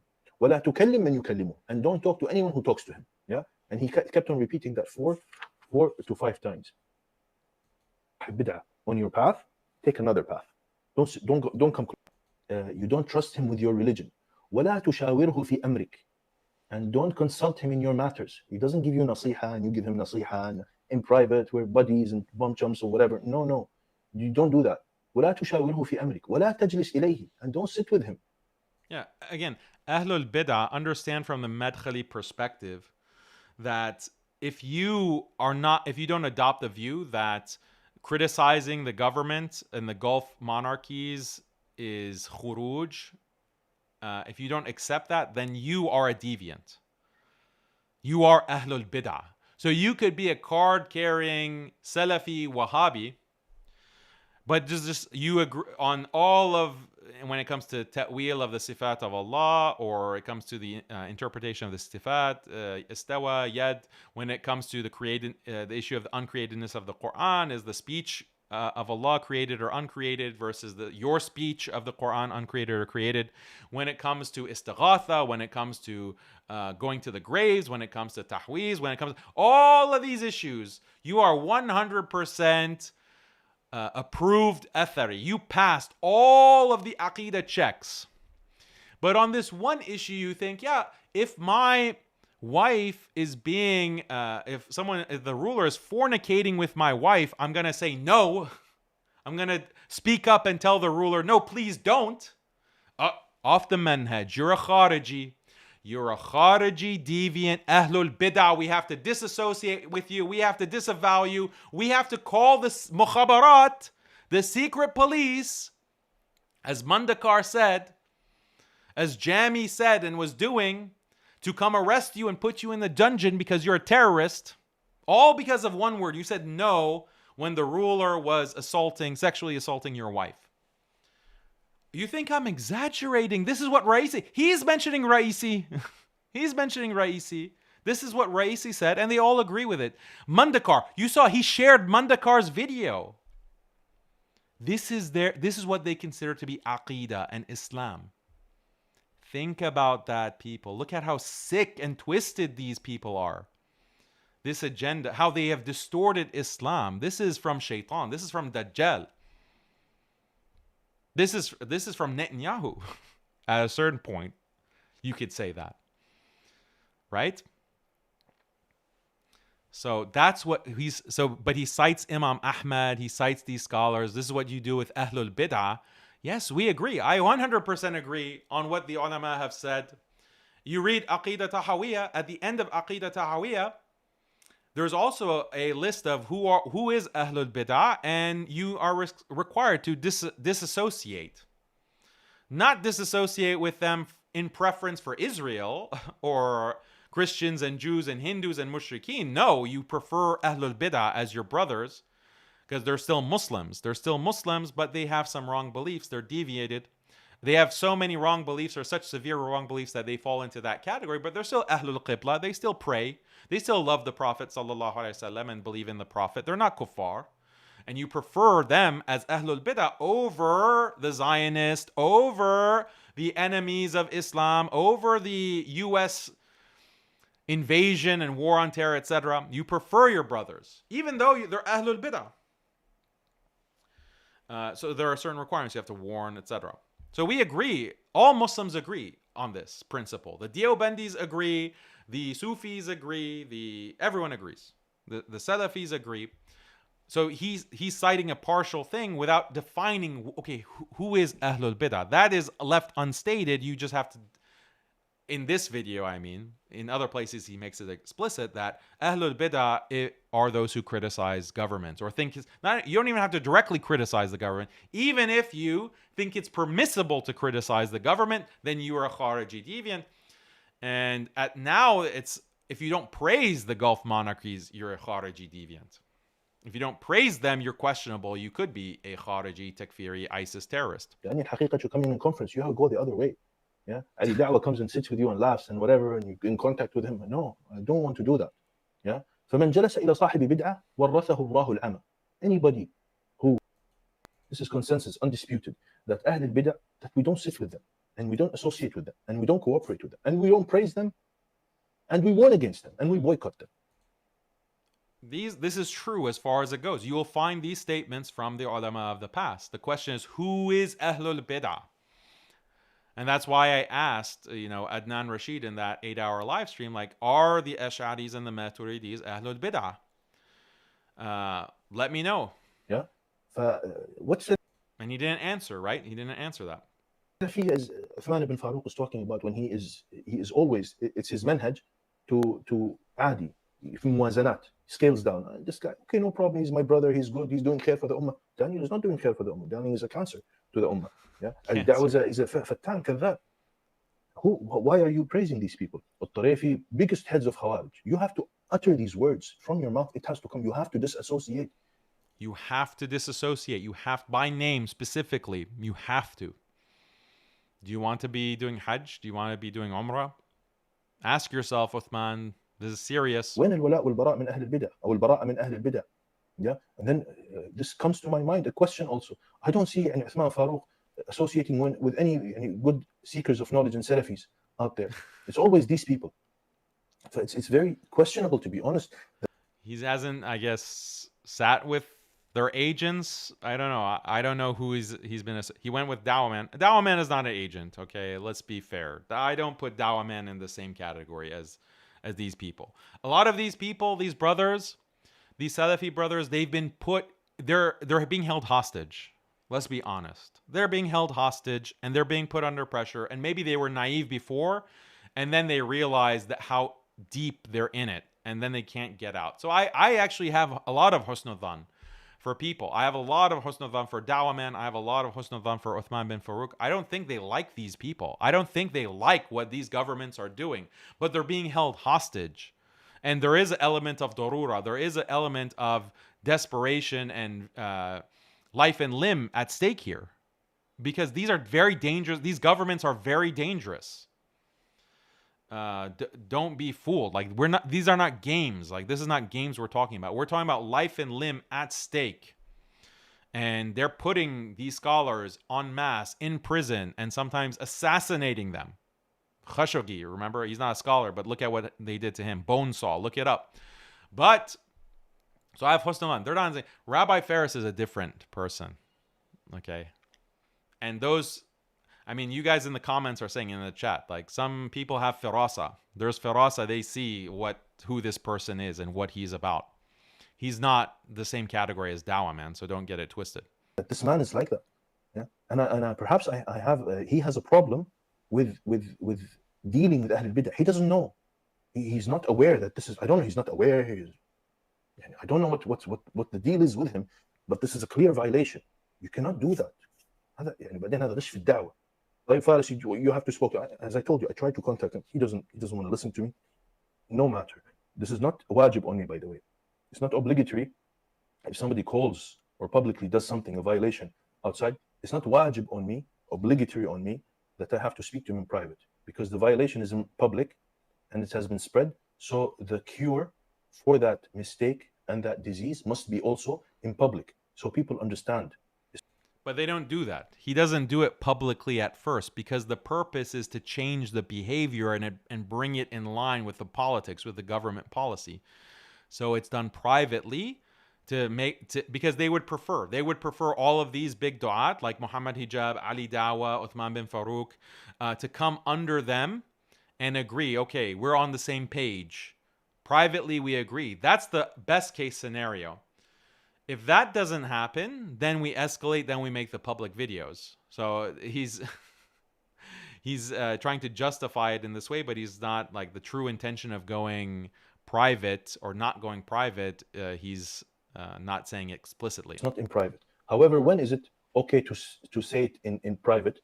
If you assume good of this man and that he will rectify himself, he himself will retract publicly, then yes, speak to him by all means. Yeah. And it depends on the violation. But praising Ahlul Bid'ah, this is something that it is of course unacceptable. Yeah. Unacceptable. Look at the Khawarij in the comments. This is also a question. Well, you're not giving the guy a good reputation when you come here and insult me like this. Yeah.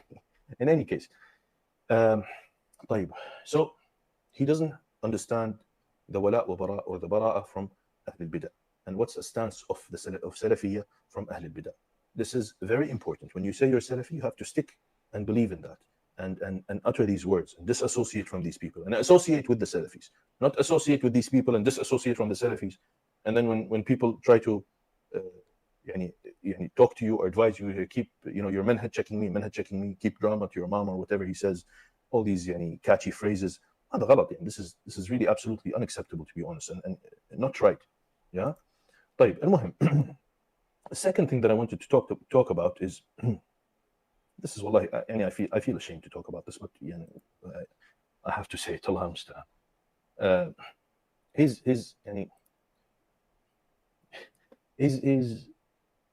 His bad recitation of Quran.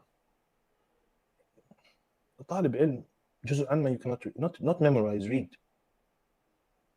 Ibn Sirin, sorry, not a person like that. May Allah bless him, may Allah reward him, and may Allah guide us all. Wallahi, I have. All right, so I'm not going to play this part. He criticizes Uthman bin Farooq's Arabic, and it's like a low thing to do. I mean, he's not a native Arabic. Or Arabic speaker. I'm not a native Arabic speaker. You make mistakes sometimes. Yeah, I mean, they're there. So what? Okay, let's focus on what he does that is beneficial. Like, why can't we look at all of this dawah to Christians? Many Christians, atheists perhaps, have become Muslim because of his efforts. He's putting out this material, and the vast majority of it is good. So we're going to like cut people down. We're going to cut people down for what basis? Rabbi Ferris and the UAE government are cutting him down because he didn't kiss the ring. That's the real reason. If they had a problem with his Arabic, those problems existed in the past as well. But you didn't bring it up. You didn't talk about it. Why? This shows that it's not principled. This is not a principled thing. This shows like the evidence of your hypocrisy is very clear for everyone to see. So, we don't need to play this nonsense. Okay, yeah, he made a mistake, and yeah, he's a student of knowledge. And we're all trying to learn. He's our brother. He's a da'iyah. He's trying to do this knowledge, spread this knowledge and this deen. Great. We don't need to see this.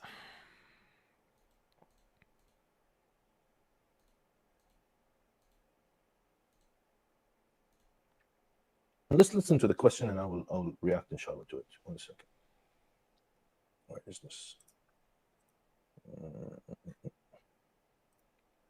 Yeah.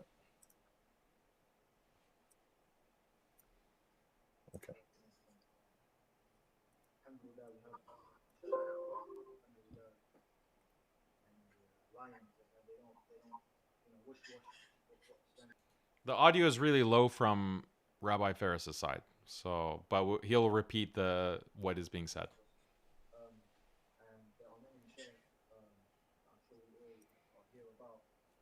We have mashayikh that are lions and who doesn't wish-wash religion. There are many mashayikh that are oppressed for standing up for what's right against politicians and kings.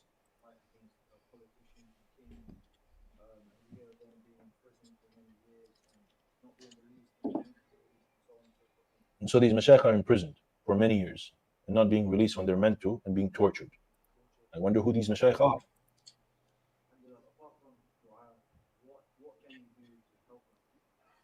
Regarding those ulama that are oppressed, and we have people all over the world that are imprisoned and oppressed for speaking the truth. Obviously, dua is one thing, but also to educate people about the actual issues. When we talk about what is the right from wrong, what is the evidence from the Quran and Hadith for why we should do what we did and not do what we shouldn't do, like sell out and so on. I think educating people is a great thing. See, I don't like these loose statements that he says. What you should educate people not being sellouts. What does that mean? Because when the awam educating on people not being sellouts, what does that mean? Rabbi Ferris, the biggest sellout, is confused about, what do you mean don't be a sellout? What is this secret ISIS message that you're spreading? Don't be a sellout? What could he possibly mean by this? This is coded language, recruiting for ISIS. Very, very revealing what he finds to be a problem. Stand, then the dhullam cannot continue their dhulm. When the masses or the laymen, awam, stand, the oppressors cannot practice their oppression. What does that mean? What does that mean? You know, a president, a dictator, a king is only one person. Mm-hmm. If the people around him don't obey him, he can't do what he wants. So basically disobey the rulers. So basically disobey. You're saying disobey the rulers, aren't you? I think that's what you're saying. You're asking people to stand up. There's like a dictator and he's doing bad things and you're telling people to stand up? Is that what you're saying? Because I think that's what you're saying. Okay. And the people around him are only a handful. If the militaries and police and secret services and all that kind of stuff don't do what the people around the king tell them, then they can't do what they want. So every military, secret service, all the people don't do what the ruler says. And the don't do what the this is Ferris is just boiling up. Like, he is just so angry right now. Are you saying that you will not do everything the ruler says? If the ruler says you bow down to Israel, if the ruler says you're going to bow down as we build these Hindu temples and we have the Abrahamic religion and we give Masjid al-Aqsa to Israel to build the third temple, you're not going to bow down and agree with the ruler? Is that what you're saying? Because I think that's what you're saying, Uthman. I really think that that's what you're saying. I can't stand it. It's too far. That's a line too far. Not bowing down to the third temple as the Antichrist comes. That's too far, Uthman. That's way too far. He's seething. Like, look at this guy's face. Look at the fire, the rage, and the anger that's coming from his face as Uthman is saying very like benign things. Yeah, people should stand up against injustice and you shouldn't obey the tyrant. The tyrant is calling you to kill and to steal and to destroy Islam. You shouldn't obey that. This is like shocking. This is a violation of AQIDA, which means what? That means this is your Ahlul Bid'ah. Minimum. At minimum, you're Ahlul Bid'ah. you're khariji ahlul bid'ah, and maybe you're even a kafir. Military and the police and the secret, where does it come from? It comes from the people. Okay. So as we do our grassroots da'wah to Muslims, to non-Muslims, education, inshallah, that will bring a bigger change in the ummah. Grassroots. That sounds like protest. That sounds like that sounds like the Sahwa movement, right? That's Ikhwan. That's Ikhwan al-Muflisin.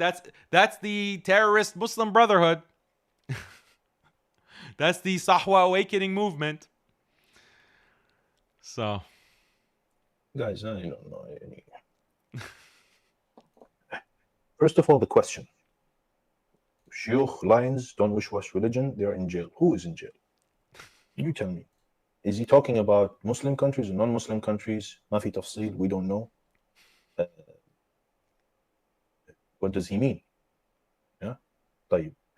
His answer to this, he said, the ruler is one. Everyone in jail is obviously a terrorist. If the ruler decides you're a terrorist and puts you in a dungeon or kills you, then he did the right thing.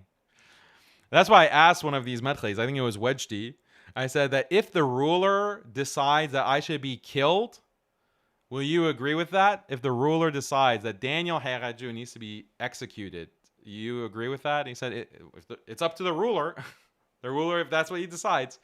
Like, imagine, so this is not Islam. You realize that.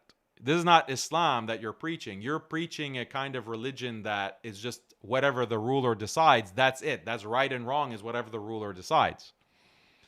That's not Islam. Islam says that there's the Sharia, and what is right and wrong is decided by Allah and His Messenger, sallallahu alaihi wasallam. So the ruler, if he violates it, then he's wrong. But these Madkhali say, well, don't bother yourself with Quran and Sunnah. What if the ruler says that this is right? It's right. If he says it's wrong, it's wrong. No questions asked. And if you disagree, then you're a deviant and you have the wrong AQIDA, and you might even be a kafir. And the people should not obey the ruler. He cannot do his oppression. This is what I understood. This is what he said. If the ruler, if the people under him don't obey him, then he is one person. He cannot continue his oppression. Yani we know today who is in jail. Like I told you before when I talked about Ulwan and Tarefi. Ulwan, Tarefi, Khalid al-Rashid, Salman al-Ouda, Al-Qarani is out. Al-Rafi, I think, is still in, or I think he's also out. All of these people are Mubtadi'ah, Sururiya, Khawarij. So who are you talking about? Which Salafi, Sheikh, Alim is in jail and being tortured and being oppressed? That's number one. Number two, you're telling people to disobey the rulers? What kind of rulers? Is this an answer that you give? Salafi can give this answer to the people who are telling you about, talking about this, wish-washy, whatever, and people are in jail. On the contrary, you have to tell them, first of all, tafsil. Who are these mashayikh? If there's a sheikh that is in jail, that is on the haqq, on salafiyya, yasbir. He has to have patience, and you dua for him, and you don't tell him, wallahi, go against the ruler and go disobey the ruler. Yani Imam Ahmad was in jail and tortured and beaten. Ibn Taymiyyah was in jail, tortured and beaten, and many of the imams were. Why were they in jail? They were in jail because they opposed the rulers, you idiot. They were in jail because they went against the dictates of the rulers of their time. That's why they were in the jail in the first place. But he's using it as an example of someone who was unjustly put in jail and he was just patient. The whole reason that they were in jail in the first place, you idiot, you shaitan, is because they criticized the ruler. They went against the rulers. Tortured and beaten. Never once did we hear that a man says, well, we don't have to disobey the ruler now because he's oppressing. Isbir. Yeah? When Nabi sallallahu alayhi wa sallam, why didn't you bring up the hadith? وَإِن ضَرَبَ ظَهْرَكَ وَأَخَذَ مَالَكَ تَسْمَعْ وَتُطِعْ. If a ruler, an oppressive ruler, beats you and takes your money, then you listen and obey. Why didn't you bring up that hadith? Yeah. Where in that hadith, where does it say shut up and don't say anything? Where in the hadith does it say shut up, don't say anything, and if the ruler assaults your wife, say nothing, don't even say no? Where I missed that part in the hadith, Ferris. This is a calamity of an answer. The one next to him, a graduate of Medina, may Allah guide him also, Abu Taymiyyah. Adi, this answer is very okay with him. Abu Taymiyyah is also off the manhaj. Abu Taymiyyah, by the way, also is Aqidah testing people. Aqidah tested me in the past as well. Alhamdulillah, I think he's realized that this is the wrong approach. This sectarianism is a cancer. Alhamdulillah, I think he's realized that. But even Abu Taymiyyah is now off the manhaj, or for a while, over a year, he's been off the manhaj. This is a kalam. This is not a person that he should be asked or taken knowledge from or anything like that. This is not an answer. This is a very, very bad answer. This is a wrong thing to say. This is a violation. You're inciting some this is the way of the Khawarij. This is the way of the Khawarij. Yeah, I'm not saying he's a Khariji. I'm not saying that. But your answer, it gives fuel to these Khawarij. See the gradation.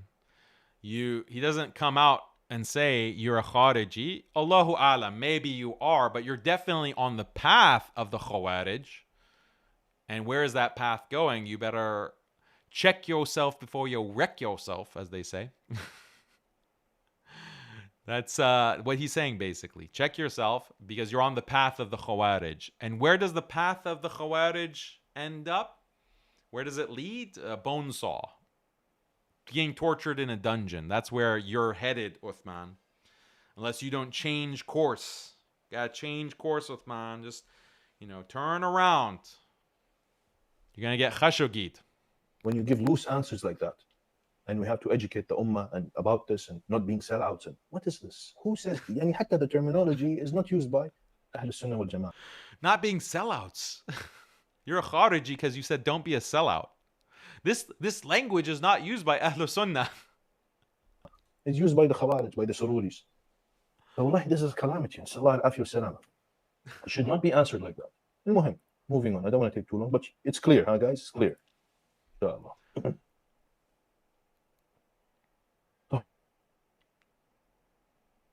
Yeah. It's so disgusting, like having to look at this guy. Subhanallah. Like, look at this. Yeah, there's nothing blacker. There's nothing blacker than what we're looking at in the screen in terms of darkness and evil. Last but not least, him claiming that the Quran is eternal. Quran azali, and this is also a violation in Aqidah. This is a calamity also. Let's hear what he said in one of his videos. All right, this is not really relevant, but this is the Aqidah checking in practice. He goes and finds a clip. Oh, you said the Quran is this, but does it mean this? And this is actually wrong. This is a violation of Aqidah. And then you said this. You're in a debate with David Wood here, and you said this, and this is not exactly the correct Aqidah. So this is deviant. You need to come out and correct yourself. You're not on the right manhaj. So this is exactly, just like I said, in a random video. It wasn't like I was at the AIM conference and I said I'm a fanboy of Deoband. That wasn't what was said. I said it in a separate video, and then that was pulled up, and now I'm being grilled about it by Uthman bin FAROOQ. It's the same thing now happening to him. All these things Allah spoke before, and then when it happened, it started revealing it. This is not right. Let's listen to Kalam Ahl al-Ilm, Sheikh Al-Fawzan, Hafidhahullah. Let's see what he says about doing this with phrases very ambiguous. I talk about the things that I know. But I go over. Yeah, go back and say, astaghfirullah, and there's nothing about me winning. This is not a battle. If you want to do da'wah, first of all, do da'wah with what you know. And don't get into these matters, which I think you got confused about, and you're going to confuse people about it. Yeah, and then you're doing this with kuffar also. Yeah, with this David Wood and all that. You're saying things that are wrong to them. You're misrepresenting Islam. Remember in my conversation with Adnan Rashid, he said the same thing. Adnan said, you're ignorant, you don't know. So just don't talk about it. Just focus on the things that you know. Don't talk about it. Like, this is exactly what they're saying to Uthman bin FAROOQ now. But this is not the right way. Yeah. Allah Ta'ala.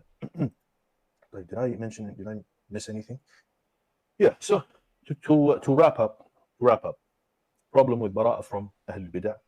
Praises Tarefi, praises Ulwan, says they're muhaddithin.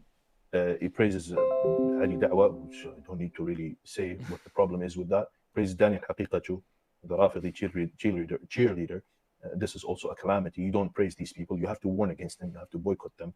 Yeah, and you know them very well. We all know that. Yeah, talking about the situation with rulers, with regards to, you gave a very, very ambiguous, disturbing answer. Sorry. And with regards to the recitation of the Quran and the level of knowledge that you have, I don't think you're eligible to give da'wah in such a way. And last but you're not eligible to give da'wah. Rabbi Ferris is disqualifying him from giving any kind of da'wah because you're just not knowledgeable enough. not least, the mas'ala, the matter with the Quran and it being eternal, which is a violation in Aqidah. And I think that you don't embrace that false Aqidah, but I think you just mixed up these things, and this has to be cleared out. Yeah, I truly think that you just lack knowledge. Yeah, and again, these people, they can only say that you lack knowledge because they have a script that they're reading. Literally, in the case of Rabbi Ferris, it's literally from the UAE government. With all of their billions of dollars in resources, they put together this material. But other lower level Madkhalis, Wahhabis, that they have their script, they have their talking points that they put out. They can never have a conversation. They can never have an open conversation with someone because they'll immediately get exposed. This is coming from Ibn Abdul Wahhab, because Ibn Abdul Wahhab got into these debates and he got curb stomped. People made him look like a fool, like an idiot, and people laughed at him. And then no more debates. And his students, no more debates. We don't do debates. We don't do conversations. We just tabdi you from afar. We tabdi you, we takfir you from afar, and then we raid you or we kill you from afar. That's the Najdi da'wah. That is the Madkhali da'wah that is in continuation with Ibn Abdul Wahhab. ISIS also has the same methodology that they get from Ibn Abdul Wahhab. And the Haddadis and these sectarians, they don't say that part out loud. They do taqiyya and they don't acknowledge that that's what they also believe as well, because they're doing takfir. They're doing takfir of the Ash'aris, this particular strand. Obviously, the Madkhalis don't do takfir necessarily of the Ash'ari, not all of them. But the Haddadis do. The Haddadis and some of these more hardcore Wahhabi sectarians, they do takfir. Ash'aris, Deobandis, Maturidis. Just look at my replies on Twitter. This is nonstop takfir. They takfired me a long time ago. But they don't say the rest of it out loud. That when we call you a shirk apologist, that means that you are a kafir. And if you're a kafir, that means that you're a murtad and the had of ridda applies for you. That's the death penalty. That's capital punishment. They don't say that part out loud because they're doing taqiyya. They're doing taqiyya and they don't want to be lumped in with ISIS, and they don't want to be lumped in with the Madkhalis. But it's all under this umbrella of Wahhabism. Wahhabism, Ibn Abdul Wahhab. And I lack knowledge too, by the way. Who am I, Shaykh al-Islam? No. But things I don't know. I'm not Shaykh al-Islam. Like, same thing with Adnan Rashid. You just have again, I'm not saying Adnan Rashid is like Rabbi Ferris. Please don't get it confused. Adnan is not a government agent. Adnan is another brother. You heard the conversation. It was perfectly sincere, telling him, I don't want these Wahhabis to co-opt you, brother. I don't want these Wahhabis to drag you down in their agenda. Please, this is my nasiha to you. I said to Adnan Rashid. So he's not like Rabbi Ferris. Don't get it twisted. But Adnan said the same thing. The whole conversation. You're ignorant, Daniel. You don't know. Your tawheed is not clear. There's questions with your tawheed. But I'm not a sheikh and I don't know and I haven't looked into it. I'm just a student. Same thing that Rabbi Ferris is doing. But I don't talk about. And I talk about the things that I know. But I go over my level, then I will make a mistake. Inevitably, I will make a mistake for sure. Sahih? And if somebody makes a mistake, retract. Rectify and retract. No aib. This is not aib, and it's not shameful that somebody made a mistake, because you're talking on behalf of Allah. Tawakkul on Allah, you're signing on behalf of Allah, as Ibn al-Qayyim said. Yeah, so you cannot, you don't get your ego holding you back from such things. Yeah. You made a mistake. Sound familiar? That's also what Uthman said to me. You made a mistake. Just clarify. Just come back and clarify. Denounce Daniel. That's the main thing. If you can denounce Turaifi, that'd be great too. Denounce Ali Dawah, that'd be great too. Turaifi is like from 5 years ago. Like, why is that relevant? The main problem, the only violation that he cited that is related to right now is the Jake and Daniel argument. So you didn't come out. You said positive things about Daniel. That's the problem. Notice how he didn't mention Jake. Interesting, actually. He didn't call Jake a deviant. Daniel is a cancer and a shaitan, but Jake he didn't say anything about. That's interesting because I thought Rabbi Ferris did criticize Jake as a deviant in the past. I wonder where this is going. Oh, I can say, astaghfirullah, and there's nothing about me winning. This is not a battle. This is not like, I got you, whatever. No. This is for the sake of religion only. For the sake of religion. Wallahi, I have nothing personal against you. Not like I said, I made a video and I purported you and praised you back then, when things were not clear. Back then, when things weren't clear, I praised you. Now they're clear and you're potentially a Khariji and your blood becomes halal. Potentially. Only potentially your blood becomes halal that we have to kill you because you're a Khariji terrorist. Put you in a dungeon, use the bone saw. When you got stabbed. But, Allah musta'an, may Allah forgive us all, may Allah guide him and may Allah guide us all and unite us all on haqq, not on anything. Oh, right.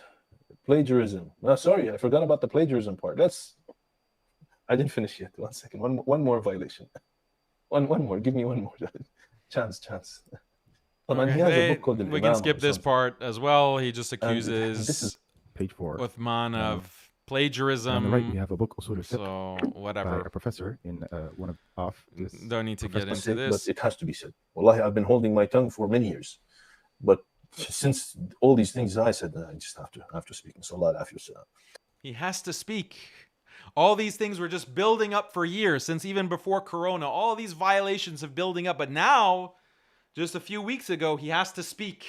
Rabbi Ferris has to speak out now. I wonder why now. What precipitated this? Anyway, جزاكم الله خير. هذا ما عندي والله أعلم. وصلي اللهم على نبينا محمد وعلى آله وصحبه أجمعين. سبحانك اللهم وبحمدك أشهد أن لا إله إلا أنت أستغفرك وأتوب إليك. والسلام عليكم ورحمة الله وبركاته. Jake, DMs are open if you want to discuss, inshallah. Okay, inshallah. What is this surprise? So this was a live stream on Rabbi Ferris's YouTube channel. And in the chat, you can actually go, if he hasn't closed the chat, and see that the last message in the chat is from our dear postal man from New Jersey. Your friendly neighborhood Takfiri postman. Jake Dajatella. He comes out and he says, Salamu alaikum.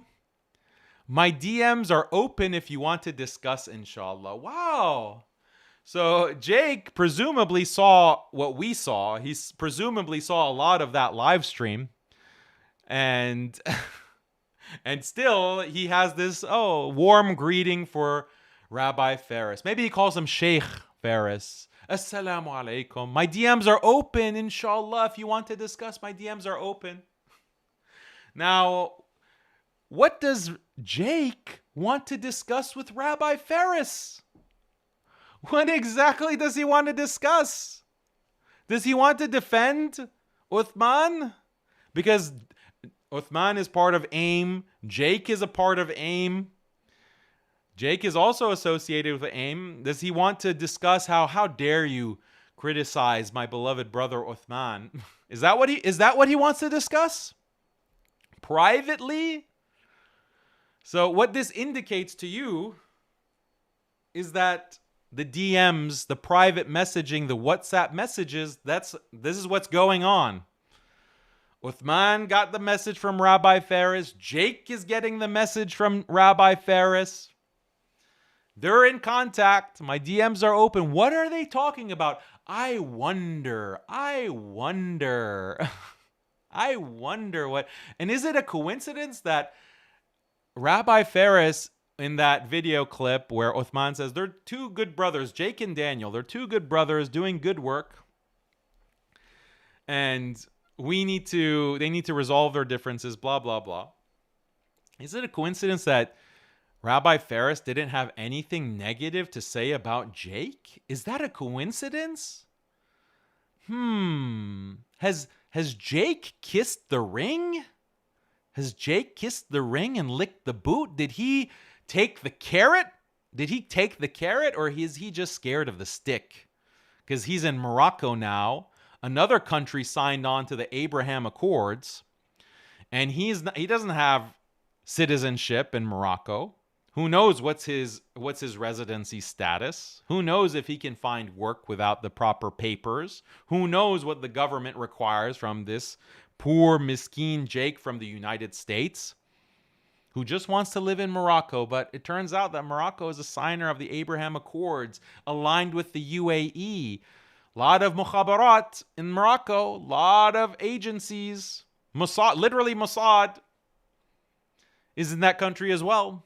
And now, let's DM. Now, you might think, Daniel, you're making a mountain out of a molehill. You just saw one chat that says, Salamu alaikum, my DMs are open if you want to discuss, inshallah, and you're blowing this out of proportion. You don't know what you're talking about. You're just a liar, Daniel. No, I'm not a liar. I just can see patterns. Like, this is the curse of pattern recognition. When you start noticing, noticing is dangerous, actually. It's a dangerous thing to notice. I'll shoot you a DM. Oh, I didn't play that part here. Do you hear Ferris say, I'll shoot you a DM? Yeah, he says, I'll shoot you a DM. But let me show you. Okay, why I'm not making a mountain out of a molehill. You want proof of that? I'll give you the proof.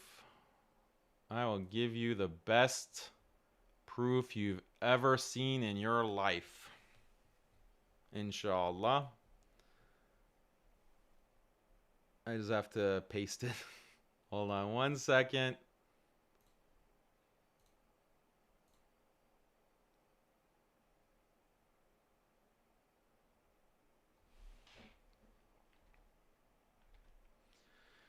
Bear with me, my friends.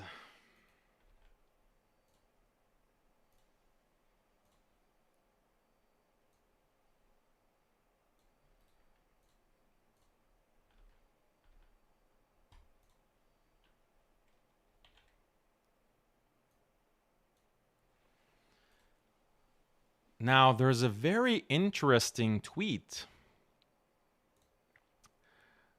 that Rabbi Ferris put out. Okay.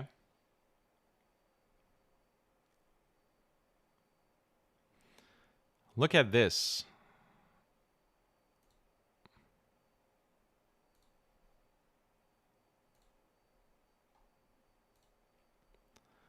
Okay, this was a thread. This is the original. This was a funny interaction, actually, but just for the sake of time, I'll skip it. Someone says, I don't think DH is an undercover Rafidi, but yeah, may Allah guide us and him. This is look at what he's replying to is a deleted post. Okay, so it's a deleted post. Interesting, suspicious. I don't think DH is an undercover Rafidi, but yeah, may Allah guide us and him. Jake, though, I'll have to respectfully disagree with you, Sheikh. I don't actively follow everyone, but haven't seen anything funny from him. He's an Athari through and through, and is crystal clear about his beliefs. So this Rabbi Ferris fan, look at the date. It's December 28th. So he is responding to Rabbi Ferris, but this post has been deleted. This post was deleted, and apparently the implication is that Rabbi Ferris is criticizing Jake. And this guy is saying, no, Jake is good. Jake's AQIDA is clean. He's Athari through and through. Say it ain't so, Rabbi Ferris. Say it ain't so. Not Jake. Jake is Ahlul Bid'ah as well. So then look at the response here.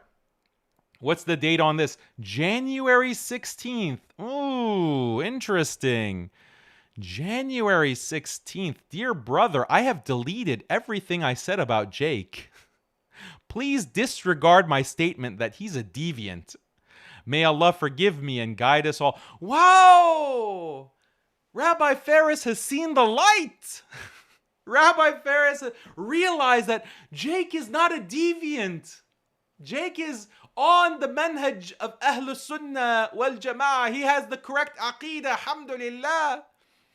So I guess from between December 28th to January 16th, something happened. Maybe some kind of ilham came to Rabbi Ferris. Maybe he had a dream of Jake.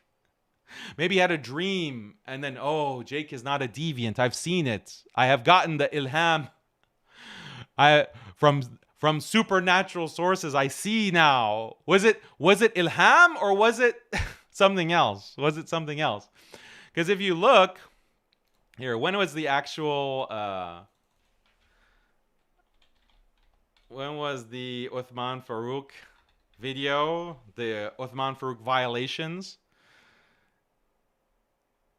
It was 4 weeks ago, right? Let me see the date. Does it say the date? January 15th. Okay, January 15th is the live stream. Okay. And if you want to see that on the screen here.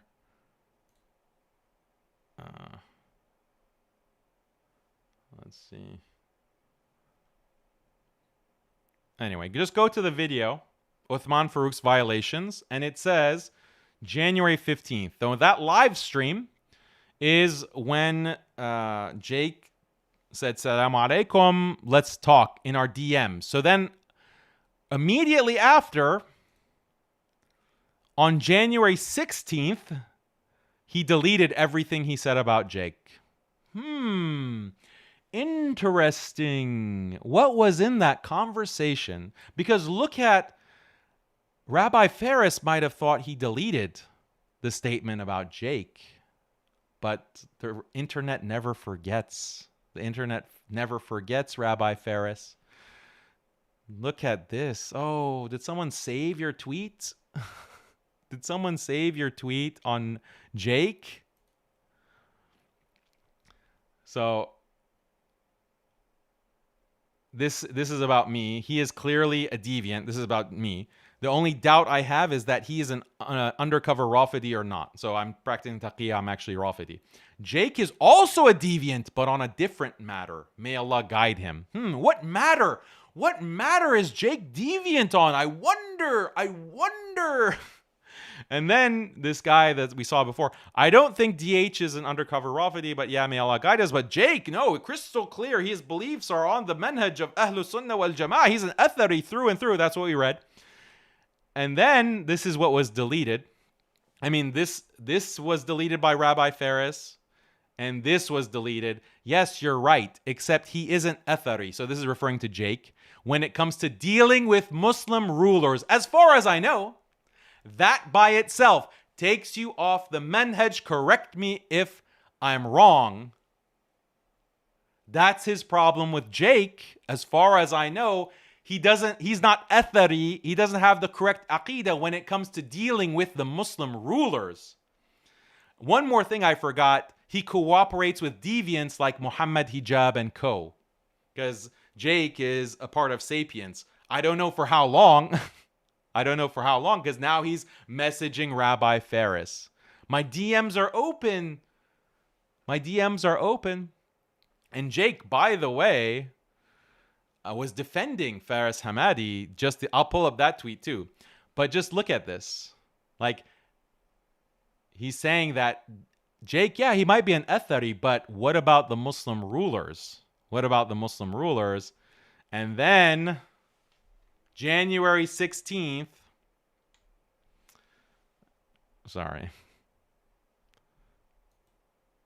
January 16th.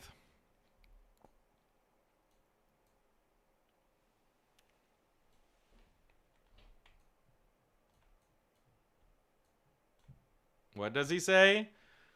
I deleted everything I said about Jake. Please disregard my statement that he's a deviant. So I guess Jake said something in the DMs to assure Rabbi Ferris that no, I have the correct Aqidah, Sheikh. Don't call me a deviant.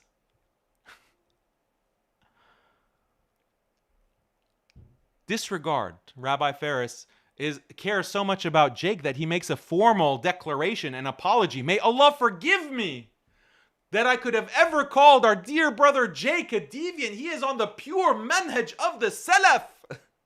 He is on the pure manhaj of the Salaf, our brother Jake.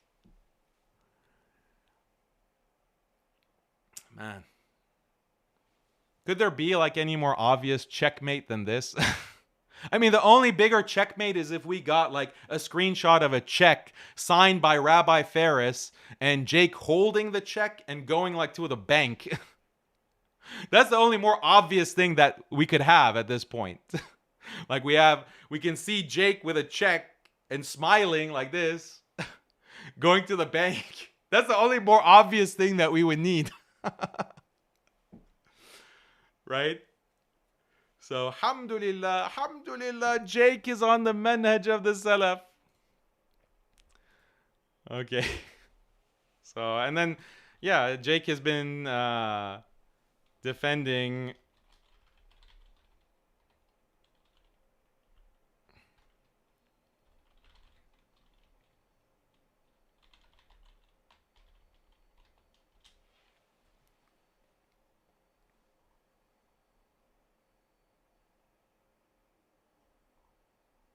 because Jake had been criticizing Rabbi Ferris in the past. Like, he has a big criticism of him. Look.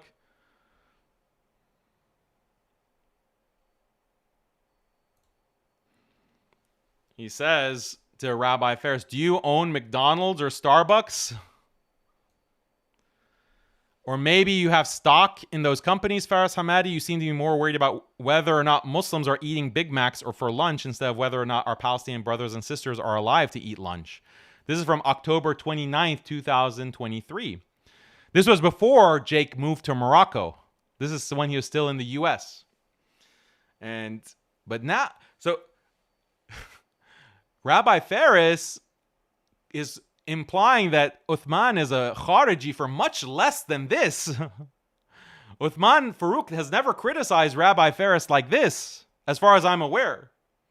Jake is going after Rabbi Ferris very harshly, but he's not a deviant.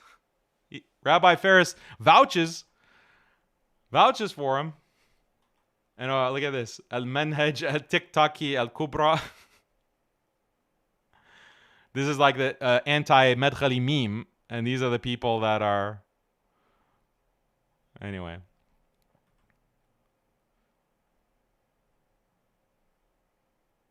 What was this tweet? So he's sharing, I think this is... What video is this? What? Why is this deleted? I wonder what this video is. Imagine responding to MuslimSkeptic video with this video from Faris Hamadi. What's the cure for this? Did Jake go back and delete some videos? I don't know. But there's something more recent. Again, the fatwa boycotting Starbucks. He says it's haram. Boycotting Israel is haram. Jake is on top of that, criticizing him. Have you no shame, Faris Hamadi? A lot of criticism. Defending me, I guess. I don't know what's the original tweet. This is the tweet. So Jake posted this, let's see, 6 days ago, last week. Daniel reports Muslims to the government and calls for them to be killed. Here he calls for the death of Faris Hamadi and Ibn Hussein. And he's sharing a clip from the Madkhali virus video where I'm just pointing out that they're agents. But I'm calling for their death. So, Jake, what happened? The change of heart, Jake. Suddenly Jake is defending Rabbi Ferris so suddenly. Did it have anything to do with the DMs? Did you get the message from Rabbi Ferris? And instead of ignoring it like Uthman FAROOQ ignored it, you actually asked for him to message you. My DMs are open, Sheikh. Please message me. Well, what happened to this change of heart, Jake? It's amazing. It's beautiful. Did you receive ilham as well? You were criticizing Rabbi Ferris for contributing to the death and suffering of our Palestinian brothers and sisters. But I guess you saw a vision, and now you feel compelled to defend him against that takfiri Daniel. That deviant Daniel, you feel compelled to defend him. Wow, what a change of heart. It's beautiful, the brotherhood of Jake. And then Rabbi Ferris reciprocates so beautifully, deleting all the tweets. Jake deleting the tweets, deleting the YouTube videos. They're just deleting all the stuff. No need to. Let's put the past behind us and look to the future. SubhanAllah. So, okay, guys, we're almost at 5 hours. I think I've said more than enough. I've spilled enough beans to last a lifetime. Okay, I need a vacation. I need a break. Okay, maybe one of these Madkhalis or these Wahhabis will show up one day and put me on a permanent vacation. Maybe. May Allah protect me. May Allah protect all of you. I mean, what are you going to do? If you don't laugh, you cry. But these are the people that we're dealing with. This is Jake. This is the Madkhali network. These are the electronic flies. This is the Zionist network. And it's very simple. Like, Jake can clarify. Why doesn't Jake come and say, defend UTHMAN bin FAROOQ? Or say, no, I really completely disagree with Rabbi Ferris. He's a Madkhali agent. That's what you're saying in the past. What made you change your mind, Jake? What made you change your mind? How about you, Rabbi Ferris? Why did you change your mind about Jake? What did he confirm about his manhaj to you in the DMs that the very next day after the live stream you say, oh, he's not a deviant? Before, he's a deviant because we don't know what he says about the Muslim rulers. But now, all of my worries have been set to rest. Can it be any more obvious? So when you see me being attacked by these Wahhabis, know that it's not out of sincere concern for AQIDA. It's not out of sincere concern for belief in Allah and da'wah. Where's the sincerity? If Rabbi Ferris were truly sincere, he would criticize Uthman FAROOQ in the past when these violations occurred. But what precipitated now? Same with Jake. Jake has been working with me for a long time. What has precipitated his change in attitude now? Was it the move to Morocco? Morocco, this country that is with the Abraham Accords and has a massive Madkhali network and electronic flies. Could that be precipitated, this constant attack? What is the real story? This is what we're asking. And so may Allah guide us to the straight path. Again, I appreciate everyone paying attention. May Allah bless you all. Make dua that Allah rid us of this cancer of sectarianism, these government agents, these Madkhalis. May Allah rid us of this. May Allah purify Salafiyah, our Salafi brothers, and guide them out of this cancer of Wahhabism and expose this Wahhabi deviance, inshallah. That's what we pray for, and we hope for the best. May Allah protect all of us. But that's my message at the end of the day. Remember that the online dawah, there's a lot of politics behind the scenes. I'm trying to wake you up. I'm trying to show you. Don't take things at face value. Don't be a puppet. Don't fall for it every time. Fell for it again award.